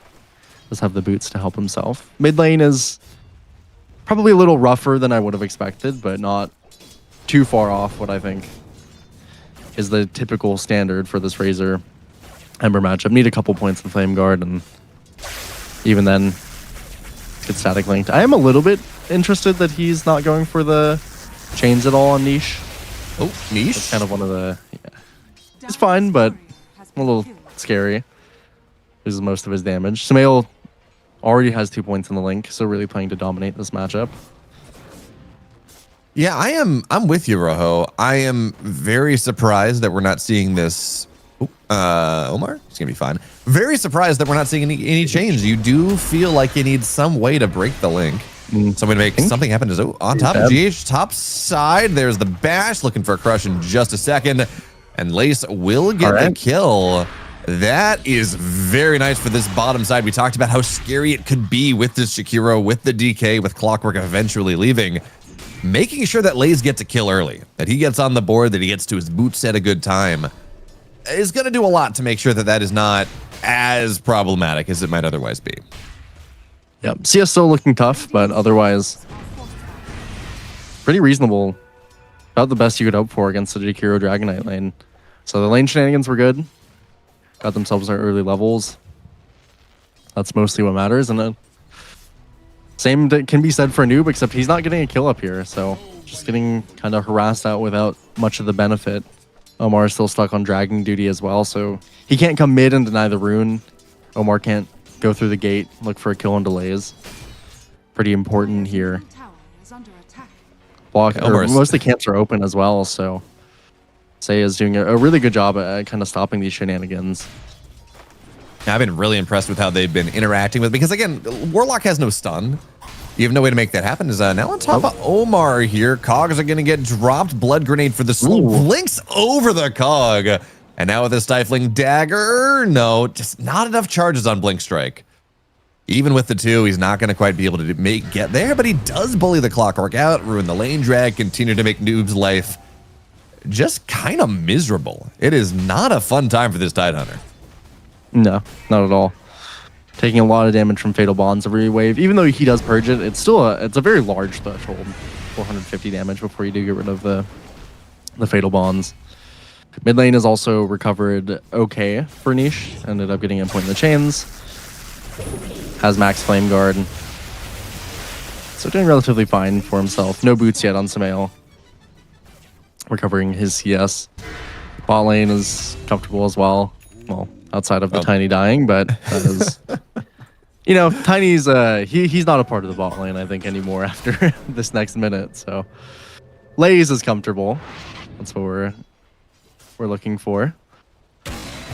Yeah, the Cores are getting most of what they want. It is a 1,000 net worth lead at 5.5 minutes in, which isn't ideal, but given the way these lanes were set up, it's not that bad. And there is a lot of strength to be had in the mid game. Ember diving around. You have, even honestly, if the Slardar, it doesn't even before Blank, if you just apply Corrosive Haze onto someone with the Ember and the PA there, it's enough. Yes, you would like to be able to dive in, get a stun, be able to fight and lock people down, but even just reducing the armor for this PA is gonna have significant impact. Mark gets 3 gen on the top side, but unfortunately cannot save it for Samael. So he does TP over bots. A little bit interesting of a TP. Yeah, Samael was forced to 6. As they're going to find Say, he's just going to have to run out of here. But that is the Eye of the Storm, and that is not the long. It's 30 seconds. Generally, you want to go and find something with it. Either a kill or farm a couple camps. And Samael's not really going to be able to get either out of this first Eye of the Storm. Yeah, a little bit unfortunate to not get too much farm off of it. But it is a short cooldown. But they are kind of looking... They're eyeing the Wisdom on Nigma Galaxy, which is worrying me a little bit, as Samael is not walking over and also does not have the Eye of the Storm. They hit it with a 3-man Fatal Bonds, and they are not going to be able to contest this Wisdom, so they're kind of just wasting their time. These early rotation... Well, this is really kind of the initial rotation to the bot side for Omar. Does feel a little bit too late. So unfortunately, they don't get anything off of that. Now they're bringing GH to the top side, so trying something new. I don't mind this one. Noob's had a little bit of free time. Still very far behind 423, but it's not like this PA really has any defensive capabilities. Rinsey Q's even here. Yeah, looking for a blink. 423 will get rocket flared for now, so they know where he is, but Say's there. Gives him the blink out. This is a 4-man rotation that should get the tower. I mean, it is DK ult, you have a Jakiro. But MRLS is here. 423 sharking around as well. And we do have only 1 stack on the Black Grimoire, so there's not going to be 6 on the Warlock. A little surprised, actually, that they're playing around this, but everyone's going back home, which means maybe a fine noob. He is level 5 in a little bit. I don't know if he's killable, but yeah, they defend the tier 1, which this was the first DK form, right? This is supposed to at least get damage done to a tower. And I feel like this is the common story here, Rojo. It's just not accomplishing anything. Yeah, I mean, again, I don't really mind either if the Dragon form is swapped just for farming, but it didn't accomplish that much either. So Rinsey definitely not getting the value he wanted, and the support's not getting the value they wanted out of these rotations. They're still decent net, so it's not too upsetting. Warlock and Tiny definitely struggling a little bit there, but again, this is definitely not nearly as bad as it could have gone for the side of Inner Circle. 423 especially is having a pretty good game on this PA, about the same net worth as where Samael is. Yeah, the only difference really between him and Rinsey has a kill and the PA doesn't, but CS right where it needs to be. He's gonna have like a 12.5-minute battle fury if he doesn't die, which is, as we found out, pretty difficult to pull off at this stage of the game. You're maybe looking at a Ravage's tube, hits the taunt, moves forward a little bit, but Yeah, 423 can't really contest Noob in the lane anymore, but he can cause problems. Is on the bottom side. They will find this clockwork. Tiny will fall in response, or it'll actually beforehand. And here comes Sumail Lays. Do you have a sprint? Yes, he does. So he's going to be able to get out of here. And that's a Sumail rotation for, again, not a lot. Nisha's going to hang around, but does have a shield rune, so not really a target. Yeah, they get another kill towards his bot side. A little bit of extra net worth for RNCQ as he finishes his armlet. GH as well. So, I mean, perfectly even trade. It was some earned charges for Niche. Maybe he'll keep those until he gets his vessel. As it's a pretty chill game so far. They can definitely turn it up a little bit once he does get that vessel. Of course, the Sumail's not too far off this Guardian Greaves, so that's a nice little timing that he can kind of expect. Should get the Greaves around the same time that the vessel finishes. Just the nature of this matchup again being rather difficult for the Ember and not necessarily getting a kill off of his rotation, so Is under attack. gonna be nice for Sumail. Yeah, you're talking about the vessel. I mean, yes, being able to apply it to the Razor is nice. I really do like the Greaves as an anti-DK tool in particular. Is this big tanky hero? He's not going to have a Dispel for quite a while. It makes armlet toggling really hard. And they are trying to go on him. It's a smoke bottom with the Ember and the Warlock. Warlock does have the Golem. But Rincy is just, he's going to run away. He senses something happening. So 4 heroes bottom, or 3 heroes bottom side. This should get the tower, as they're going to trade top side, or actually top side's already gone down. But now they're going to find 423. GH on top of him, and that is a lot of damage from this support early. At 423, again, the power of this new and improved PA, the Blink Strike is really nice. And now they're pinging Noob. They say, wait a minute here. Can we do something with this? He's just about under tower. Yes, he has Ravage, but we got Golem. They're not going to do much. I don't think so. Noob is having definitely a much improved time. They didn't pick it for the early lane, but as soon as lanes break down, Tide is pretty much always one of the benefactors. It's really, really difficult to kill this hero with their draft especially, but in general. They did finish the vessel, but used the smoke before it finished. So it's unfortunate that their rotation found nothing. Gotta play around these 12-minute runes. Sumail's still not quite at the Greaves. So they might actually win a fight here if it broke out. Noob TV's over even. So really intense. Oh, Niche got it. Nice job, Niche. Ooh. Slay to Fist steals the Arcane Rune. That's a big one, too, for these Spirit heroes. That is... They tried to hold it for Sumail, but... Yeah, this guy's good at Ember, man. You can perform miracles if you know how to use this hero. Yeah, that was really, really, really well played. I didn't even think that Omar was close enough for him to get the rune. So that was very, very well played. And again, as you mentioned, quite important to keep that one out of the hands of Sumail. Take some stacks in the triangle at least. Sumail does get to his Guardian Greaves, and he is eyeing the Crimson, which I think is probably to be expected. He will be a Razor that, again, is lacking that relative damage, but as we've talked about and seen, this hero has a lot of damage without building damage. And this Crimson Guard item is absolutely busted. So I'm a little bit worried about that prospect. Otherwise, though, 423 does finish his Battle Fury. And I think dodging this gank is about the most important thing they could do.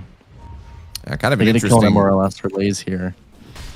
Yeah, they're going to try to find him. They find Lays. Does have the spread, but the hook shot, very nice. And he's going to be able to run away for now. Great Avalanche to buy some space. Looks for the crush. Not going to be able to get out. Now, do they have any more stuns? The answer is no, as Nice has shown up as the Tiny disappears. So he's going to have to get out of there. Just going to say it was a bit of an awkward timing for this smoke. The Greaves was popped right before the smoke. So if this had turned into a big fight, you have no way to purge the vessel, no way to get rid of the other stuff. But if you find the Slardar on his own, it's very hard for him to run away. Yeah, Lays is mostly stats. Early treads, Soul Ring, 2 bracers. There's no blink yet. A little bit awkward for him, and I really wish that they would be able to use this Golem. He's doing some good damage to Sumail. Gets an amplified damage, but Typically, I mean, this is a lot longer than you want to hold the Golem, for sure, on this Warlock. So he's been looking for an opportunity to use it. At this rate, I almost wonder if he just should have dropped it on the mid tower with no other reason than just to have that off cooldown. Because you're losing a lot of value on the Warlock. If you are not utilizing this ultimate early, if you're not getting some decent net worth, you're not finding these early fights, and MRLS too is struggling.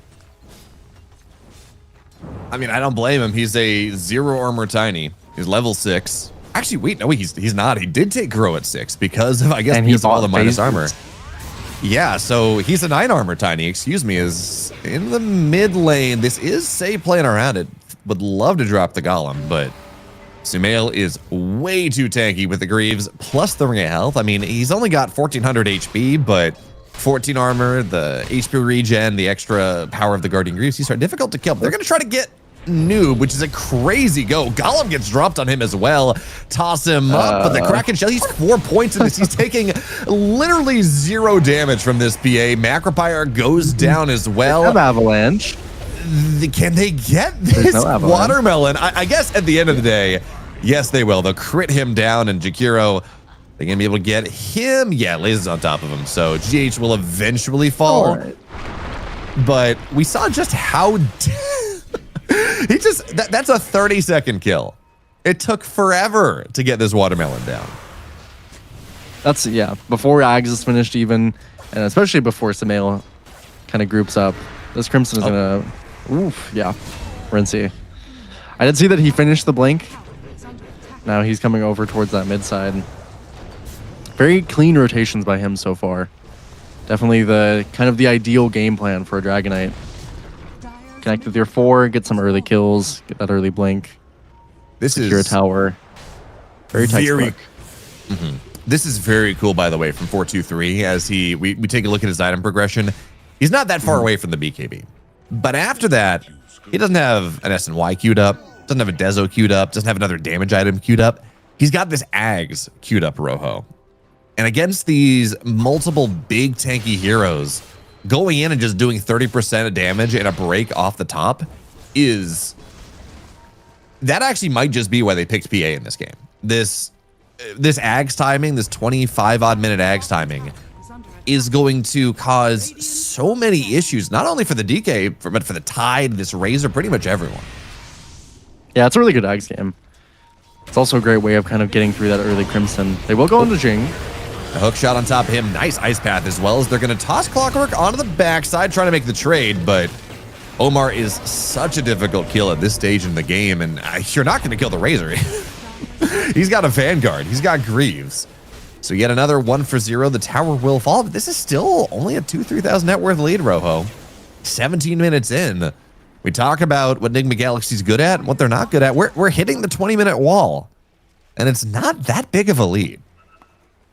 It's not a huge lead. I am a little bit worried about these inner circle supports, though. Say is not exactly getting too much, and I mean, particularly MRLS is about a blink away from a blink, having stopped for that early phase boots. So I mean, 2K lead is definitely not anything too impressive for Nigma Galaxy here, but they're coming in on their timings, and inner circle is not really. I mean, this BKB will be nice for 4-2-3, but BKB doesn't help you get through Crimson, unfortunately. So I'm not even sure that they can fight with that. They'll probably have to wait until the Ags. Noob just finished his Ags as well. So they should be pretty strong on Nigma Galaxy around this Tormentor timing, around a potential Roche timing. They need to be careful, though, on Noob that he doesn't push up too far. So he should be fine. As we've seen, it's not an easy kill, but he can die. If everyone commits on top of him, if we get some good methodical crits going in, and now the BKB is done. We're only about 4,000, 3,900 gold away from the Ags, which is the big timing PA is going to look to fight around. Up until that point, it's if there's a fight nearby, I'll go join. But otherwise, I really don't want to get forced into this. So we're going to have to see. Is now actually the entirety of Inner Circle X Insanity of running through the river, joining up with this PA, looking like they might want to smoke. Say does have one. What exactly? Yeah, I think they would really want to find a pick off. But unfortunately, you know, Nigma Galaxy is just not going to be playing there. I think they were hoping for a straggling noob. Because if they could have gotten a pick off here, it would have been incredible for their game. But of course, it would have been a little bit, or it was a bit ambitious.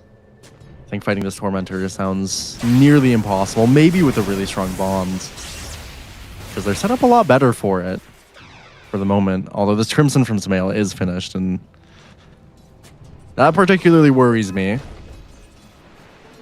Yeah, they really want to be able to take Roche, play around this 20-minute timer, but with 20 seconds left until he goes bottom, probably not. Even still, this is a lineup that takes Tormentor any objective rather quickly. So they're going to play high ground. They're getting ready already. Nigma Galaxy smoked up into this. Yeah, there's a Ravage ready to go. You got Macropie. You got a lot of really powerful tools. Omar for Nigma, as well as now Omar onto the backside. He's going to get found out pretty early. Niche not going to get him just yet, though. Very tanky indeed. And now Sumail runs in. Niche did not have a Fire Remnant ready to go. Now there's the Golem. Ravage, we're still waiting on it. Now it's going to go out and hits everyone here. This PA, though, on the BKB time and doing a lot of damage to Rincy QC. And he is going to, you would think, get taken down. The Armlet target, not enough. This is a dead DK. Yes, Warlock has fallen, but now 423's got to find some way to get out of here. But no blink available. Omar dies to the toss. But they lose their PA. That was the BKB timing, the 9-second BKB, and Sumail is just untouched here. Still so strong. Another static link in MRLS. He's going to get taken down as well. You saw the potential. I mean, PA got some good kills, but no one around him. The Ravage just making it way too hard for his supports to give him an offering. Still no blink for the Tiny is quite brutal. Yeah. And this Crimson was popped even pretty early by Sumail. So if that was a Crimson popped a little bit later in the fight, I think that could have gone even better than it did for them. So it wasn't the worst, as they didn't actually even take the Tormentor on Nigma Galaxy, which I find a little bit interesting. It was without Rincy. Didn't quite feel it. But yeah, they did have, I mean, they do have fighting potential here for the side of Inner Circle, but it's just not, it's not matching up to this Razor from Sumail, and I'm really curious to see what Sumail goes with this 2,000 gold. A lot of times the Razors can kind of flatline a little bit after this kind of creeps Crimson. Not yet for Sumail. Okay, so he's going to Yasha here now. Probably just a Manta. It's a very good game to have multiple dispels. This Tiny is so slow once he gets gushed. Level 15 tied with the gush talents. You're so sad, Hawkshot. There's nothing he can do here. He's so slow. And he's 500 gold. It's 22 minutes in. He is 500 gold away from the blink. Yeah, this is miserable. They're just going to go straight into Roche. That was all the spells that make this a really scary lineup to Roche against. Well, Warlock doesn't have a Golem now. Jing, congratulations at MRLS. Look, you have permanent tree grab, and it's really going to help your game. Yeah, that's rather exciting. Now he has more net worth to give away when he dies. Pretty exciting prospect here for the Tiny. It's not the worst, I mean, to trade the Tormentor, absolutely. So it is only a 1k lead, but this Roshan, definitely long-term gain. Looking forward to side of Nigma Galaxy. And CQ will take that Aegis with his newfound BKB as well. Will be a very strong timing for him. Looks like Sumail, looks like this Yasha was just casual for now. Eyeing towards just finishing up with an AC. See where he lands fully on his itemization. I'm more curious than anything else. These other items coming out across the cores are pretty scary. Noob's eyeing a Shivas right now. I'm kind of surprised he's not going for the Manta. Having a secondary Dispel into Fatal Bonds into Corrosive Haze is just an absurd change. It is really impactful. As Ember's going to show up.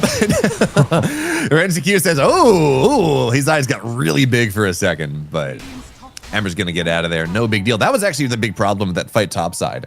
Ember goes in, did not have a Fire Remnant prepped. So he really had no good way once the cogs go down. Didn't really have a good way to get out of the fight once he was slowed. A slow Fire Remnant is really not a remnant at all. So he's learned some material. A little bit far. Yeah. You know, not typically the natural habitat, I would say, for Warlocks. Guess he really wanted to scout that rune. Unfortunately, it was bot side, and it is also, unfortunately, an arcane for Samael. And CQ comfortably. Oh, oh no. anchor. Oh, Noob's got the shard. Insult and injury, man. Finally, MRLS 25 minutes in. He got himself a blink, 24 minutes. It dies on the courier, and it leads him to his death. It's misery, man. That's just so bad. Yeah, this tiny MRLS here, he's accounting for 7 of the 12 deaths here. So is a very tough game for the tiny. Another minute until this blink comes out. I would say that's certainly worth waiting for. You know, the 4-stat finish on Warlock as well. Importantly, though, 4G3's Ags and his 20 or his 18, not his 20. His level 18, very, very important. Though it still doesn't feel like quite enough. Samael and TQ are on the high ground. Not much to stop him for now.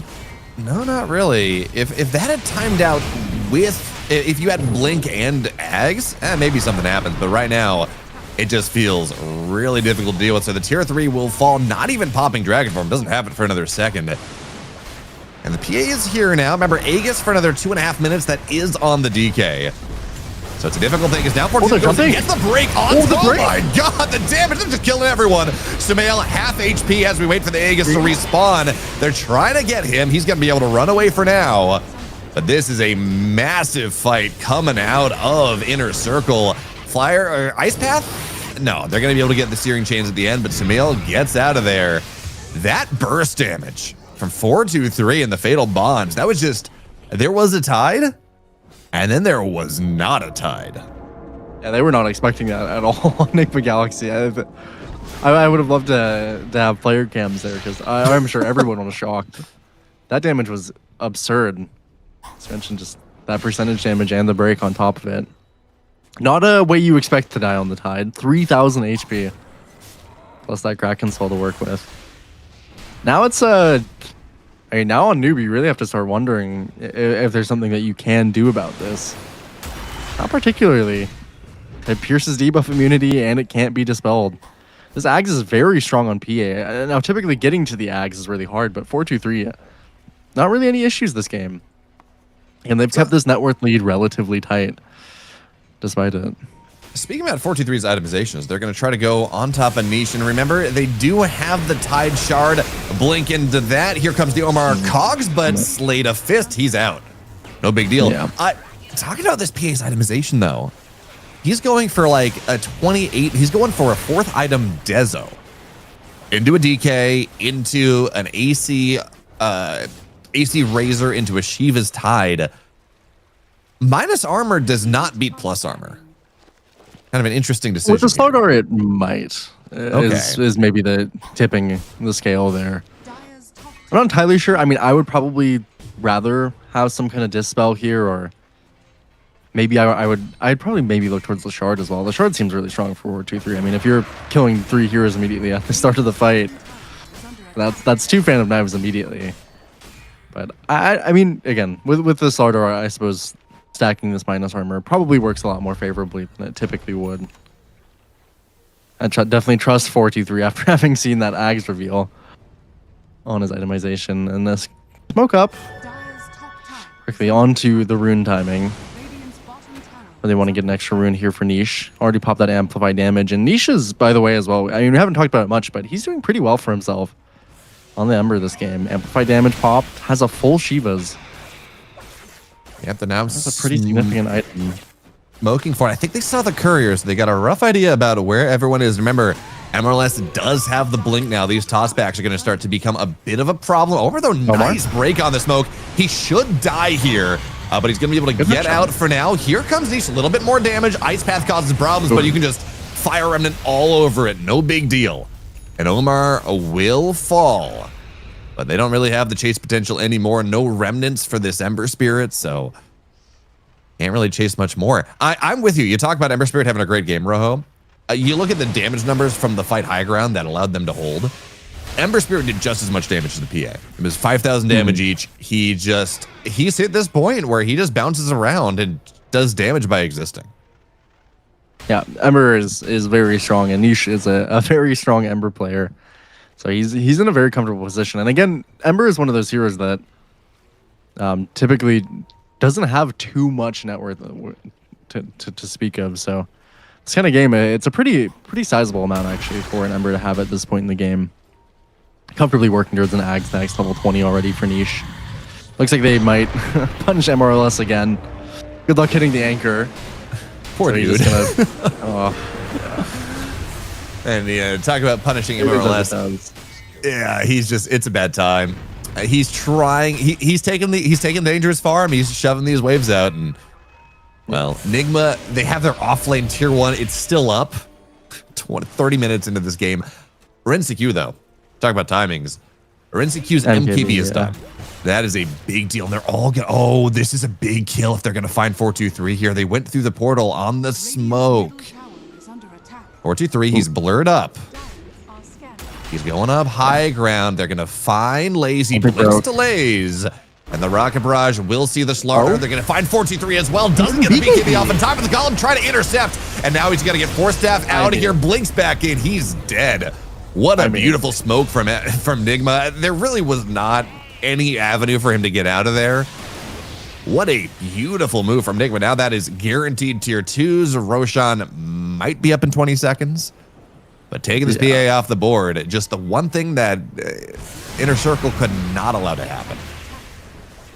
Yeah, it was a really nice smoke round, but I guess maybe 423 was trying to kind of analyze that the BKB shouldn't be popped there, but definitely had time. There's no way that 423 did not have time to pop that BKB. So unfortunately, does end up, punishing them pretty bigly here as Niche as well. Trying, but it should be dead to RNCQ here, the Sun. That's a really cool interaction, actually. If you notice, so the anchor, he was on the high ground, right? So the anchor, the Ember can't get away. And then he gets Clockwork Cogs pushed onto the low ground. So the anchor's on the high ground, he's on the low ground. He was actually really struggling to be able to get back to the anchor and hit it because of the high ground, low ground interaction. So I don't know if that was intentional by GH, but a very cool way to make sure that this Ember was guaranteed dead. Now you got staggered death timers, Ember dead for 45, PA is up now. Yeah, they're going to find Lays, but I don't know. He's not an easy kill. Actually, he wants to move forward. PA's in the background. Continues to chase her. They're going to get on top of GH once again. He should die, and now Renzi is here. He's all alone. Tide's going to show up now, but they don't have Ravage. Just a little bit scary with the Omar clock. Got to be careful. And they're not going to go for more. Obviously, I don't think they could have known that. They don't quite have the spectator POV that we do. But Renzi Q was really, he was putting on a poker face there. He I think would have died pretty easily to 423. He is still not that tanky, all things considered, once he gets broken, especially with that corrosive haze on top of him. They kind of need Samael around with this AC, with this Crimson. That being said, they do have some decent ability, at least to hold these kind of high grounds. They're going to smoke up again on Inner Circle. They did just finish Lay's Ags. Not the craziest timing, but still a pretty nice one. About 800 or so from that Ember Ags. They haven't, this hasn't been the best side of the map for Inner Circle, I will say. They're showing some tenacity here. They can get Samael. That's going to be really nice. They just annihilate Omar at the start of this. Actually, he almost gets that. Doesn't quite hit the hook shot. 95% of the damage is there, but it takes them a second to die. And they weren't able to find Samael. They're going to ping Roche. Unfortunately, it's 20 seconds. Omar doesn't know that, though. He's going to buy back into this. They want to go for this fight. Ravage is ready to go. And they're going to have Elder Dragon in 10. This is a big opportunity for them now as Ember's showing on the bottom side. Niche has to be so very careful that he doesn't get picked out. So he's going to go TP right back to base. And the Roshan's ready to go. They know this. Rocket Flare into the pit. They know what's happening. But Razor, he showed on lane. If they can kill him at the start of this fight, that is so impactful. But instead, moving on top, Fan of Knives, on top of this Tide Hunter. He's dead. Oh my God. No buyback, no Ravage either. Now on top of Renzi Q. 423, though, he's going to have to run. BKB over. Good hook shot on top of him. He evaporates. No life steal. No way to get on out of there. So they blow up the Tide. No Ravage. But 423 falls in response, and without this big bad PA, they don't have the damage to say. He's going to get found out at the end. Tries to happy feet around, but that's not going to work. He tried really hard. Yeah, He's it was cute. That second Aegis going to Nigma. This PA, he's going Abyssal. I understand the idea, but it really does feel like he needs lifesteal. He needs some way to sustain it. He needs HP, like some way to sustain in these fights. Yeah, I mean, the itemization is hard. I mean, I definitely can see part of why you went for this Deso, but definitely feels like a defensive option that wouldn't have hurt there. As it's, I mean, not easy necessarily to stand up against this Dragon Knight. You can toe-to-toe beat the, burst one of these heroes, but if they're not grouped up for the Fan of Knives, you're not getting as much value out of that. Of course, Rinsey Q, he also did finish the Satanic, so that was one of the big kind of factors there. Can't go back on him. He does have that lifesteal, and particularly the Purge for that Corrosive Haze for the Deso. So, I mean, it's only 2k lead is the surprising part of it all. It does feel a little bit harder than just that 2k, I think, to fight. For 423, unfortunately, PA is just not the best refresher hero by any stretch. But it really feels like he wants that second BKB. He wants those extra Phantom Strikes. That's why I'm a little bit surprised that he hasn't gone for the Shard. I don't know if I'm crazy to think that he's undervaluing this, but it does feel like that extra 60% kind of rushed cooldown would be really nice on these initial bursts they're getting. Because that does account for both your charges. Oh, does it? Pretty much most of them. Yeah, I believe you get pretty much both of them back. So, I don't know. I'm a little bit confused for 423's item build here. Of course, I mean, it has gone decently so far, but it does open the door for some counter itemization here, particularly Noob. I think this is a really smart purchase by him. He just bought Neon Disc. I think that's absolutely the best thing he could have bought. Maybe a Lincoln's would have been nice, or the thought of one. You could think of something like a Heart, but I think none of it matters. Just buy an Aeon Disc. Absolutely no reason to have any pride or ego about it. So it's definitely the best item he could have bought. So far, they've been unsuccessful at really bursting much of anything since that high ground fight that isn't Noob. We're gonna try though. The toss back. That's a solid Fan of Knives, and they're just gonna blow this TK up the first life. They do have damage in spades. The question is, what do you do with it after the first fight? So Rinsey Q blinks out. They're gonna pop the fortification, buying a little bit more time. Tiny will have Blink ready to go in a second. Can you get another toss back? That's the ideal play. They're looking. Yeah. This high ground is still always scary. That extra damage, that burst potential, and particularly the toss back. So Samael, he's trying to feign. Yeah. Trying to be a little bit silly, but not quite able to do it. Samael did finish his BKB and is on the way to finishing that Yasha into Sanjin Yasha. So they're gonna find Samael. Any targets, tossing the DK. Now Jing Force Staff out of here. He's actually gonna be okay for now. Devil Force Staff. And here comes Laze on top, trying to go kill the DK. Dead? What a rock. They take him down, and now Samael's gotta run. Half HP, pops the BKB, and they find a massive, massive kill here. Ember Spirit wants to go in. He's anchored up for now, so he will not be able to join the fight at the start, but they want to get more. This is such a big kill for them. Are they going to be able to find anything, though? Seems like for now, Nigma retreating in good order, but Jing on the high ground finds this Razor. Well done. And that's a dead Razor. Samael to fall. 3 still living on Nigma Galaxy. They're back, running away, going through the portal, want nothing with this smoke. And the good news for them is that their creeps are in great spots pretty much everywhere. There's no wave mid, there's no wave top, no objectives for Inner Circle to find.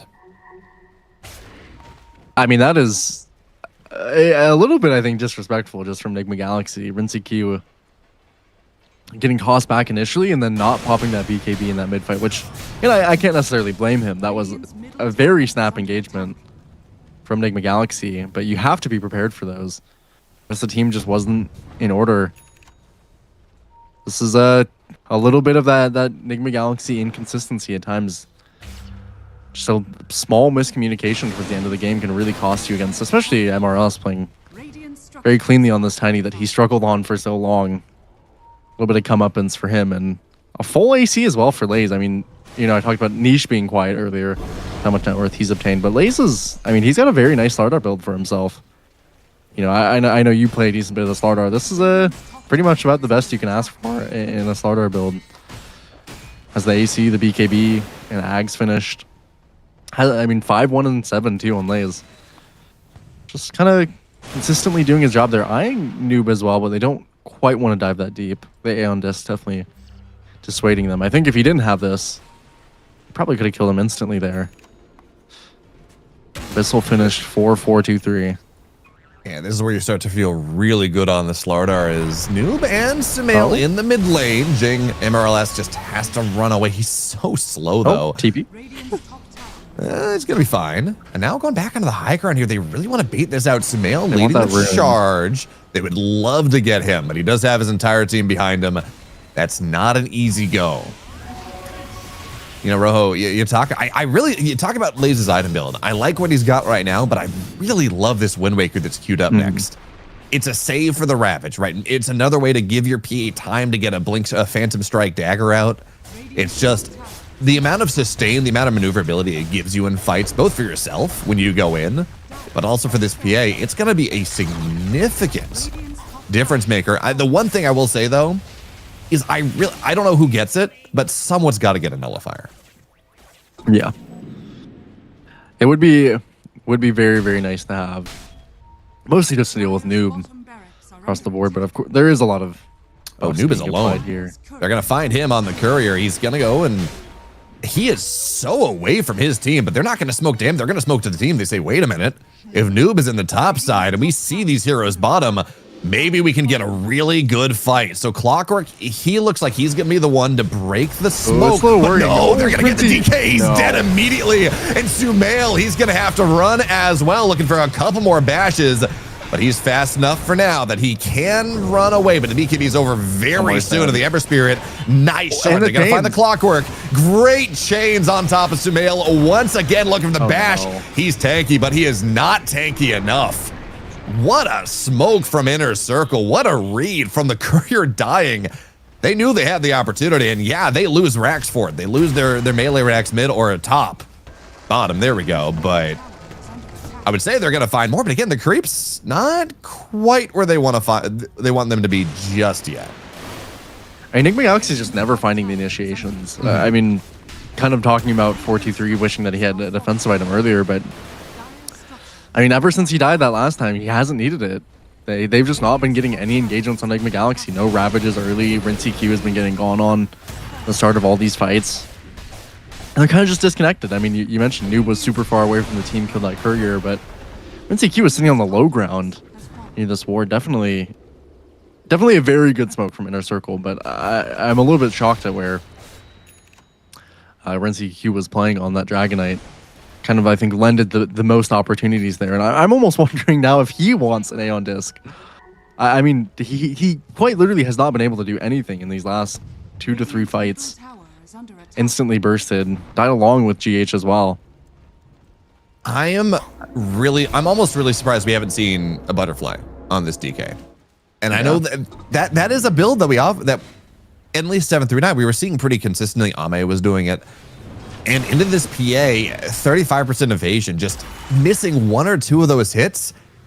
With how tanky you are, even with all the minus armor that exists, that might give you enough time to survive the stun, therefore get your ult off, therefore get your BKB off, pop Satanic, and start to turn.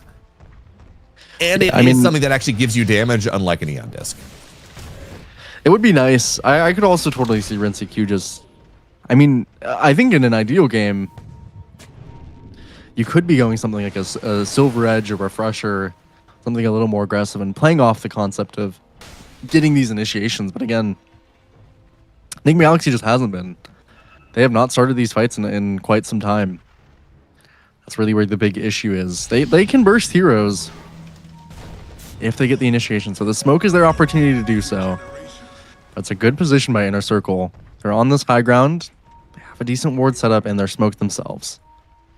That they are, of course, also level 25s on the Ember Spirit and the PA. triple strike, stifling dagger, and double slate of fist charges. Those are big level 25 talents that they're going to look to play around. So for now, shove the lane in, full wrap around. MLS, I guess he hit something, so he's not part of this smoke. But we do have 3 heroes here as the lane continues to get shoved in. Big circles go down. Everyone seems to know where everyone is. But they got the wave shoving in. A lot of gold. Yeah. On Nigma Galaxy, they have over, I think, 10,000 gold, but more unspent gold. This is a fight they're down 20k. Noob, they really want to pop a Xeon disc, and they do. Oh, that's That big. is really bad. That is really bad.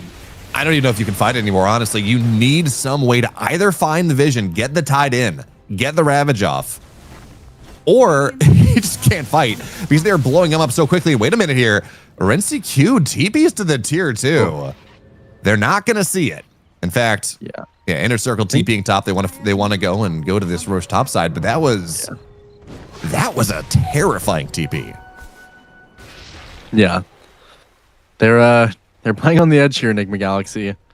There is some decent gold unspent, at least on the side of inner circle here. It looks like they're eyeing 2 Wind Wakers. Ole's, of course, has had that queued up, and MRLs is looking at it. But this is, I mean, you're talking about big 25 talents. Corrosive Haze undispellable now. As they go into Samael. Oh, toss. Oh, they're going to find him. Gets the BKB off for now. He's broken. He's getting bashed, but he's healing up. He's gotta. They cannot kill this man. He is going to be able to run away for now. They find Ember backside. Any remnants? No, he's going to stick around. He thinks he can go get Samael down, and he will. He's anchored, but he is totally fine. And now Amar is stuck in the pit, stuck in the goo. He's going to die to everything. And they just gotta run. They find Sumail, MRLS with these tossbacks. We talked about the level 25 talents, but not requiring a target to get the tossback now is such a big deal, and it lets MRLS do whatever he wants. And now Clockwork buys back, but you don't have the Razor. Without him, it feels almost impossible to take these fights.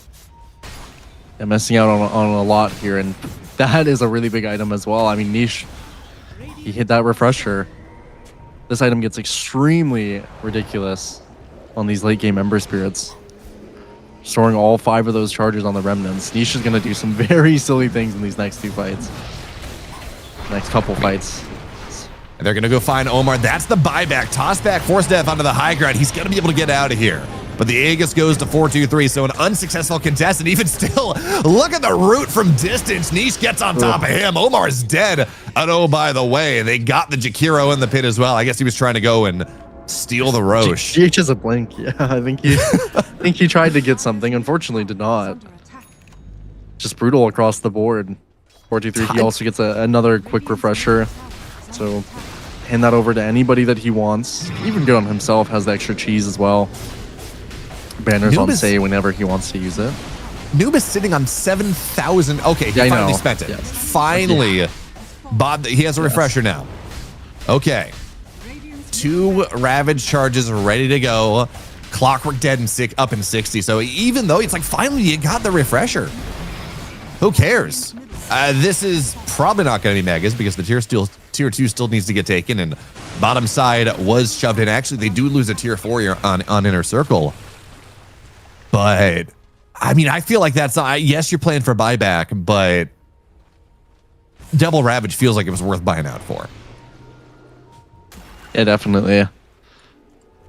Noob being a little bit conservative with his gold. Maybe cost them a bit as well.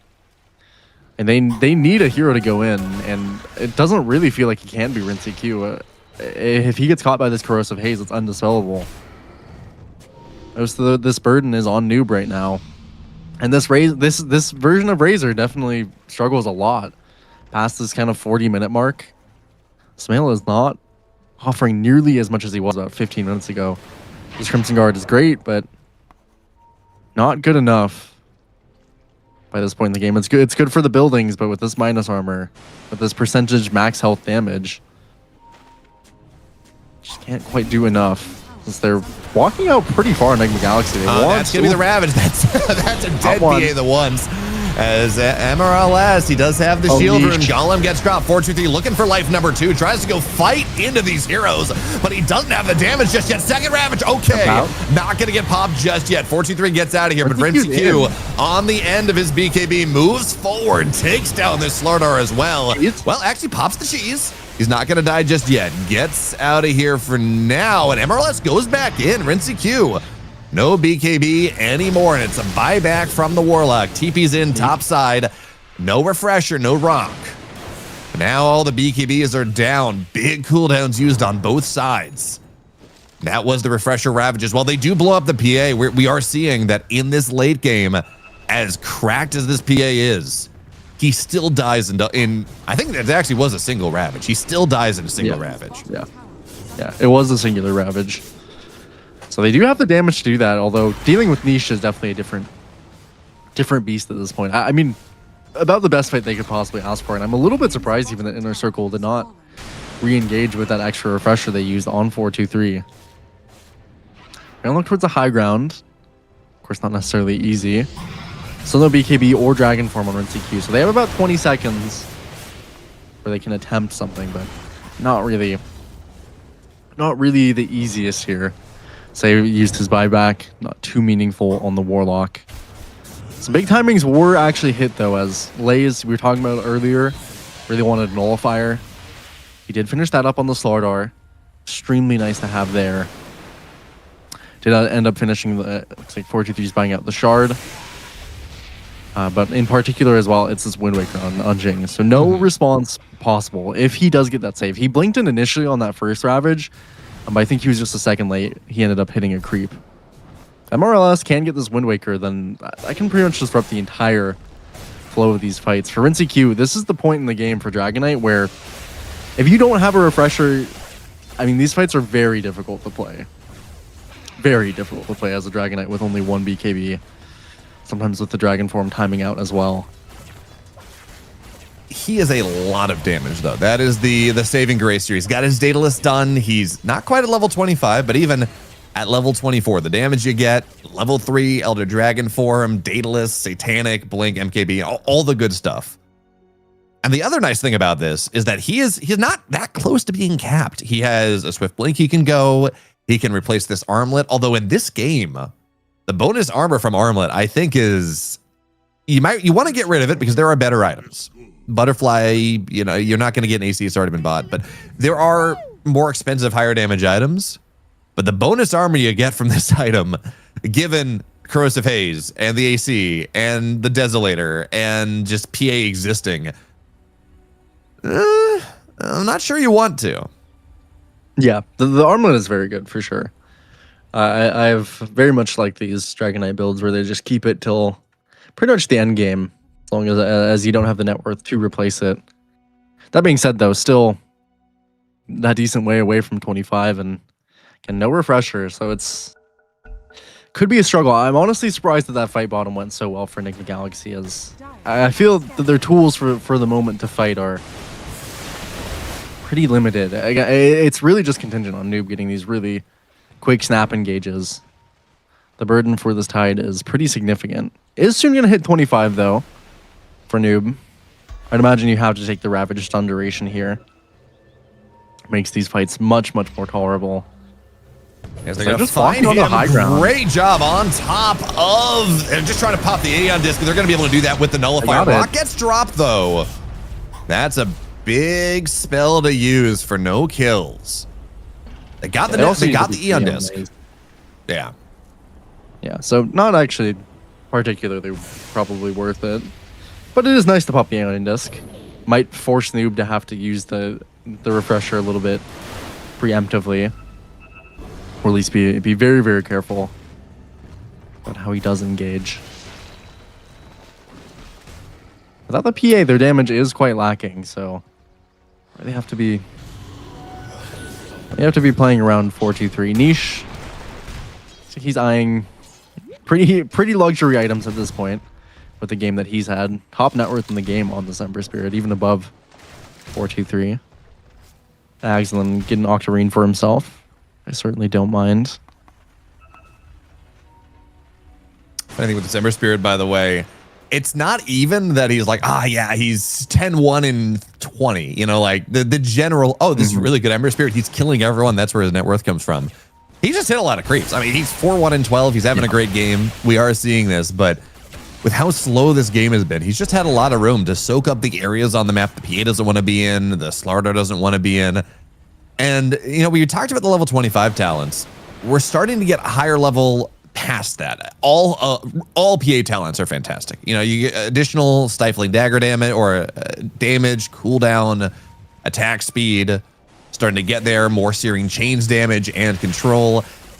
These are heroes that you really like giving them the time to get past level 25 because their second round of talents, obviously the ones you chose are better for the stage of the game they're in, but giving it an additional second of lockdown on searing chains for niche is incredible.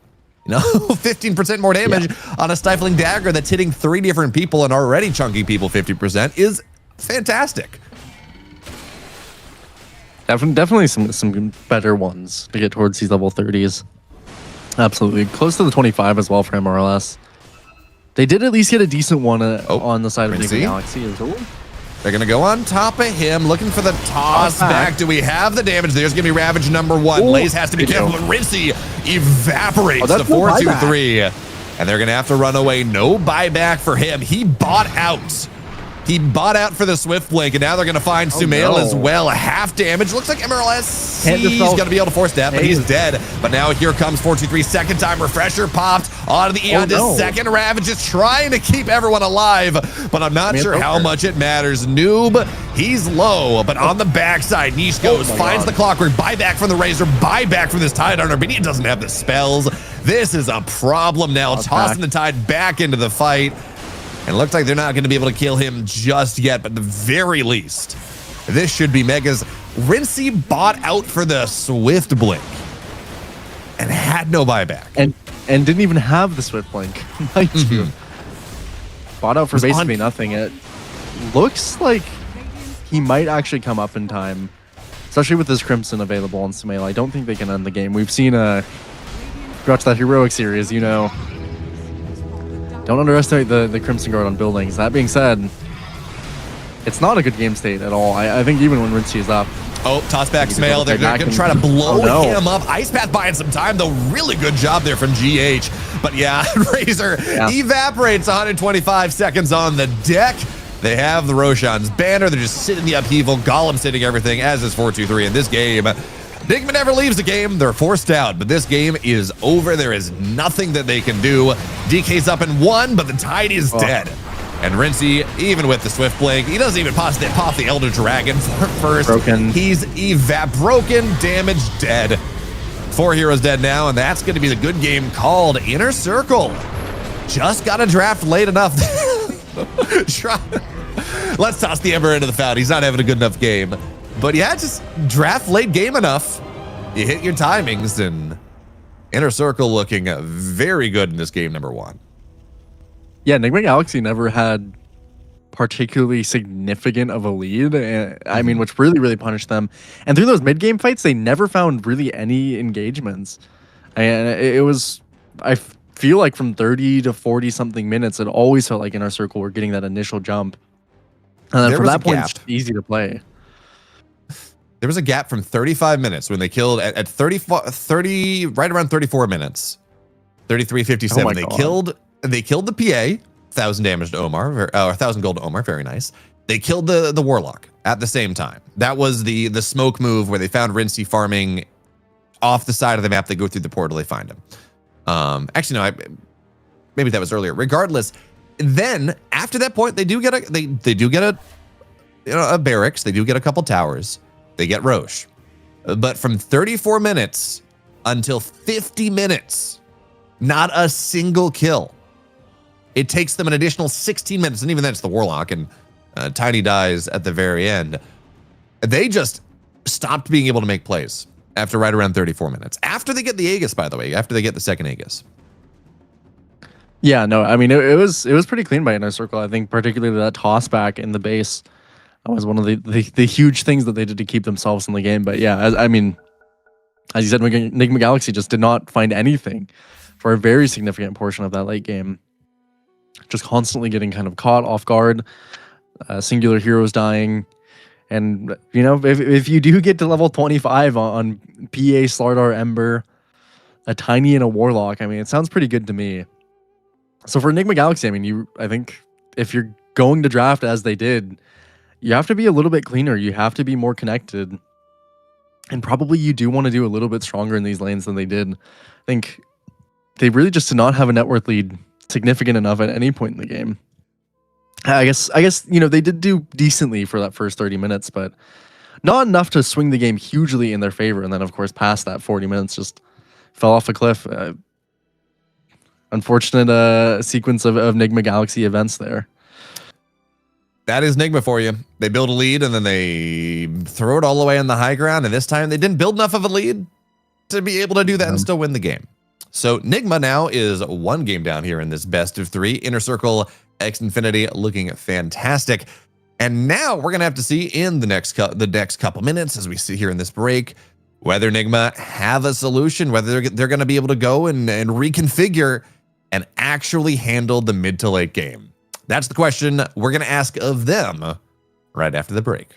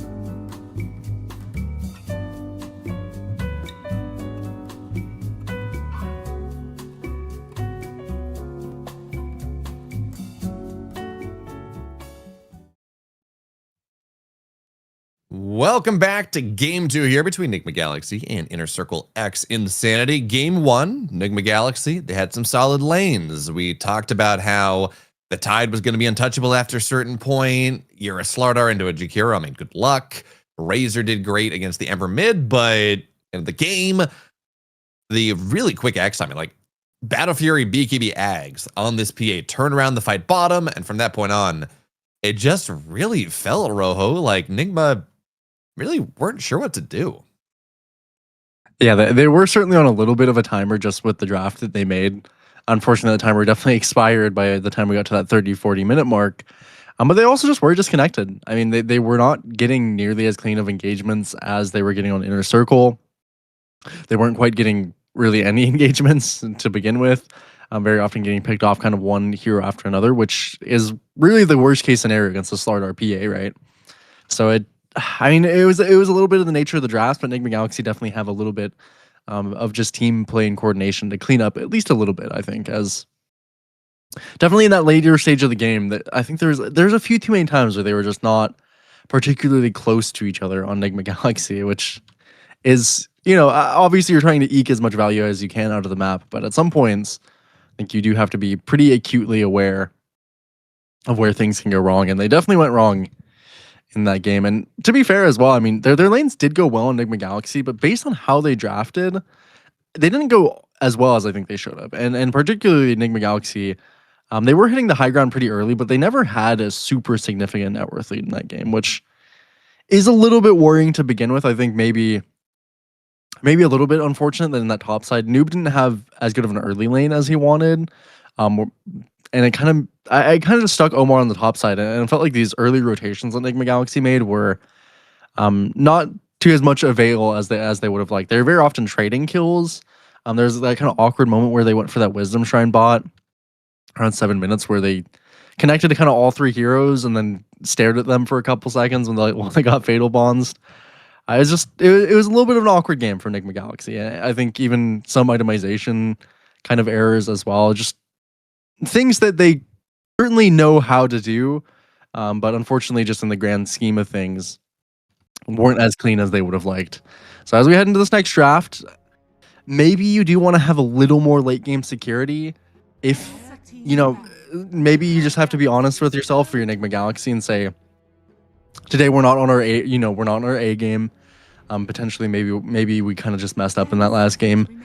Maybe give yourselves a tiny bit more insurance to play through and be a little bit more confident in this game. Try to get fix a few of those small errors, maybe kind of talked over them after the draft. I think it was still a relatively close game, all things considered, but definitely need to avoid those kind of mistakes again. Yeah, I'm with you. I'm a little surprised we're not seeing any changes in the bans for Nigma Galaxy. I think even if this is something where it's like, well, I don't know that the draft was necessarily the problem. Force them to play something different. But it's going to be Brewmaster gone, Beastmaster gone, Timbersaw removed. Same thing for the other side, as we will see that first pick. So game one, they banned it. They said, you don't get this hero. Now they're picking it. It's another early game tempo hero. Oh, and I like that. I like it and I don't, because you can say Shallow Grave saves from the shatter, right? If you obviously once Shallow Grave's over, you shatter if you're still in time, but yeah, it does. But I would still say it's a very hard matchup. I don't think the Shallow Grave particularly saves it, because the Dazzle, I mean, in an ideal Dazzle game, you really don't have to use the Shallow Grave, to be honest. If everything goes proper with a Dazzle draft and just throughout the game, you want to be using Shallow Grave probably ideally as little as you can. So definitely, I still think that, Ancient Apparition has some awkwardness, and the Shallow Grave can be nice to prevent the burst that AA has, but definitely it combats a huge amount of the plan of what Dazzle wants. And Inner Circle, it seems that Say was pretty prepared for this as well, as he snap picked that AA.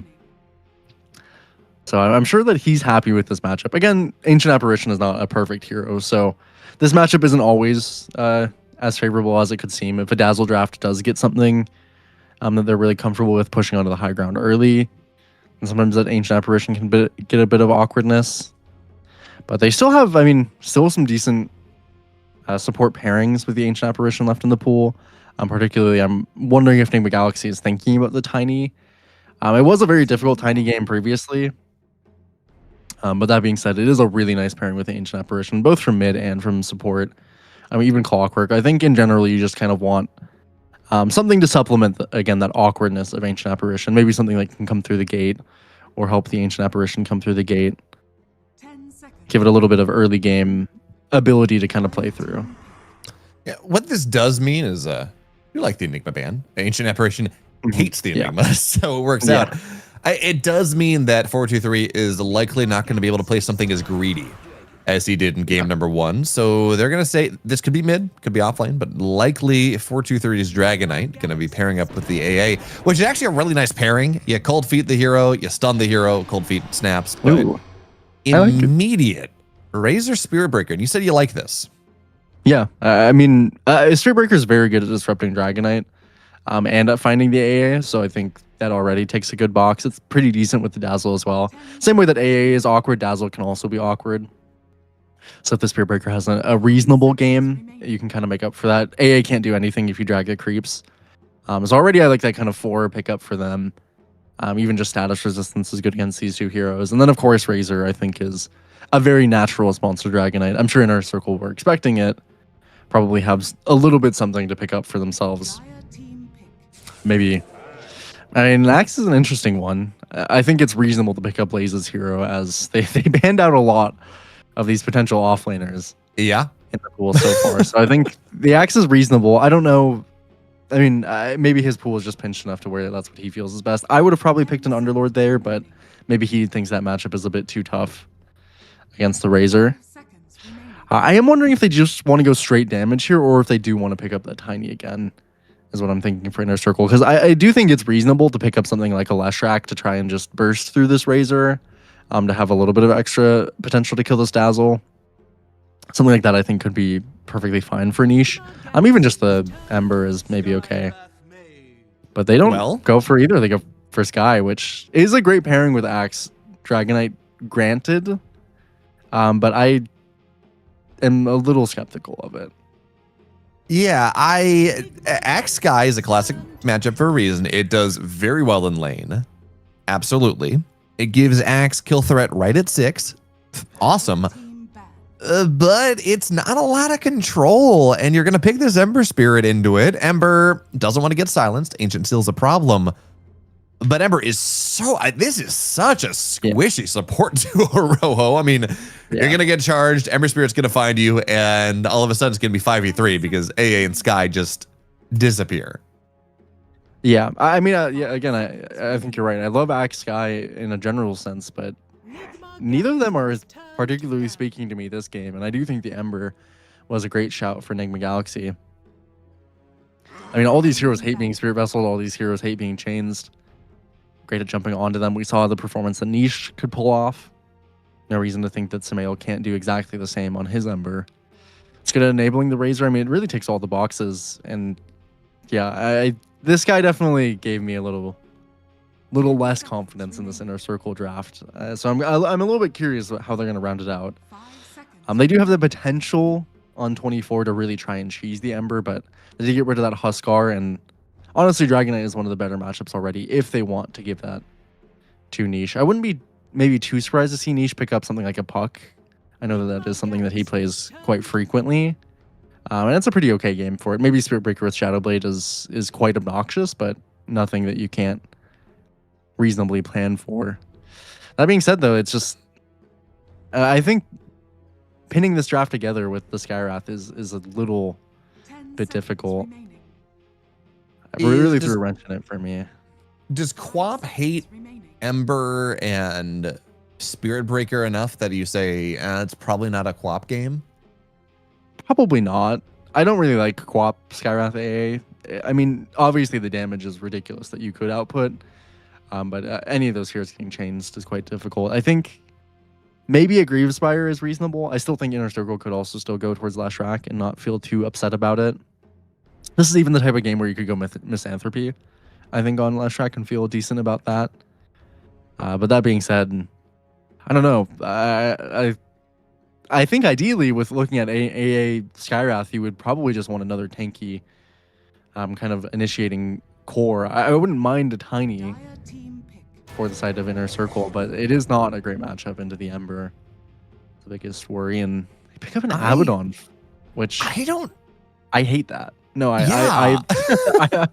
not gonna fumble over my words here. I think that's really bad. I don't understand it, at least. I think that Abaddon Ember is a great pairing. I think Abaddon is a huge counter to Skyrath Axe. 5 seconds. So this is likely going to be Noob's offlane Razor is what I'm suspecting, but you just picked Abaddon into AA and Axe, to be fair, which when you are playing AA, the threat of dunking in Abaddon is actually real as well. So I don't know. I cannot fathom any reason good enough to pick up the Abaddon into an AA. I mean, maybe it's enough to like. I mean, they will win this lane very significantly, and I do think they have again that kind of early game tempo they can play through. They're gonna have auras on Razor, but I don't know. I'm looking at a game and a draft that is, I think, even more precarious than the last one by a pretty good margin. If they don't build a very significant lead by 25 minutes and keep that lead, I think that this Ancient Apparition is just going to brutalize them. Yeah, and I think actually, as I think about this draft more, I would not be surprised to see this DK be Nisha's hero. Yeah. And now we're looking at 4-2-3. And yeah, okay, it's going to be Morphling. It's also it's a pretty good Morphling game. Really good Morphling. What exactly? What controls of this Morphling? You get Mr. 17%, and you get a couple bashes. They do have a lot of healing reduction, at least. I mean, between That's fair, NCQ and the Spirit Vessel, they'll have a lot of healing reduction, which is quite nice. Which is even pretty good against the Dragonite, all things considered. So they do have ways, I think, to kill the Morphling.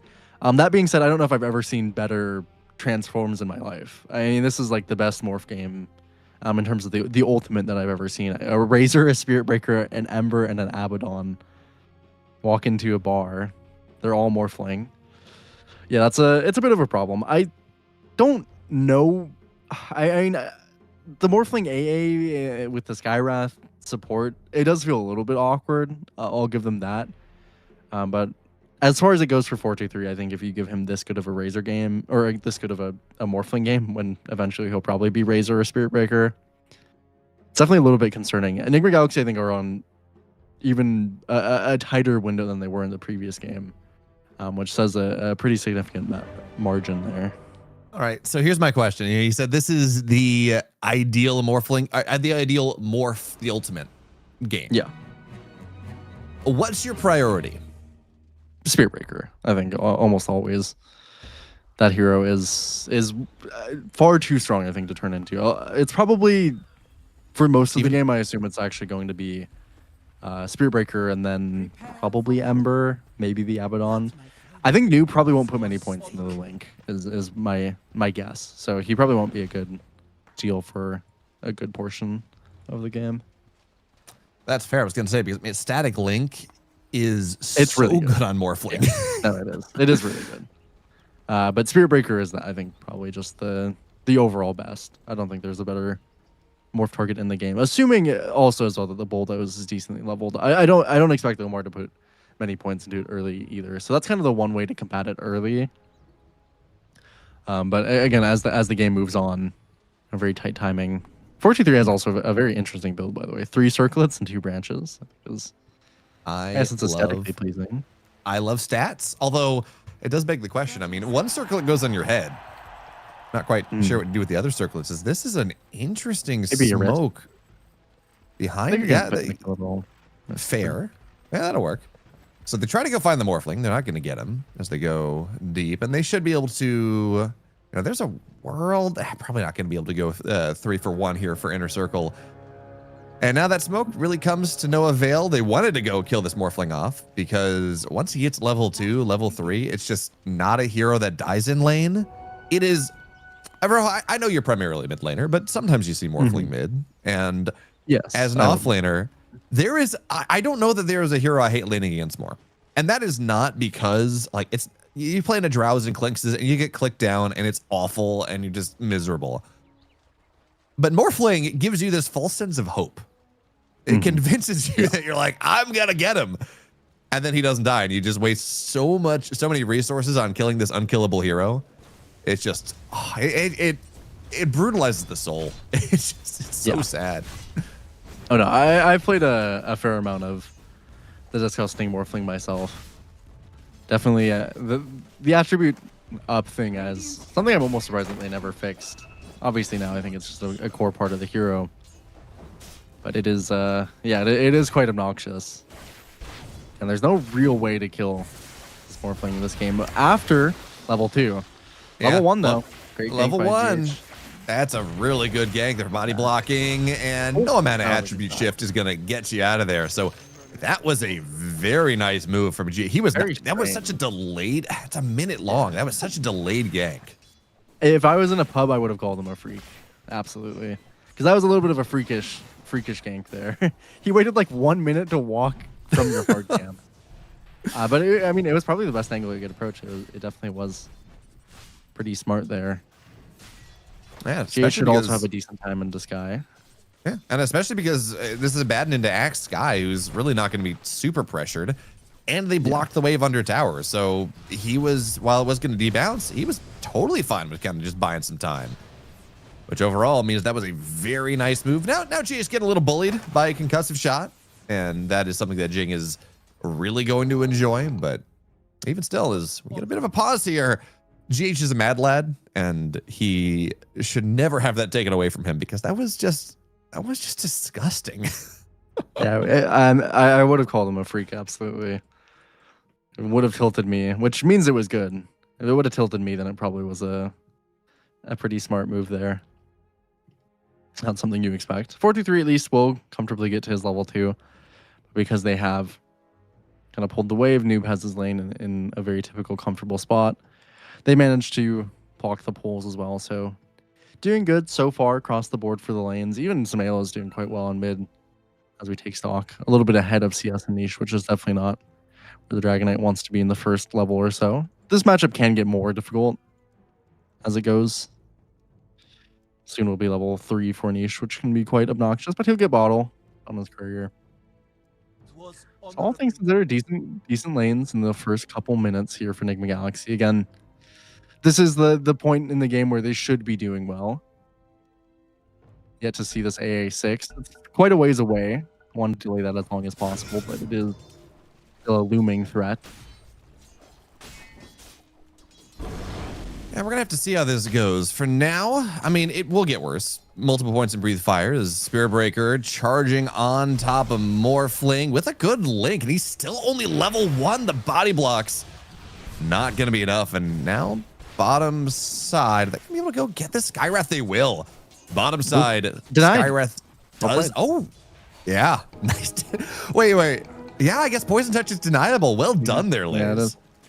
Yeah, nicely done. Very important that he gets that deny. They almost got the deny as well. Stay top. He almost got the deny on 4-2-3. I mean, he did try for it, which is commendable enough. It's always important when you have the opportunity to deny that you do, just because it's funny more than anything else. Oh, yeah. Denies XP, denies gold from the enemy. It's very worth doing. 4-2-3 though. Denies happiness. Most importantly. I mean, that's what happens. That is that's what truly matters. Dota is a game, not a game of having fun. It's a game of denying happiness from your opponents, and that's what Axe Sky does. That's what Dazzle does. That's what Rinsey does on this Abat. It's just, it's the lineup. We should point out that this Morphling starting to come back into it now, but really with the ganks, with the pressure, really bad first couple levels. He's only level 2. Yeah. He's only got about 12 CS.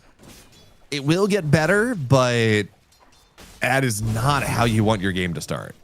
Yeah. I mean, it is a Morphling with that early nice gank from GH, so it's at least shaping up a little bit nicer. And there's not much that a Razor Sky can do. Or Razor Spirit Breaker. His niche is actually very low in the mid lane. So is Sumail. Misses the slight. Getting charged over though, on Omar. No stun. Omar's here, blood grenade, and yep, they get him under tower. That's the Spirit Breaker effect. You go for these trades that you normally like, yeah, it's fine. You know, I got it mathed. But a Spirit Breaker comes from an odd angle, and the math is wrong, Rojo. Although Sumail Jing shows up, Actually pumping the missed the damage slate. in. I think he might be dead here. Sleight of fist not available. One more. Whew. One more right I mean, click. maybe this is actually a better outcome, to be honest. I suppose Smail's got the boots, so he'll be able to get back to base. By keeping him at 1 HP is pretty annoying. That will deny him a full wave. Probably better to get a kill, but not too bad, all things considered. It does suck for Anish, though, to die in this matchup. Not really dominating it too hard. Decent denies on Niche. He's going to collect a lot of CS as well, but Snail's perfectly fine for this time being. Noob is having a really great top side for the time being. 10 denies to his name. That being said, though, I mean, it's not like Laze is having too difficult of a time. It's definitely, I mean, Abaddon Dazzle definitely lane Axe will never kill or get even close to killing. But in terms of denying him farm, it's not the easiest. No, and now Blink. charge on top of this Morphling once again. You pick him in part because Waveform is so good to get away from the Razor, but the addition of this Omar stun coming in just wherever it goes, Noob is having a surprisingly good game. I really expected him to like never get a link off just with the power of Waveform, but yeah, Noob is having a great time. He's top CS. Don't know exactly where he wants to go build-wise, as it looks like he's actually going to get phase or going to get power treads, not the Greaves, which is a little surprising to me. I mean, Greaves is probably too bad against the AA. Fair, yeah. It is, it was interesting. Maybe something like a Blade Mail could have been nice this game. Maybe he'll still go towards that.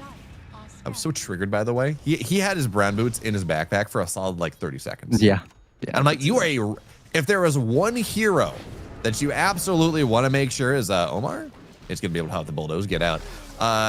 Sky also going to be able to get out. Yeah, gets the haste, or Sumail's got the haste. But if there's one hero that you want to just stack movement speed on, it's the Razor. So do you have to be just minorly tilted? It's fine. He didn't have a kill threat. It's okay. Yeah. Taking a little bit of pressure on the mid side. GH is going to be annoying, although not actually doing too much right now. I can actually get the cold feet off too. There we go. It's gonna proc. Yeah, just barely. But he gets up onto the high ground, and the Vortex not enough damage to tick him down. So they're all gonna be fine. Mid tier 1 survives. GH doesn't die. And at this wisdom, this is a good move. They know that it's happening. There's a pretty good ward, I believe, that Jing placed earlier. So they do know that they're going to this wisdom shrine. What they can do about it is a little bit more limited. That being said, it's only level 5 on Rincey, and I mean, Laze already has it. So this is, oh no. Okay, they got out. That's all I can ask for. They forced some rotations, some TPs. It's not like too much. I think the Nigma Galaxy and their wisdom shrines could be a little bit troublesome. That being said, though, it has been decent for 423 to be left on this island top. And Noob is still doing great for himself, but now 423 has caught up to his CS numbers, looking towards that Vlad's. GH is sharking around. I don't know that GH gives them much of any kill threat. He's not level 6 just yet, so you don't have the Hex on Melt of Projection to maybe give you some small amount of lockdown, but he's going to go pretty deep, and I was going to say drop a pretty deep ward, but he's got no ward available, so he's just bodyguarding Noob as Noob hits 6. Eye of the Storm just to go and kill the creep wave. Should be able to get the tier 1 tower as well. Morphling's fine with this. To be clear, Morphling is very happy to just kind of sit here and farm the back camps and get his Vlads up and get a Manta. Yeah. Yeah. Should be able to hold it for now. I might look to attempt to pressure 423, but shouldn't be able to kill him. Not without the help of the Say, Ember though, by any means. Say is a different story. They're going to find him 2 supports versus 1. Very much support combat. Noob benefits anyway. That's gross, man. Omar, GH, they hang around here so long. They get all this set up. And Noob just casually goes, he's like, yeah, here's a plasma field. Thank you.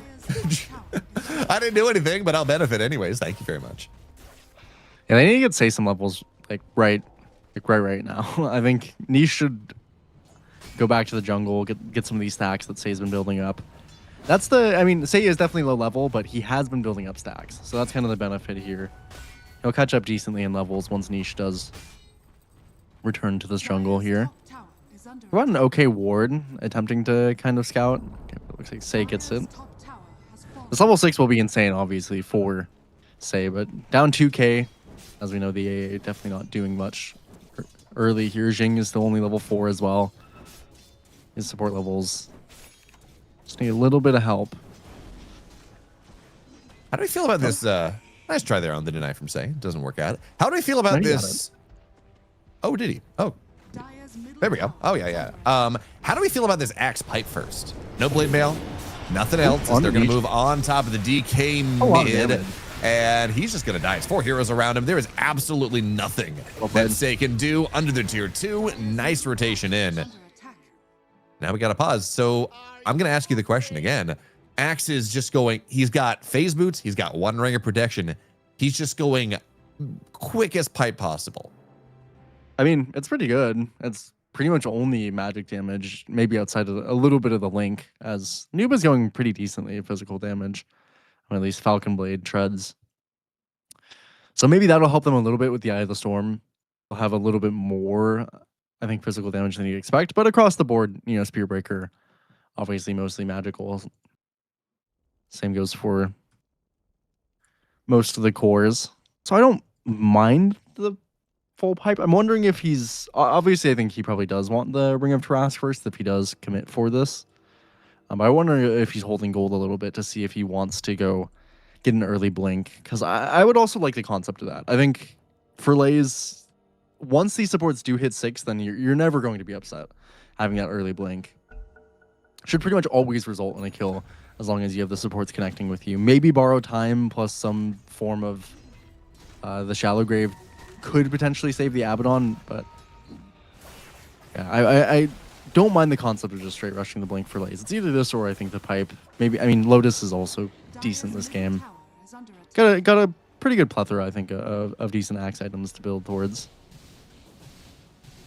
It just feels weird to me to go straight. I guess it's good, but I'm with you. I think I would like to see the pipe. You have so much stuff to be enabled. Mystic Flare, Ice Path, you know, DK as a follow-up. And maybe the logic is DK's gonna get a blink. So maybe you don't need the follow-up as much. So he's rushing that. I don't know. But for now, Omar is gonna go find Jing. That's a little bit scary, but we'll be silenced for now. And do we have a stun? Can't find the angle. Now Sumail would love to be able to go trying to steal get- this double stack of Ancients. And for now, that's a lot of damage onto this DK. Say still level 5. Really nothing he can do is going to look for the cold feet to proc, but Sumail runs away. And now Niche under good his tier dodge. 2 Wow. is just dead. Jing as well, run down here. The problem with these two supports now, they're going to get a call on to Omar, but the healing is way too good. And now with another have strike, no- Axe back to the high ground. He will fall. The swarming power of Nigma Galaxy 11 minutes in this triangle. Imagine if Skyrath had 6. Imagine if AA had 6, but as it stands, there is nothing that they can do. Dire's middle tower is Yeah, under they're really fumbling these support levels. I mean, whatever is happening across the map is not nearly as important as getting these two heroes to level 6. Dire's bottom tower. Honestly, I wouldn't mind 4-2-3 just giving up this top side just to give Say this level 6. And a look on the noob. It's a tough kill. Don't have any we- stuns. Nope, Good DP. no adaptive strike. So that's a problem. And now I hear Ember Spirit. Yeah, Niche is Niche going to get too. taken down Oh. again. Oh, whoa, this is a problem now. It has been a problem for a while, but this is just Dire's middle 1 or 2,000 net worth lead with this lineup. Yeah, Morphling is awesome. 5K at 12 minutes. I'm not sure that how the quality of this Morphling game is enough to redeem. Yeah, Niche is on. I mean, truthfully, Niche is just kind of feeding. This is not. I mean, this is a horrible DK game so far, and DK games notoriously do not get much better from this position. Yeah. I mean, he's still about 1,400 gold from this blink, which is really what they're playing around. Lays has committed to going towards the pipe, radiant are scanning. which again I think would feel quite nice if Niche was close to finishing that blink, as DKs usually are around this time. Now they're also smoked up towards 4-2-3. They have that vessel. 4-2-3 has no purge. They can get the kill. Yeah, another strike into the. Oh, the change control's too good. He just. I expected him to last a little bit longer, and he just disappeared 2 hits. That is a dead Morphling, and now 6,000 net worth lead, 0 kills on the map. This is Nigma Galaxy finally waking up, maybe giving their opponents enough credit for as good as they are. And now this Ember Spirit will not go down. Good news, Say does have his ultimate. Ice Blast is ready to go, but I worry that it is just a little bit too late, Rojo. It's quite late and it's quite hard to connect. So if Nigma Galaxy oversteps, which at times they've been known to do, it's always the potential to look for a punish. Particularly, I would love to see them try and punish on this Wisdom Shrine with that AA ulti, but none of them are set up. Dire's bottom tower is under attack. Both offlaners, by the way, are looking at that pipe. Noob, I do like this by him quite a bit. Opting for a little bit more damage early and going for that pipe instead of a Greaves or a Crimson. Yeah, man, the Still poke from 800 this gold is- for Niche. Yeah, those games when it just doesn't feel like you can do anything because you just have this awkward combination of cores, which is exactly where we are right now. Like, and supports. Yeah, you can't do anything without a blink. It's gonna be like a 16-minute blink, which is not like on a good game. Your initiator says like a 12 or 13-minute blink. You can play around it. As Omar under the tier 2. We talked about this. The problem, as Jing will fall, the problem with this support duo is Ember and Spiritbreaker find them and they kill them. And they are so squishy that they had to be playing from a lead to be able to have a chance to buy items to keep themselves safe. And that's just not happening. 7,000 net worth lead. Shmail goes wherever he wants with his Ember Spirit and pretty much kills whoever he wants. Yeah, still a Wisdom Shrine bot as well. A minute ago with GH there. Still about 400 gold from this pipe on Lays. Which again, I'm not fully convinced that this shouldn't have just been a blink. So they're going to be going pipe for pipe. Maybe it's too important that you have that to match Noob, but he's finished this pipe at a really good timing. Now they're going to finish, or they did just finish Radiance on Ren CQ as well. Finally a blink for Niche. They have to smoke. I think they have to. Or, I mean, they have to try and find something. Ren CQ is, by the way, just showing on a catapult solo. So they're going to all go on to 4-2-3. Not enough morph. I mean, only 2 points in it with the extra Spirit Vessel. And they're overloaded bot side without popping the smoke. Dire's top tower is under It's Like, awkward, right? The blink arrived as the Elder Dragon had about 15 seconds left. So I mean, I just think you have to cut your losses at that point. Although GH is okay, feeding. He should die. I was like, he's just running at him, and they almost let him get away with it. You saw Niche run away. As now the charge goes in on top of this DK.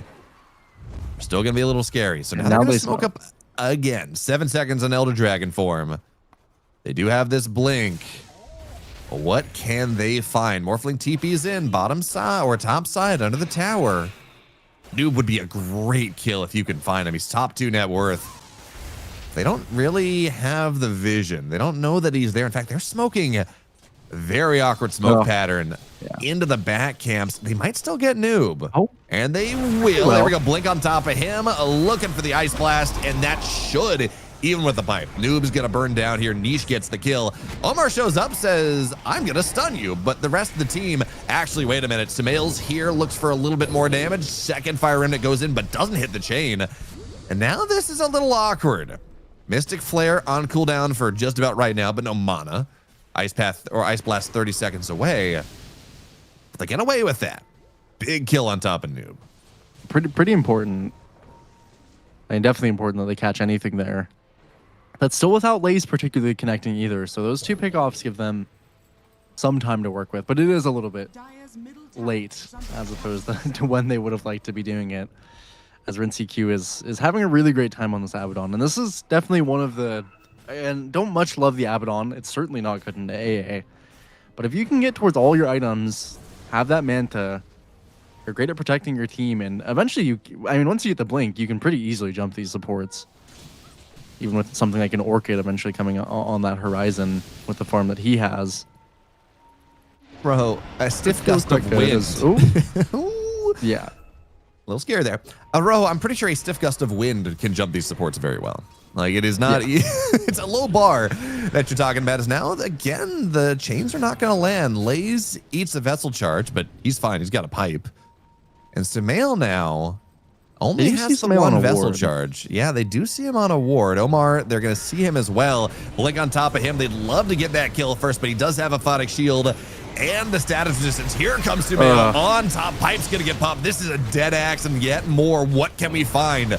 No Ice Blast just yet. Mystic Flare spread amongst 7 heroes, feels like. And that means no damage here whatsoever. 4 are dead. Morphling never felt enabled to join the fight, and I don't blame him. His Manta isn't even done. It's 18 minutes in. He's still 1,300 gold from that. I'm not quite sure what they were looking for there. I mean, they did. I mean, obviously they went to Omar, but it's from spectator POV, so you know it's hard to backseat that way. But they did kind of have that Sumail kill. They just looked a little bit past the horizon, so they kind of walked into the ball, and then at that point, I mean, there's really no good reason to be taking a 5-on-5. Fortunately, it does feel a little bit just like Inner Circle is a bit tilted the way this game has gone, and that's unfortunate reality. Really have not seen the fruition of the Skywrath pay off by any means, and even this axe to some degree. I mean, Lays is 0-2-0. Obviously, there's only 2 kills that have been a part of. 423 is also 0-3-0. Dire are scanning. Just has not been able to do by anything they wanted their draft to do. 10k lead is, I think, just about the amount that you would want to be walking into this AA with. Yeah, I'll buy that one. So you're talking about the tilt. You're telling me that the 92nd minute, like the minute and a half gank from GH to kill the Morphling, which is tilt inducing. I think that's very fair to say. It just broke the game because all of a sudden Morphling's not it's tilted him for the last 20 minutes, Rojo. That's what you're saying. That's the story. 423 might be right the least tilted player on the team, based on the evidence before me. Looking at the Tormentor here, very easy to do with these set of heroes. GH still opting for the Holy Locket despite being into AA, and does get the shard for himself as well. A very good shard in my view. That is with that as Omar is walking into them. Yeah, but everyone's he will coming be through the fine. portals, so Omar's going to be fine. Nether Strike pushes this axe back, and now Rinseku on top of him. Mystic Flare on 2, doesn't really matter. And Sumail is going to get 1 kill. Lays will fall, Rinseku benefits. Omar, he understands that he is nigh unkillable when he pops the bulldoze as the Spirit Breaker, at least against this axe in the sky. So he just had to buy time. Making that move right as the Tormentor gets taken, so you know that they're up topside and they're right portalable. That's a little bit dicey there, Rojo. Yeah, I'm really not seeing the fruition of the Skywrath. When he picked it just seemed so miserable to me. It's still very perplexed here by Jing's decision to end up on this hero, but of course across the board it's just been going poorly. Niche as well, even on this Dragonite, was supposed to be set up for a much better game than he's currently been having. 1,000 gold from the BKB. BKB would be very nice to pick up. Dire's bottom But tower is they are again reaching this point where they're kind of starting to get items where they actually can get through these BKBs. Typically they wouldn't be able to. Well, there's the bash. Omar, Ice Blast, not enough.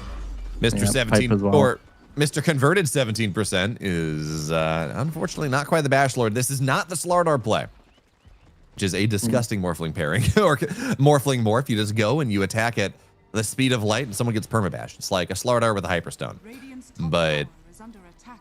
unfortunately, Greater Bash doesn't quite work the same way. They do. I mean, they finally have Blink on Lays. That's definitely meaningful. Manta as well finished for 4-2-3. So they're getting something. Looks like Niche, by the way, is going up 4 staffs. Not committing to the BKB. Wants to get a Hurricane Pike. Sure is fine.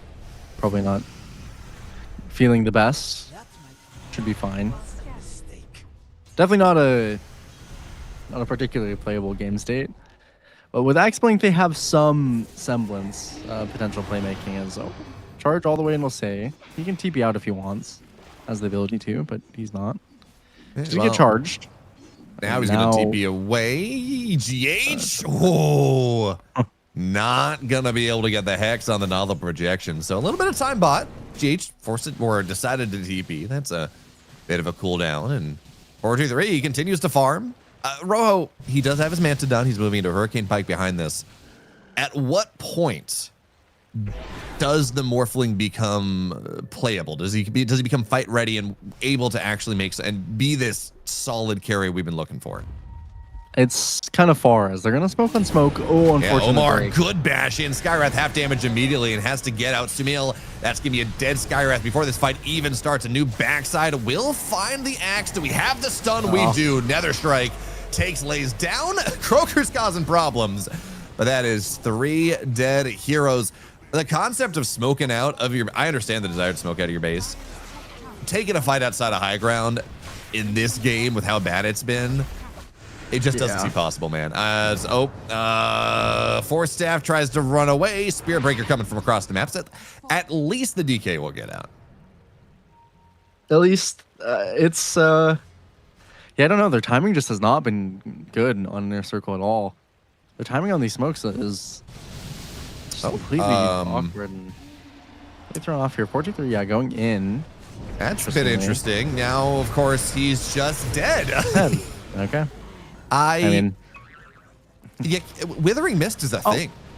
You get low, you don't life steal, or you don't morph up. Sumail has a vessel, 6 charges on him, by the way, now. He doesn't, especially with that one, your attribute shift doesn't exist between Withering Mists and the vessel. And Niche is also dead. I think I've only seen 1 Ice Blast this game. I actually think it's been 2. Oh, okay. Maybe 2. Okay. That makes me feel a lot better.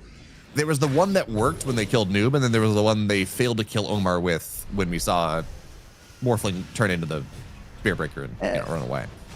So I feel like they have enough damage to at least pop the borrowed time. I mean, honestly, they maybe even could have killed Rinsey Q. He's being so disrespectful. They're just not connected on these heroes at all. Inner Circle I mean, they have just completely crumbled this game. I think there was something to do with their draft, but they completely just missed that window. I mean, Enigma Galaxy, of course, are playing much cleaner than I think they did in that previous game. But Inner Circle just have not been able to adapt in this game. Across the board, just very, very little communication, seemingly, on what they need to execute here. So, I mean, it's really just waiting and hoping Nigma Galaxy throws on the high ground. Not something they're unfamiliar to. That being said, I think their net worth lead is just significant enough that they don't have to worry too much about that. All right. The high ground is also not even particularly that good. They do seem to have the read that Orochi is happening, so they're smoking into that. And Omar, well positioned to break the smoke.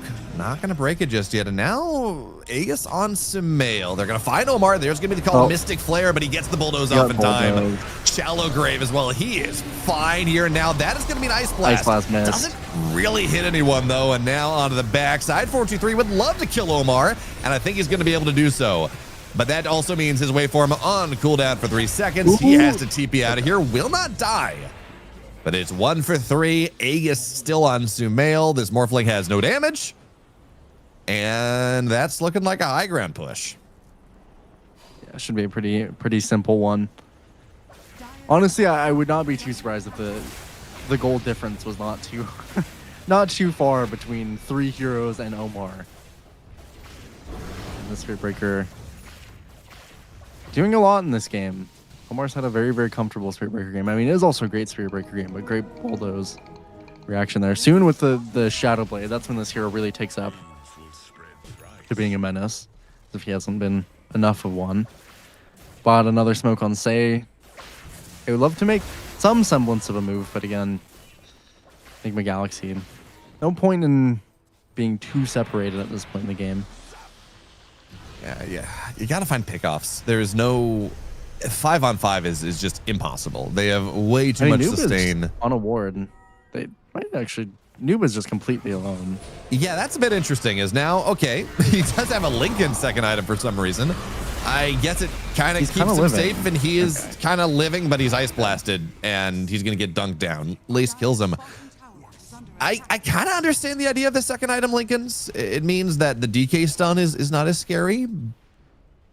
But we have Battle Hunger, and we have Arcane Bolt, and we can get some shots up, but we have Ancient Seal. And there are so many really cheap spells that you can pop this Lincolns before actually casting the good spell. And it's not like he's I a think hero it that, may mostly be for the morph, is my best guess, which I think is reasonable. There are a lot of ways to pop it, though. You're not wrong. I'm not entirely convinced that. Ooh, a Jing, probably not too shocking, is 8th death of the game, but they are kind of looking on this ward. And no Skywrath for the damage, and really nice ward by Omar. Oh, good blink. Now he's off in a kind of an awkward spot. They're just getting out of here. Say, absolutely not.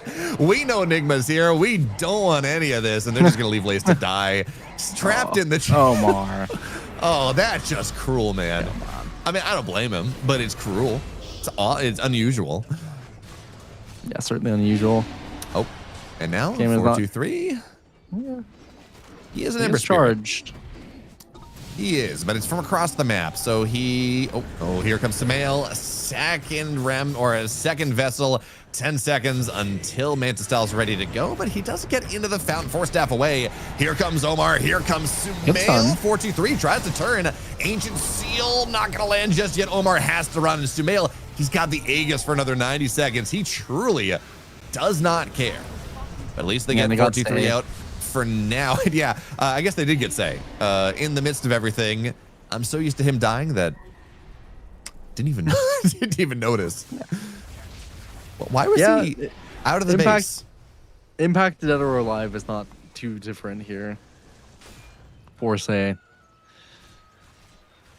very, very tight timings for Nigma Galaxy to play around, but they've pretty much landed all of them. Doesn't look like they'll get high ground with this Aegis, which is probably fine. He's about to finish a full Bloodthorn. So if you ever misuse that Mantha, or I suppose if you have to use that Mantha to get rid of chains, get rid of the vessel, then you'll be promptly killed by this Bloodthorn. Looks like they're buying 2 Shivas on Nigma Galaxy. Maybe not ideal, but not gonna matter too much. Jing, just not much to be done in this game as they're on the top side. Looking at Omar. They find GH actually. GH is a much bigger kill. Does have borrowed time. Where is the axe? Not here. So he's gonna borrow a little time with the shallow grave. Yeah, going on top of Omar is just. I don't know that there's a worse target in this game. I mean, Omar's not that tanky if he doesn't get the bulldoze, but he has been consistently getting the bulldoze. That's probably the big issue there. Just really nice timing by him, but also most of the time he is the one initiating. Pretty easy to get the bulldoze off at that point. Noob finishes Shiva's. Pretty significantly nice item for him, but won't necessarily help him if he does somehow manage to get caught. TP out by Nigma Galaxy, does dodge the smoke. This was the smoke on the Aegis ending. They would love to be able to get someone, but as you mentioned, bottom side, they TP'd out. 3 heroes will be top as the Tormentor is up, so they're going to try to claim that. And say he's in a good position to Ice Blast this, but no, way not enough damage. So Noob will get the shard. That's actually a pretty nice shard of this game. We'll almost just guaranteed force a waveform out because otherwise you're very slow, kind of locked in place. Some more value is Lazy getting charged. I don't know that they're going to kill him, but... Yeah, no, wait, Ember's here as well. Omar goes in, goes out, forces the dust out. He's just being obnoxious. I mean, yeah, having this unrelenting eye too. Is kind of ridiculous on Spirit Breaker. NTQ picks up Jing again, who is reminded constantly of his audacity to play Skywrath in this game. Amplify damage. No Mantha actually. 4-2-3. Nice 4 staff. Omar in a bit of an awkward spot now, but not gonna die. Say showed. How dare you? How dare you, good sir? Why would you? You have to live in the fountain, say. That's your job. Exist in the fountain and get your ice blasts. Nothing else. I think Galaxy definitely cleaned up a lot of their errors in the previous game, and Inner Circle was definitely fumbled this one. Should be a difficult game to go high ground in theory, but I'd say 28k net worth is pretty alleviating to that problem. Niche has a Shadow Blade, for what that's worth. Not much. He's a spook. Oh, okay. Rinsey Q had that one precasted. Press the blink, click behind you, wait for the X to go in, dodge it immediately. Well, yeah. I think Niche stunned a creep. Yeah, anyway, it was a good reaction by Rinsey. I was not even fully convinced as to they would have killed him, but the way Rinsey's been playing this game, he has been so aggressive on this Abaddon, and they've just failed to punish him. 8-0 and 8 this game against against an Ancient Apparition. Because that's what net worth does. Makes the game a little bit easy to play. Omar is looking towards his own Lincoln's GH, also has a Lincoln's queued. Across the board, I think they don't want 4-2-3 to get these shifts that he's looking for in these morphs. Looking at this Connie on 4-2-3. You talk about itemization. I'm actually really surprised we're seeing Jing on this like Conda 4 staff looking at Nags. He may never get there, and that is a fair statement. But if there was some way, and he does have a greedy enchantment, if there was some way to get him to a Conda, which sure, the game has to live another 15 minutes, which is very difficult. But you Ancient Seal Conda this Abaddon, he just dies. Like, Axe goes in, you Ancient Seal him, he's silenced, he's broken. There's really nothing he can do. It might just be too far away. I think that might be the logic. You're just like, we're 30k behind. There's no way we're getting into this. But it would be nice if they could find some way to stall this out. As for now, this smoke is going to get nothing. They've smoked into this area. They're paying the 35-minute wisdom. They're not going for that one. I mean, look, this range rack is here. Everyone's on the triangle. Nigma's smoked up to try to see if they can find someone in the base. And Rinsey is going towards it. You know? Although, is he killable? Quite land it. Although he won't be to whatever fight breaks out. I don't think it matters, but it's probably the best chance that they'll possibly get. A decent ward as well. Oh, they're gonna find Noob at this. Oh, yeah. Oh. I truly don't know why you're leading with the Sky Wrath. Here comes Rinsey. Yeah, That's a dead axe. Ice Blast does land, but Niche just has to run. He will fall. That's the game. They call it. This was the GG Smoke Nigma Galaxy. Game 1, not able to win in the lanes the way they would have liked. Game 2, they also didn't. Not necessarily, but their mid-game, their rotations bought more than enough space. And they tie this up. Yeah, I mean, I really liked the most of what the draft was from Inner Circle, but this Sky Wrath for Jing, I mean, it's easy to say with hindsight and whatnot, obviously, that it did do poorly, but I just think it was doomed from the beginning. I don't particularly see the value of the Sky Wrath when they picked it, and then the next two picks made it even more miserable. Just not I think the ideal. And Nigma Galaxy, again, of course, they did play it, I think, relatively clean. They executed exactly what they needed to in their draft. 2 of their cores have 0 deaths into Sky Wrath, a Axe DK, which is rather impressive. But I think that Inner Circle the Sky Wrath pick really, really kind of cornered their draft. And then from that point, too, they honestly just made a very significant amount of mistakes on the draft. So maybe just something that they weren't as comfortable playing, I guess, as they thought they were. So definitely an unfortunate game for Inner Circle. That first game was just a complete 180 from this. I am a little bit amazed at how difficult this game was for them. Yeah, they needed time for this Morphling to come online, and they were not able to find it. Blinks way too late. Nigma Galaxy running around. And really, the game swung on that invade into the triangle at, what was it, like 14 minutes, 15 minutes, and you can see this in the win chance graph. It goes from like 60-40, which was fair, minor lead for Nigma, all the way up to like 75%. They just blew up. They stole some stacks, they killed everyone. Too. Yeah, the support levels it was level 4 versus level 6 and 7.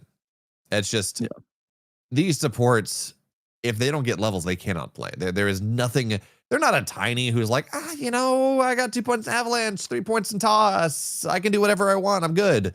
No, they need their ultimates, and if you don't get them, life is just very sad. Yeah. So for now, we're gonna go for a bit of a break, trying to see if maybe Inner Circle can solve some of their problems. Maybe don't pick 2 supports that blow over with a stiff breeze. Maybe give yourself a little bit more leeway there. Don't know exactly what they're going to go for, but we're going to find out just about 6-7 minutes or so.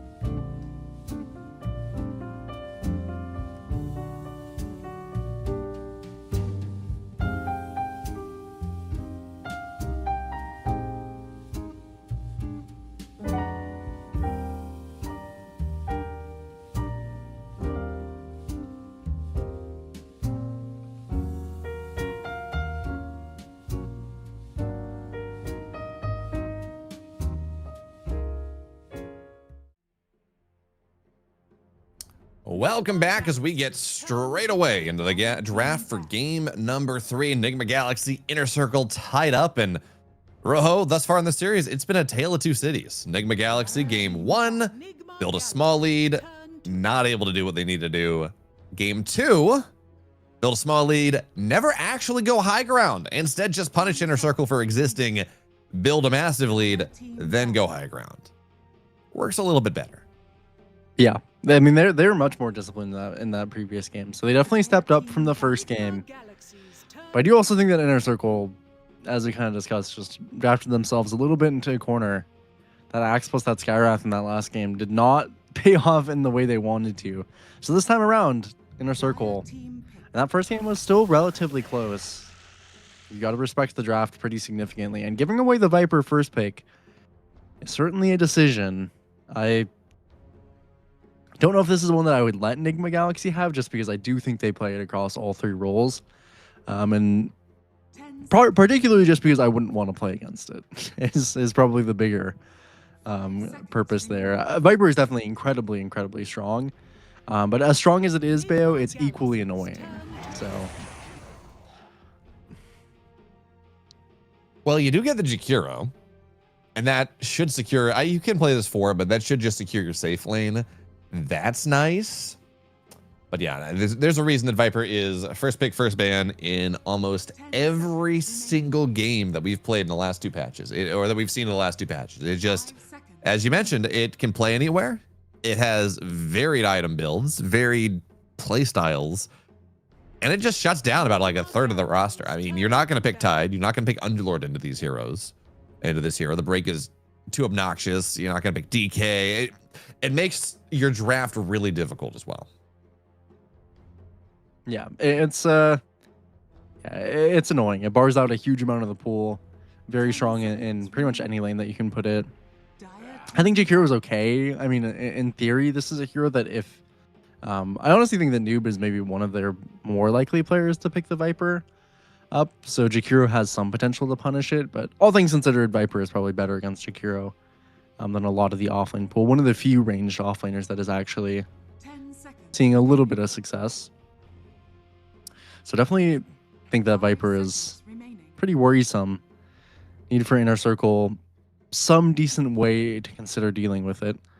I don't think this 13 pick Dragonite we'll see again. Definitely not into the Viper. All right. How about 13 pick Sniper, Rojo? I mean, counters the Viper lane. You could maybe wait a little bit on the Sniper, but I mean, you're not wrong.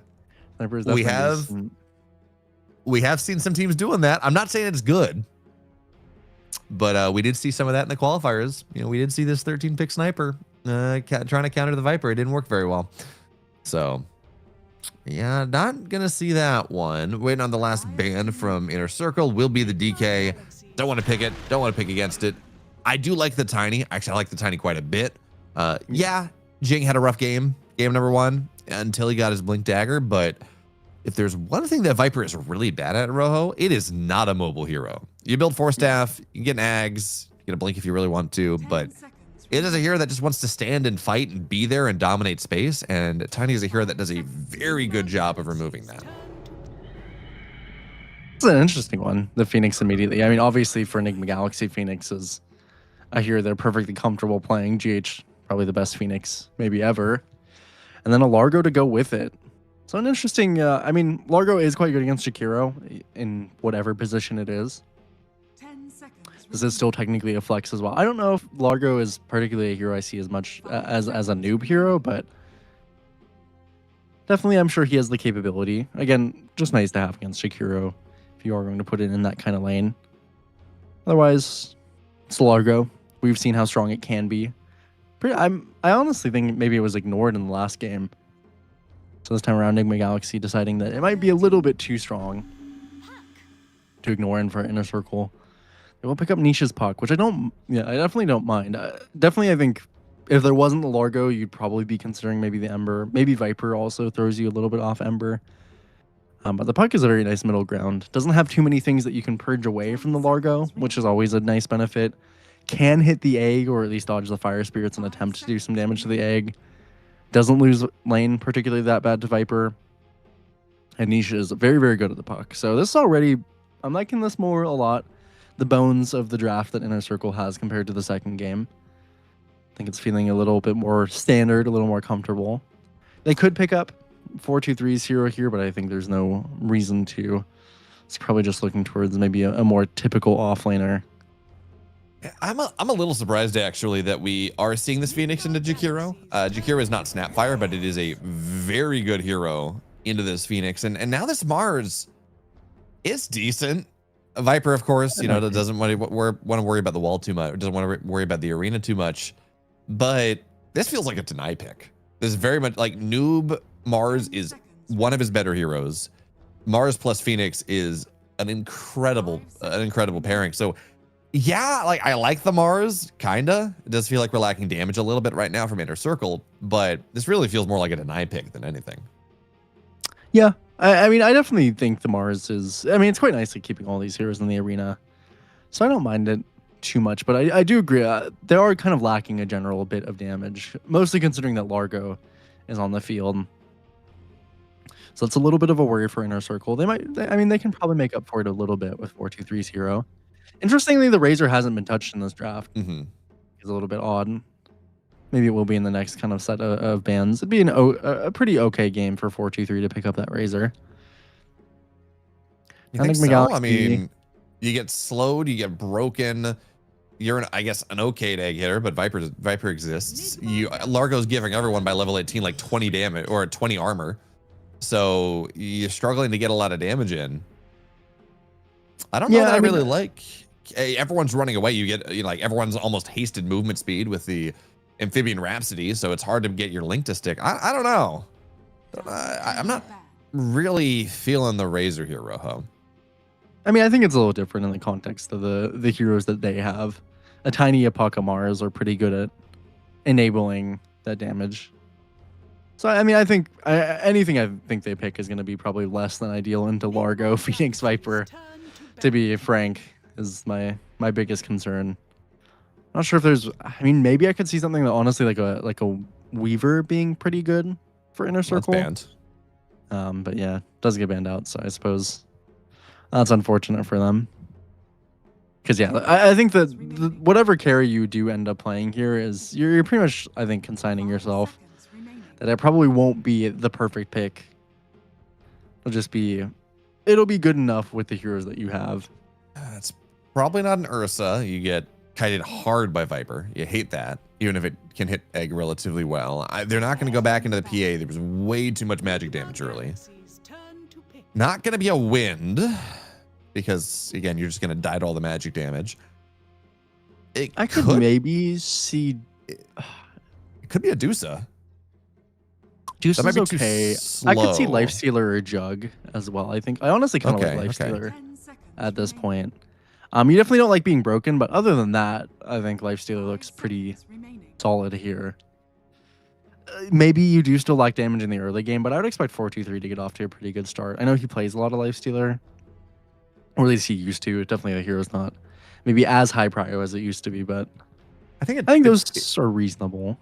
It depends though. Like if this is Phoenix Viper offlane, which very much could be, we could be waiting on Rincey's last pick, and that does kind of seem to be where Inner Circle think we're going. They banned a bad in TA in the last phase. I mean, a Lifestealer into Viper Phoenix it's dead. You're getting brutalized. There's very little you can do with that lane. It's all going to be on Jakiro getting some lane prio and getting the creeps where you need to be, which is not easy because Jakiro leaves the tower and that dies. So I don't know. That is most heroes, to be fair. Yeah, you know. So it might also, I mean, there's also, I think, a pretty high chance that this is a Viper Largo as well, which is maybe arguably more oppressive. So it's a hard pick. That's the core of it for 4-2-3. We'll see. He picks a lot of fun stuff. He plays some very strange heroes. Did you pick Terrorblade? I mean, Terrorblade into Mars and Mars Jakiro? Tiny. Yeah, it's definitely not. It's not the nicest game to just be a flat out Terrorblade. I think the Largo might enable you enough that it feels better than it seems on the surface. But yeah, it's not. Terrorblade doesn't scream to me. And now now there's an interesting decision for 4-2-3 because does he go for a hero that is particularly good against Terrorblade? It's hard. I mean, it'd be a great game to be a drow. I think if you get past 20 minutes and you're a drow, this is almost a free game, I think. It's a very good game for the drow. That being said, you probably won't make it out of lane. So 4-2-3. Yeah, he just goes back for his Morphling. I think it's safe. It's, going to be likely laning against this Largo Viper, which, mind you, is probably still a pretty bad lane for the Morphling. But as we've seen, Morphling can survive most lanes. Still into the Vessel, though, so it's fine. I mean, 4-2-3, it's fine. The Morphling is as Morphling does. Maybe it's an interesting game where he could go for something like an E-Blade or a Phylactery. I doubt 4-2-3 will go for that. But Inner Circle has a mostly pretty normal draft. I actually think I do maybe prefer Nigma Galaxy's draft this game, just ultimately based on they have pretty good tempo and they scale decently into the game. 10 seconds remaining. So I just expect these lanes to be hard for Inner Circle, I guess, is the short of it. And based on what happened in the last game, I think the lack of damage that they could run into could be pretty significant. Yeah, you're gonna have Macropyre Arena is good. Like that should get you some kills. Terrorblade early is pretty vulnerable to Tiny Jakiro Puck and Lays in the Mars in terms of magic damage. So there are ways, but it's very limited damage. Like if Noob gets a pipe, which I would not be surprised, honestly. Like once Noob gets this pipe, if he goes for it, that's going to break the game for the next 10 minutes. That is going to make life incredibly difficult for Inner Circle, up to the point where 4-2-3 is, I don't know, Manta plus Butterfly plus, like Manta plus an item and a half. Yeah. Then maybe he can start to do the damage you need to. But yeah, this pipe timing is going to cause so many issues for Inner Circle. Yeah, it's mostly just getting out of lanes, I think, for Inner Circle and kind of getting comfortably into that game. Because you're right, their damage is okay if they can get to their ultis. My biggest caveat is wondering if they'll get to their ultis. As we saw in the previous game, that was a little bit of an issue. So hopefully for Inner Circle, they can clean up that kind of early laning phase. Hopefully Jing has the best game he's had on the 4 position in the early game so far, because it's been pretty rough for him. It's mostly what it's kind of going down to. I think, yeah, all things considered, I think these drafts are probably relatively even across the entire game, but I do like Nigma Galaxy's potential for tempo here, and we've seen what the Largo can do. There's not really any anti-healing, which I think is also kind of worrying me. No Vessel builders, nobody who's going to even build an Orb of Frost or a Shiva's for a very long time. And it's also GH on a hotspot, which I really like that he did go for this fast. I've seen Phoenixes kind of generally on the more 5 position go towards this more frequently. But this early Sunray is going to be really strong. Sunray is, these are pretty high HP heroes across the board for the side of Inner Circle. Obviously, there's a couple outliers, but these heroes are pretty high HP. They'll take a ton of damage from the Sunray, and that extra little bit of a heal will go a very significant way, I think. We'll just have to see. We'll just have to see how the levels play out. I think that's kind of the biggest thing here. These early lanes will set a lot of the game for Inner Circle. Rincey, though, smoke breaks. Don't know if they're going to find him.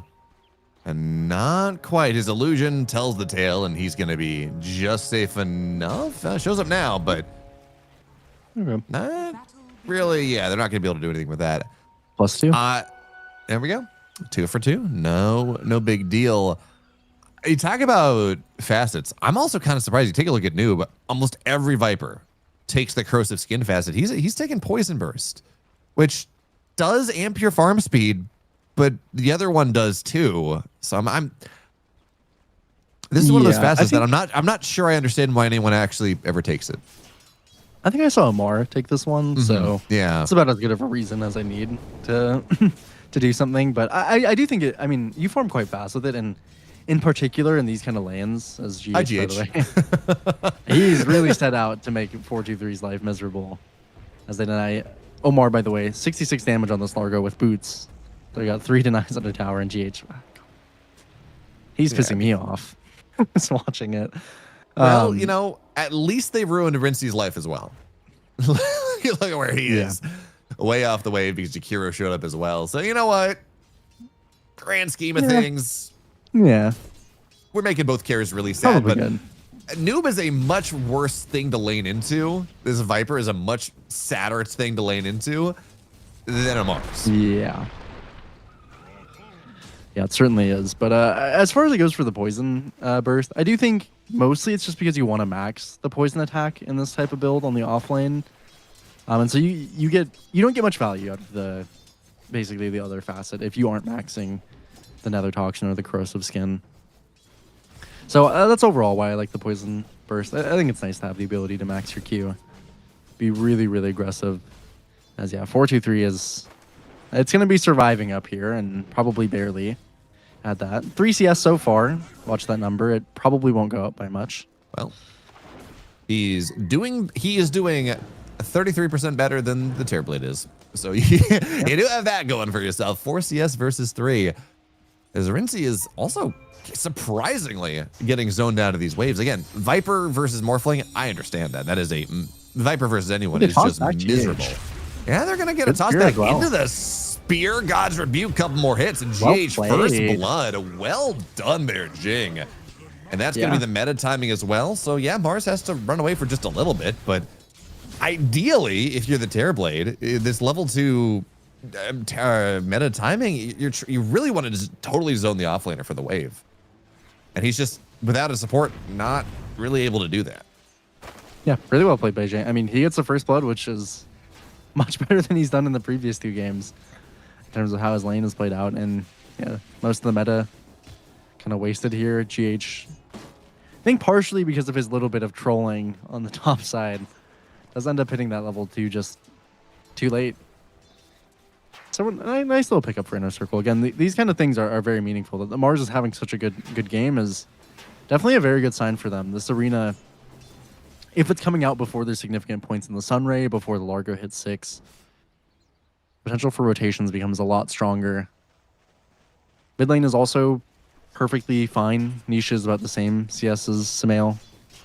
Again, expecting Niche not to struggle too much. This is not a great matchup for Puck, but very, very fine. Very serviceable. Very playable. And as the game goes on, I mean, Dream Coil, Waning of Silence onto the Ember is really nice to lock him down and prevent this Ember from doing the annoying Ember things that he often does. Is now with the Frog Stomp and the catchy lick, Say is just gonna die. The slow from this noob level 3 Viper 2 points in poison attack is more than enough. But you know, the other side of this is 4-2-3 was allowed to hit a wave without the Viper clicking in. And that is, you know what? We take those. Thank you for your sacrifice, Jakiro. This is fine. Yeah, I mean, sometimes your position 5 needs to die for you to get a couple CS. And 4-2-3, I mean, he is doing better, granted, all than Rincy Q is, and as you mentioned, that's a pretty good sign for Mars. Not typically a lane that you want to be doing poorly into. Yeah, I'm really surprised at how bad Rincy is doing. And part of it is you got zoned out of the first wave, so level 2 timings were not as nice. But this Mars is top CS, 26 for 10. Rincy is 15 for 3, so that's 2 waves. And now Sumail, Jing is here trying to zone him. Waning Rift, not going to land, but tossed on top of him. Hello, Niche. Gonna be able to get the kill. And the bounty rune to fill up his bottle at the very end. Nice job there. This tiny game you were talking about, it. We had to see a good one from him. He is delivering in this game 3. Yeah. He even gets a stack on his way out. What a baller. I mean, Jing, he was pretty key to their victory in the first game, but that first portion of the game was very, very tough for him. This time around, if he just gets comfortably into his blink timing, that game 1 looks completely different, and this game 3 might look completely different because of it. Lays as well, again, full stats, 35 and 12 on the CS for this Mars, which this is the best lane I think I've seen a Mars have in probably like years, genuinely. Mars is typically just not this level of lane dominator. Better CS than the Viper is pretty astounding. Yeah, it's 4-2-3. Oh, he got sniped by the Oh, that's not good. Okay, this is a Mar level Mars in terms of how the lane is going. Now Dream Coil's ready to go, as Puck does have to be careful and say catchy lick, but you know, Dual Breath does slow a lot of this damage down. And it's So only say- level 1 fire spirits too. Should be fine, yeah. Only level 2 on GH, and now Morphling returns back full resources. He got himself the power treads and just has to run again because 3 heroes are running at him. There's going to be the catchy lick. But he should be fine, actually, under tower. Smail was hovering for a second. Did get a haste. Could look to utilize that in the next couple minutes. Would be nice too, although... Yeah, it is coming into relatively dangerous territory here for some of these heroes. Soon going to be 6 on both the offlaners. Laze is hitting it just after this next wave. Got pulled at least. That 6 could be a huge threat. Noob as well will hit the level 6. Sometimes on these Vipers, I just see them immediately pop the Viper Strike as soon as you show up to lane. And I hate this hero. Yeah, double rotation from the supports on the level 6 timing. Oh, and Blaze is just walking forward.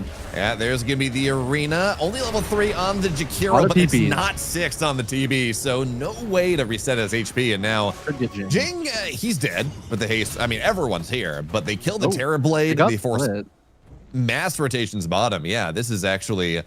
That's a really nice move here for Inner Circle. Yeah, and as I was kind of saying there, he died to the tower on Jing. Or he died to creeps, I believe. So he actually didn't give away that. I was afraid he was going to give away that full kill streak to Smail, but doesn't actually end up doing so. It does give some earn charges to Smail. So all things considered, it's nice to pick up Jing there, but yeah, killing Rinsey Q. Oh, very good start for this. Oh, they're also looking on to Rinsey. Oh my god. Okay. I hope the observer was not looking at what Jing and Laze just did in the bots. Dire's top tower is under attack. I was watching. I'll let them have their silence or their privacy there. There we go. Pride restored. I was just looking at the top side. I'm like, man, I'm just the catchy lick is scary. Please, 423, don't get sniped again. But we're gonna be fine. 423 now back to the jungle. No Vlad's just yet, but he's not that far away. He's gonna get Morbid Mask and about 300 gold, and Renzi's not having a great time either. So actually, he's having a much worse time than this Morphling. Yeah. And given the two, I mean, given a Terrorblade that's having a bad time, a Morphling that's having a bad time, I do like the Morphling's potential in this game a little bit more. Yeah, I mean, overall, I would definitely like to see Nigma Galaxy have, again, a bit of a stronger tempo with the draft they made. So they can turn up the heat a little bit in the next couple minutes with some of these Viper items. There's not many items. Gets found out, but he's actually very happy with this one. Sumail shows up, Say runs under tower. Ice Path buys some time. But the big deal here is this rotation from Sumail, level 8 Mars TPing in. They're going to bring him into this. Looking for the Arena into the spear. There they go. Good stun onto the Avalanche. They have the damage. He's dead. Sumail. Oh, wait, no.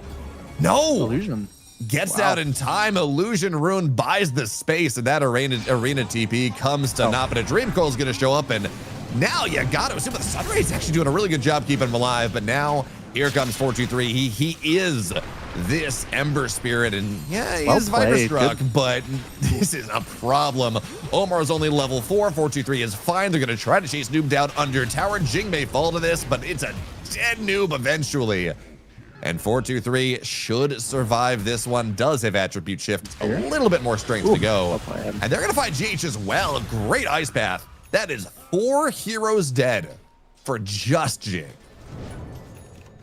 Nicely done. Smail looks like he'll clean up Say here. But, I mean, that is... Oh, I mean, it's going to take him a little extra resources. Oh, taking him a lot of resources. No spear to save him, unfortunately. No mana. Smail is... I mean, he's getting very aggressive. Shouldn't be probably able to die, but a bit dicey. He knows they have 0 resources to go contest him. He's like, yeah, there are 3 heroes, but it's not like 423 can do any. Oh, 423 actually gonna have to go up to strength. Frog Stomp. Not gonna be a problem. But yeah, he's just standing between 3 heroes, understanding that there is no mana, no resources to punish him at all. Yeah, it's nice to kind of push them away at least a little bit, so makes up some of what they lost there, but ultimately Niche is having a really good puck game, and that's a pretty scary prospect. I guess one thing I didn't think too much of, but is pretty significant, is this Terrorblade is really poor at dealing with puck. I mean, they did not have many good answers for puck to begin with, and then they did pick up this Terrorblade. So looking on the Jing, really nice avalanche. He's just styling on them on the tiny this game. Yeah, the Terrorblade has really nothing to do against the puck. In fact, this is definitely one of the probably the worst matchups for Terrorblade in terms of mid laners. Maybe Quap up there, some of the spirits. We'll get a very early Witchblade. Nice move from Rincey at least, recognizing is relatively strong with the last little bit of meta. Though Say is, or Niche and Say, kind of eyeing Rincey. Honestly, maybe could have killed him. It was close. Didn't quite know how alone he was. I don't, But this I don't is hit the, comfortable. I like the concept of a go, but this scan's going to see Omar. Unfortunately, Jing has no blink. He is again gone for this kind of greedy build where he's upgrading his boots and he's getting some other items. And that does mean that even as this, I mean, he's 2-2-5. He's having a really good game. He's still not going to get like a 14-minute blink or something. It is still going to be a little bit delayed. We're going to have to see if they're going to get punished. As for now, Niche is going to show up. Does have the phase shift. He's going to be, well, actually, he's kind of slow, but the avalanche, yeah, that's going to be fine. Jing keeps him alive, and Lays Almost eats a Spirit not Vessel Lays. charge, but he's going to be fine now. As Ember Spirit, kind of worst possible scenario. He goes on top of a Mars, doesn't kill him, and now he's on 0 charges. Yeah. Their charges are definitely tough for the Ember. Niche is also going to finish his Witchblade. A very significant power spike there for Niche. Once that does come to him, and still Omar level 5.5. Kind of having the same issue last game as the inner circle supports. Just lacking hitting that level 6. Not like the Largo can farm too fast on his own. So he clears out these little Satyr camp. I guess it could be slower. I mean, you know, core Largo farms pretty fast, or all things considered. You have 4 points in Frog Stomp, you're Croak and Genius, it's great. But yeah, support Largo. Not doing all that much as he will find 4-2-3, starts to mess around with him a little bit, pops the blood grenade. That's just a little, how do you do? Dude, 4-3 just could have killed him. I know. Mean, Omar, again, you would assume that when a frog walks at you, there's someone behind them. But yeah, 4-3 could pretty easily killed Omar there. And not like that was contributing to his active levels. So Omar is... I mean, so far he's been, you know, contributing meaningfully enough to the game, but I'm not feeling completely confident that this is the most well-practiced Largo. He's, you know, he's walking around as the frog. It's cute. That's about all you can ask for, and he is enabling Noob, who is relatively close to this pipe. Gonna be about Male does have a Dream Coil. There we go, looking for the Ice Path, and now that the Flame Guard is down, dead Sumail in the mid lane. Good news. He does get a Vessel charge. Yeah, I mean, that's... You're optimistic, which I do appreciate. 4-2-3 gets the kill, which is nice for him. I would spend the TP to steal a kill if I was a carry player. Now going to finish off that Yasha as well. Definitely, I mean, a pretty precarious game state here. Also, interestingly, I mean, not too interesting, but GH, he has gone for the Max Fire Spirits in this game, even with the hotspot. Which is fine. I think it's mostly because he's looking to farm. I certainly don't doubt any decision that GH makes on the Phoenix, but it doesn't mean that without many points in hotspot, he's not actually particularly that like as strong to fights as the Phoenix typically would be. So definitely just looking to kind of cover himself right now on GH. Might pay off in the long run. It is kind of awkward though, right? Because you pick the scaling facet, right? You could go Dying Light. Makes you strong in lane. Didn't do that. Picked hotspot. Also not going to be able to use the hotspot for a while. So it does mean that just the time period in which your pregame decisions, the decisions you've made, it takes a lot longer for them to come online. Maybe, I don't know if Dying Light is, we're going to have to pause again. I don't know if Dying Light would have made Rincey's lane better or better enough to make it worth doing, but you're right. Yeah, it's just kind of awkward timing coming out of Nigma Galaxies as they try to look for some moves. Yeah, they do finally have this pipe finish for Noob, and he does TP bot, interestingly. I guess they want to take this tower. I don't hate this move, although it is a little bit committal. Yeah, Meta's got about, I only got about 20 seconds left. He was using it for farming. Yeah. That probably should be enough to take this tower. They do have Laze's Blink. Yeah, Laze has his blink. Arena is ready to go. 24 seconds until Dream Coil, so maybe you decide not to go here. Yeah, certainly with 3 heroes top, it's probably not going to happen. But now you're this Viper that's bottom. Terrorblade also wants to be farming bottom. You can go and take the Twin Gate, but you've kind of overloaded this bottom side for an objective that's not immediately the most relevant. Yeah. It's a bit of an awkward move. No one saw that, right? We're No. GH just testing his egg, making sure that the supernova button works, and it did. But now it's 100 seconds. I don't think stars really control when they implode, so just a natural disaster here. Yeah, stars align. Yeah. All comes full circle as well for the time being. Inner circle. I think they're quite happy with this game state, Bayo. 4-2-3, it certainly is. Had that tough lane into the Viper, but now he's ahead of net worth of the Viper. Just enough time on his lonesome. Ooh, this is an early smoke up, and they actually do see Noob walking on the top side. Oh, that's it's pretty obvious that he would go for this, but that is a great ward if they can go get on top of him. And I don't see any reason why not. Laze has his blink, a Noob under tower. There's the Arena looking for the spear. Now, he does get time to get the pipe up, so he's not an easy kill. What am I saying? With the Viper transform, 4-2-3 very happy. Here comes Omar. More poison attacks on top of him. Yes, this time he will fall, but there's no egg available, and even if it was, he's silenced. 3 heroes dead. Samael, he's got to run. That was... This Viper transform is not... I think we talked about it the other day when we were watching a Morphling as, Rincey Q, that is the... Oh, no. The ward again. No. Oh, no. Oh, no. Oh, that is a brutal... I mean, that fight was brutal, but losing the Terrorblade there, then nothing good is happening around the map. Pretty much the only good thing that could have happened is Rincey Q finding some farm. Not even that. Oh, wait. Noob. He's in the mid lane as well. This is shield rune on Niche. He has the Witchblade. I guess Ember is around. Well. Yeah. They're not going to go for it. But yeah, it's definitely concerning. 4-2-3 is going to take their stacks as well. I mean, the stack they made in that Ancient. Can't look to do Roche or anything. The lineup is not particularly that good at objectives like that. But a 4K net worth lead is, I think, a great enough objective in its own. And this Viper with an early pipe is not exactly having the impact that Noob would quite want to, or at least not being able to find the impact in conjunction with the team. Yeah, and going back to what you were saying earlier, this Viper transform is... It's disgusting. Yeah. We talked about the Terrorblade. Oh, you get meta. That's awesome. Ember Spirit, the maneuverability, the control, the chains, the sleight.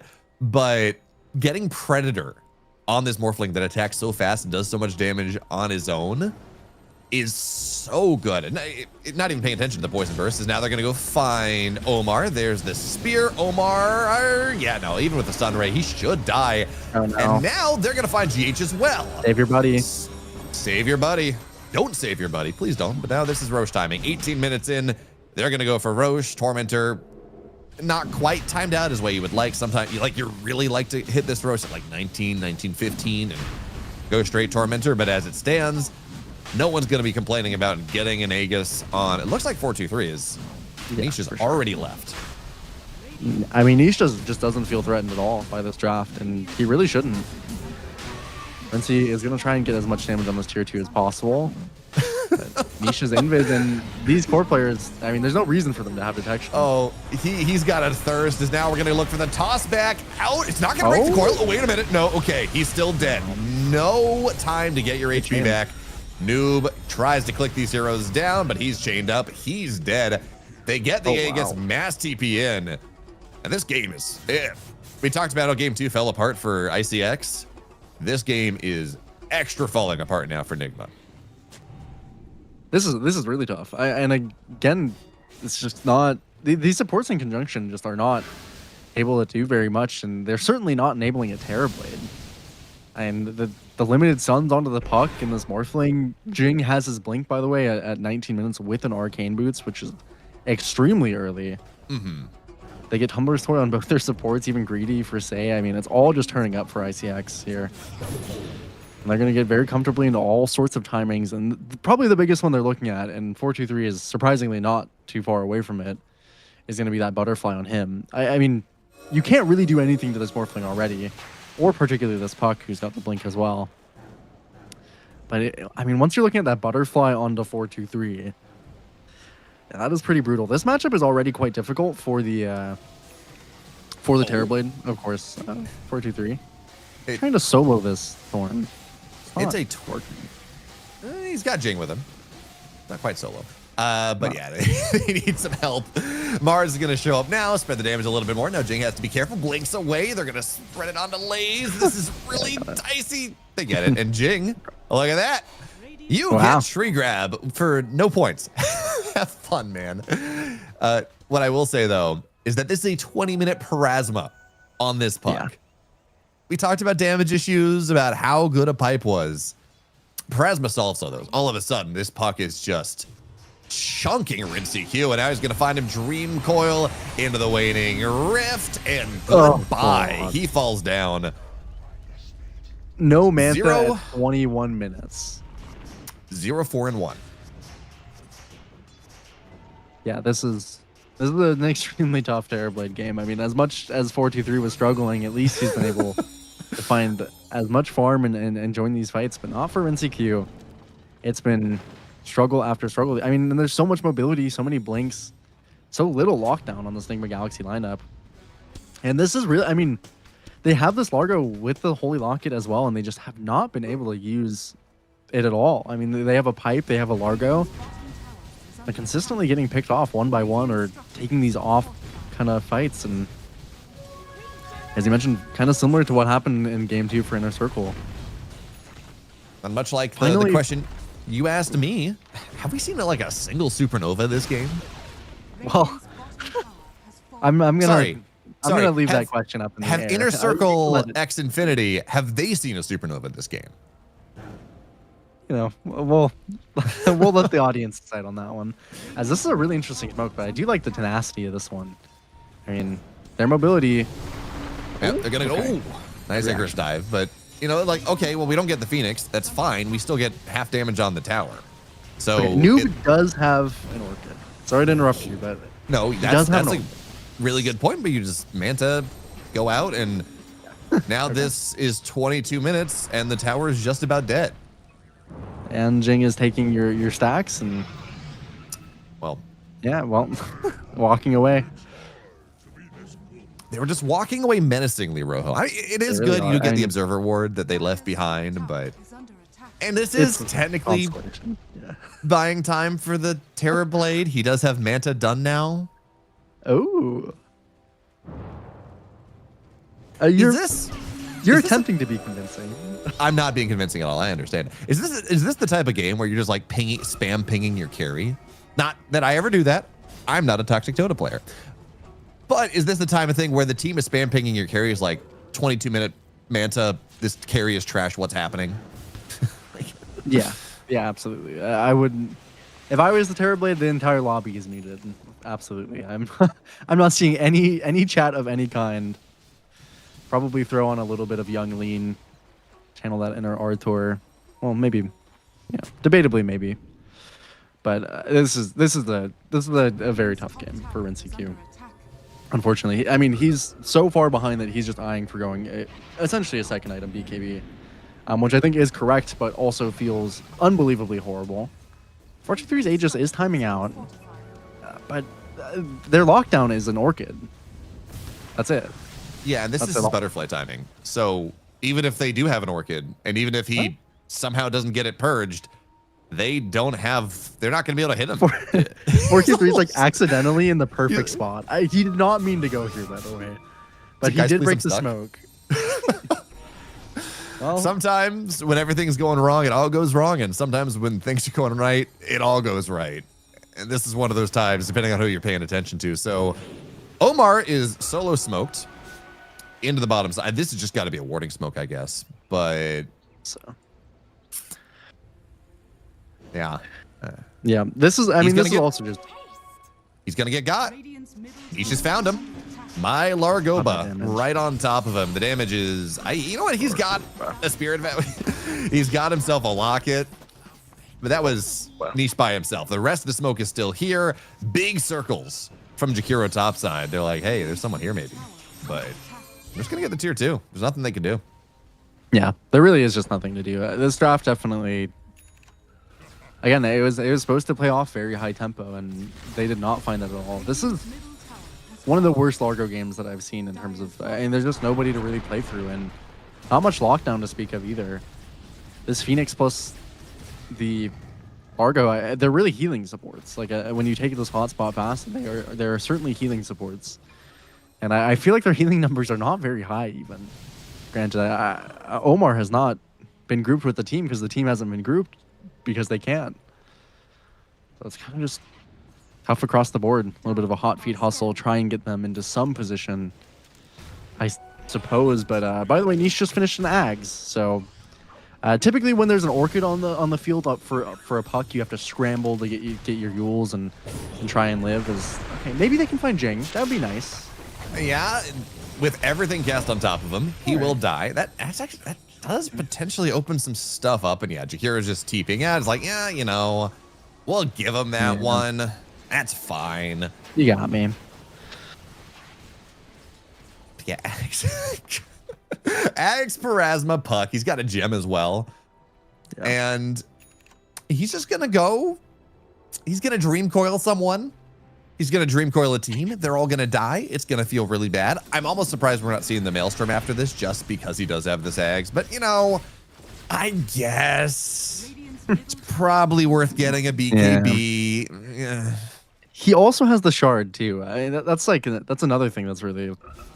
I mean, usually when you see this puck inventory, there's kind of no way they afforded a shard, but in Niche is 607.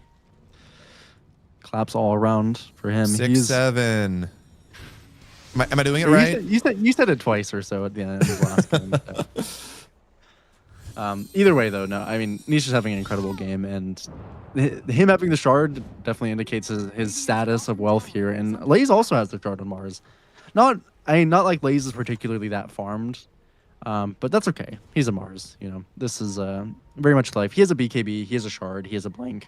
That's about all you can ask for from your Mars. He could probably finish no items the rest of the game and be a bit happy. Smail is probably going to get the BKB forced here.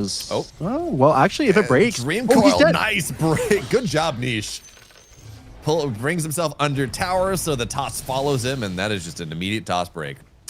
That's now 60 seconds, by the way. Sumail, no buyback. Yeah, and Roche is going to spawn relatively early as well. Well, just about to spawn here. 3 seconds until it's up. They should be able to scout it. There's pretty much no way they can fight it. I think even with Sumail, there's roughly no way they can fight it. It will be forced to at some point. GH did finish the shard, which is really nice. I will say once you have Hotspot plus the shard on Phoenix, hero scales very well and very nicely, but yeah, they're just going to do it in the time that Sumail is down. Now there's a BKB on 4-2-3 soon. It's on actually. Yeah, there we go. Here is my question. As Puck's like, we're taking Aegis. Meanwhile, GH has been found out. There's going to be the illusory orb. We'll be able to find him, but maybe a little bit. Not even popping his CD. Oh, okay. Yeah, not going to get him. Okay, so GH gets out of here. What are we waiting on? Obviously, Nigma Galaxy, they're just kind of trying to bend and not break, even if they're pretty broken. Is it BKB Terrorblade? He's got his BKB done. Is it Sumail BKB? He's got his like, is there something that we're waiting on that actually enables Nigma Galaxy to fight back? Not particularly. I think we're waiting on ICX to make a mistake here. Is probably what we're waiting for. That's the key timing. This BKB is nice for NCQ, but all it really does is keep him alive. The shard is honestly probably the best item they've gotten in the past 10 minutes or so, is the shard onto GH, to be honest. That one is impactful. And Noob is holding about 3.4k, so he can get into a BKB. He's currently eyeing a Hurricane Bike, which I hope he doesn't buy. Yeah, I think. No, okay. He bought the Ogre Axe. He's looking at BKB. And that takes him up a little bit. BKBs are super necessary, but with Roshan's banner dropped, 4-2-3 damage. is forcing the issue, and he's the only one on high ground. Sumail, though, backside, getting on top of Jing. That's a big thing if they can find it. As he pops the BKB, Lays takes about half damage. Oh, they can't. Rinseq backside as well. They Rinseq. can't make this happen. dying to Rinseq, Ember. oh no. In the BKB timing, is going to have to go Sunder Noob. That just means Noob dies on the backside of this fight. NBA. Now the Supernova. Ooh, wait a minute. It's going to survive. GH gets the Sun on top of 4-2-3, and that's going to be the Aegis down the ones. But now Niche arrives, and he is so much damage. Buyback here from the Tiny as well. And that's Orchid on top of Niche. Wait a second. But they don't have the damage trying to get 4-2-3 down. But between the butterfly and everything else. All right. You know, that is a defense. It was buyback from Omar and Noob. And actually, whoa, Sumail, you got to be careful. GH good, well positioned on the Sunray. They're going to get jinged twice. That's good. And now GH moves a little bit further forward. Will find the Jakiro. Frog Stomp not available, sounds like. And looks like Niche will get high ground, but they get the dieback on the Tiny. That opens up 60 seconds where, you know, maybe they don't have to worry on the map quite as much. Maybe they can make some more plays. I mean, anything is anything at this point. I think in the wisest words I could give Nigma Galaxy. Yeah, just wait for the high ground. One of the things that we've been talking about lately is the very crucial rule of never walking onto the high ground. Doing so. Well, this is kind of awkward as unfortunately this Largo's stuck in the Amphibian Rhapsody. So yeah, Niche did have that shield rune. You could have licked it off, but he was silenced and stuck and couldn't do anything. So instead, that's a dieback on the Largo. Not my Largo buff. Yeah. Niche is still I mean, you kill off Jing, you get the Aegis of 4-2-3, really pressure him, but unfortunately, Niche is still on this puck, and he is having a ball. Looking towards a Daedalus next, which I'm sure any item he buys is probably good. Octarine, Dagon, E-Blade, Mjolnir, the likes. I do kind of like the Mjolnir just because this is a Terrorblade, but this is also a 15,000 net worth Terrorblade at 31 minutes, so I am not really sure how much it matters. Yeah, and Rinseq, I mean, he was kind of eyeing, or he did want to go a Butterfly, which I think would have been really nice, but I think he's probably correctly identifying he needs to switch to a more significant damage item, bought a Chrysalis for himself. And he's working his way up there very humbly. I mean, he's level 18 now. You know, can start working on his driver's license. Start driving around town. So not again. Oh no! Oh no! It takes a little bit of effort. Again, this Tormentor taking power is not quite mathed out in the way that Inner Circle would like it to be. They don't lose anyone, but it does get a little spooky.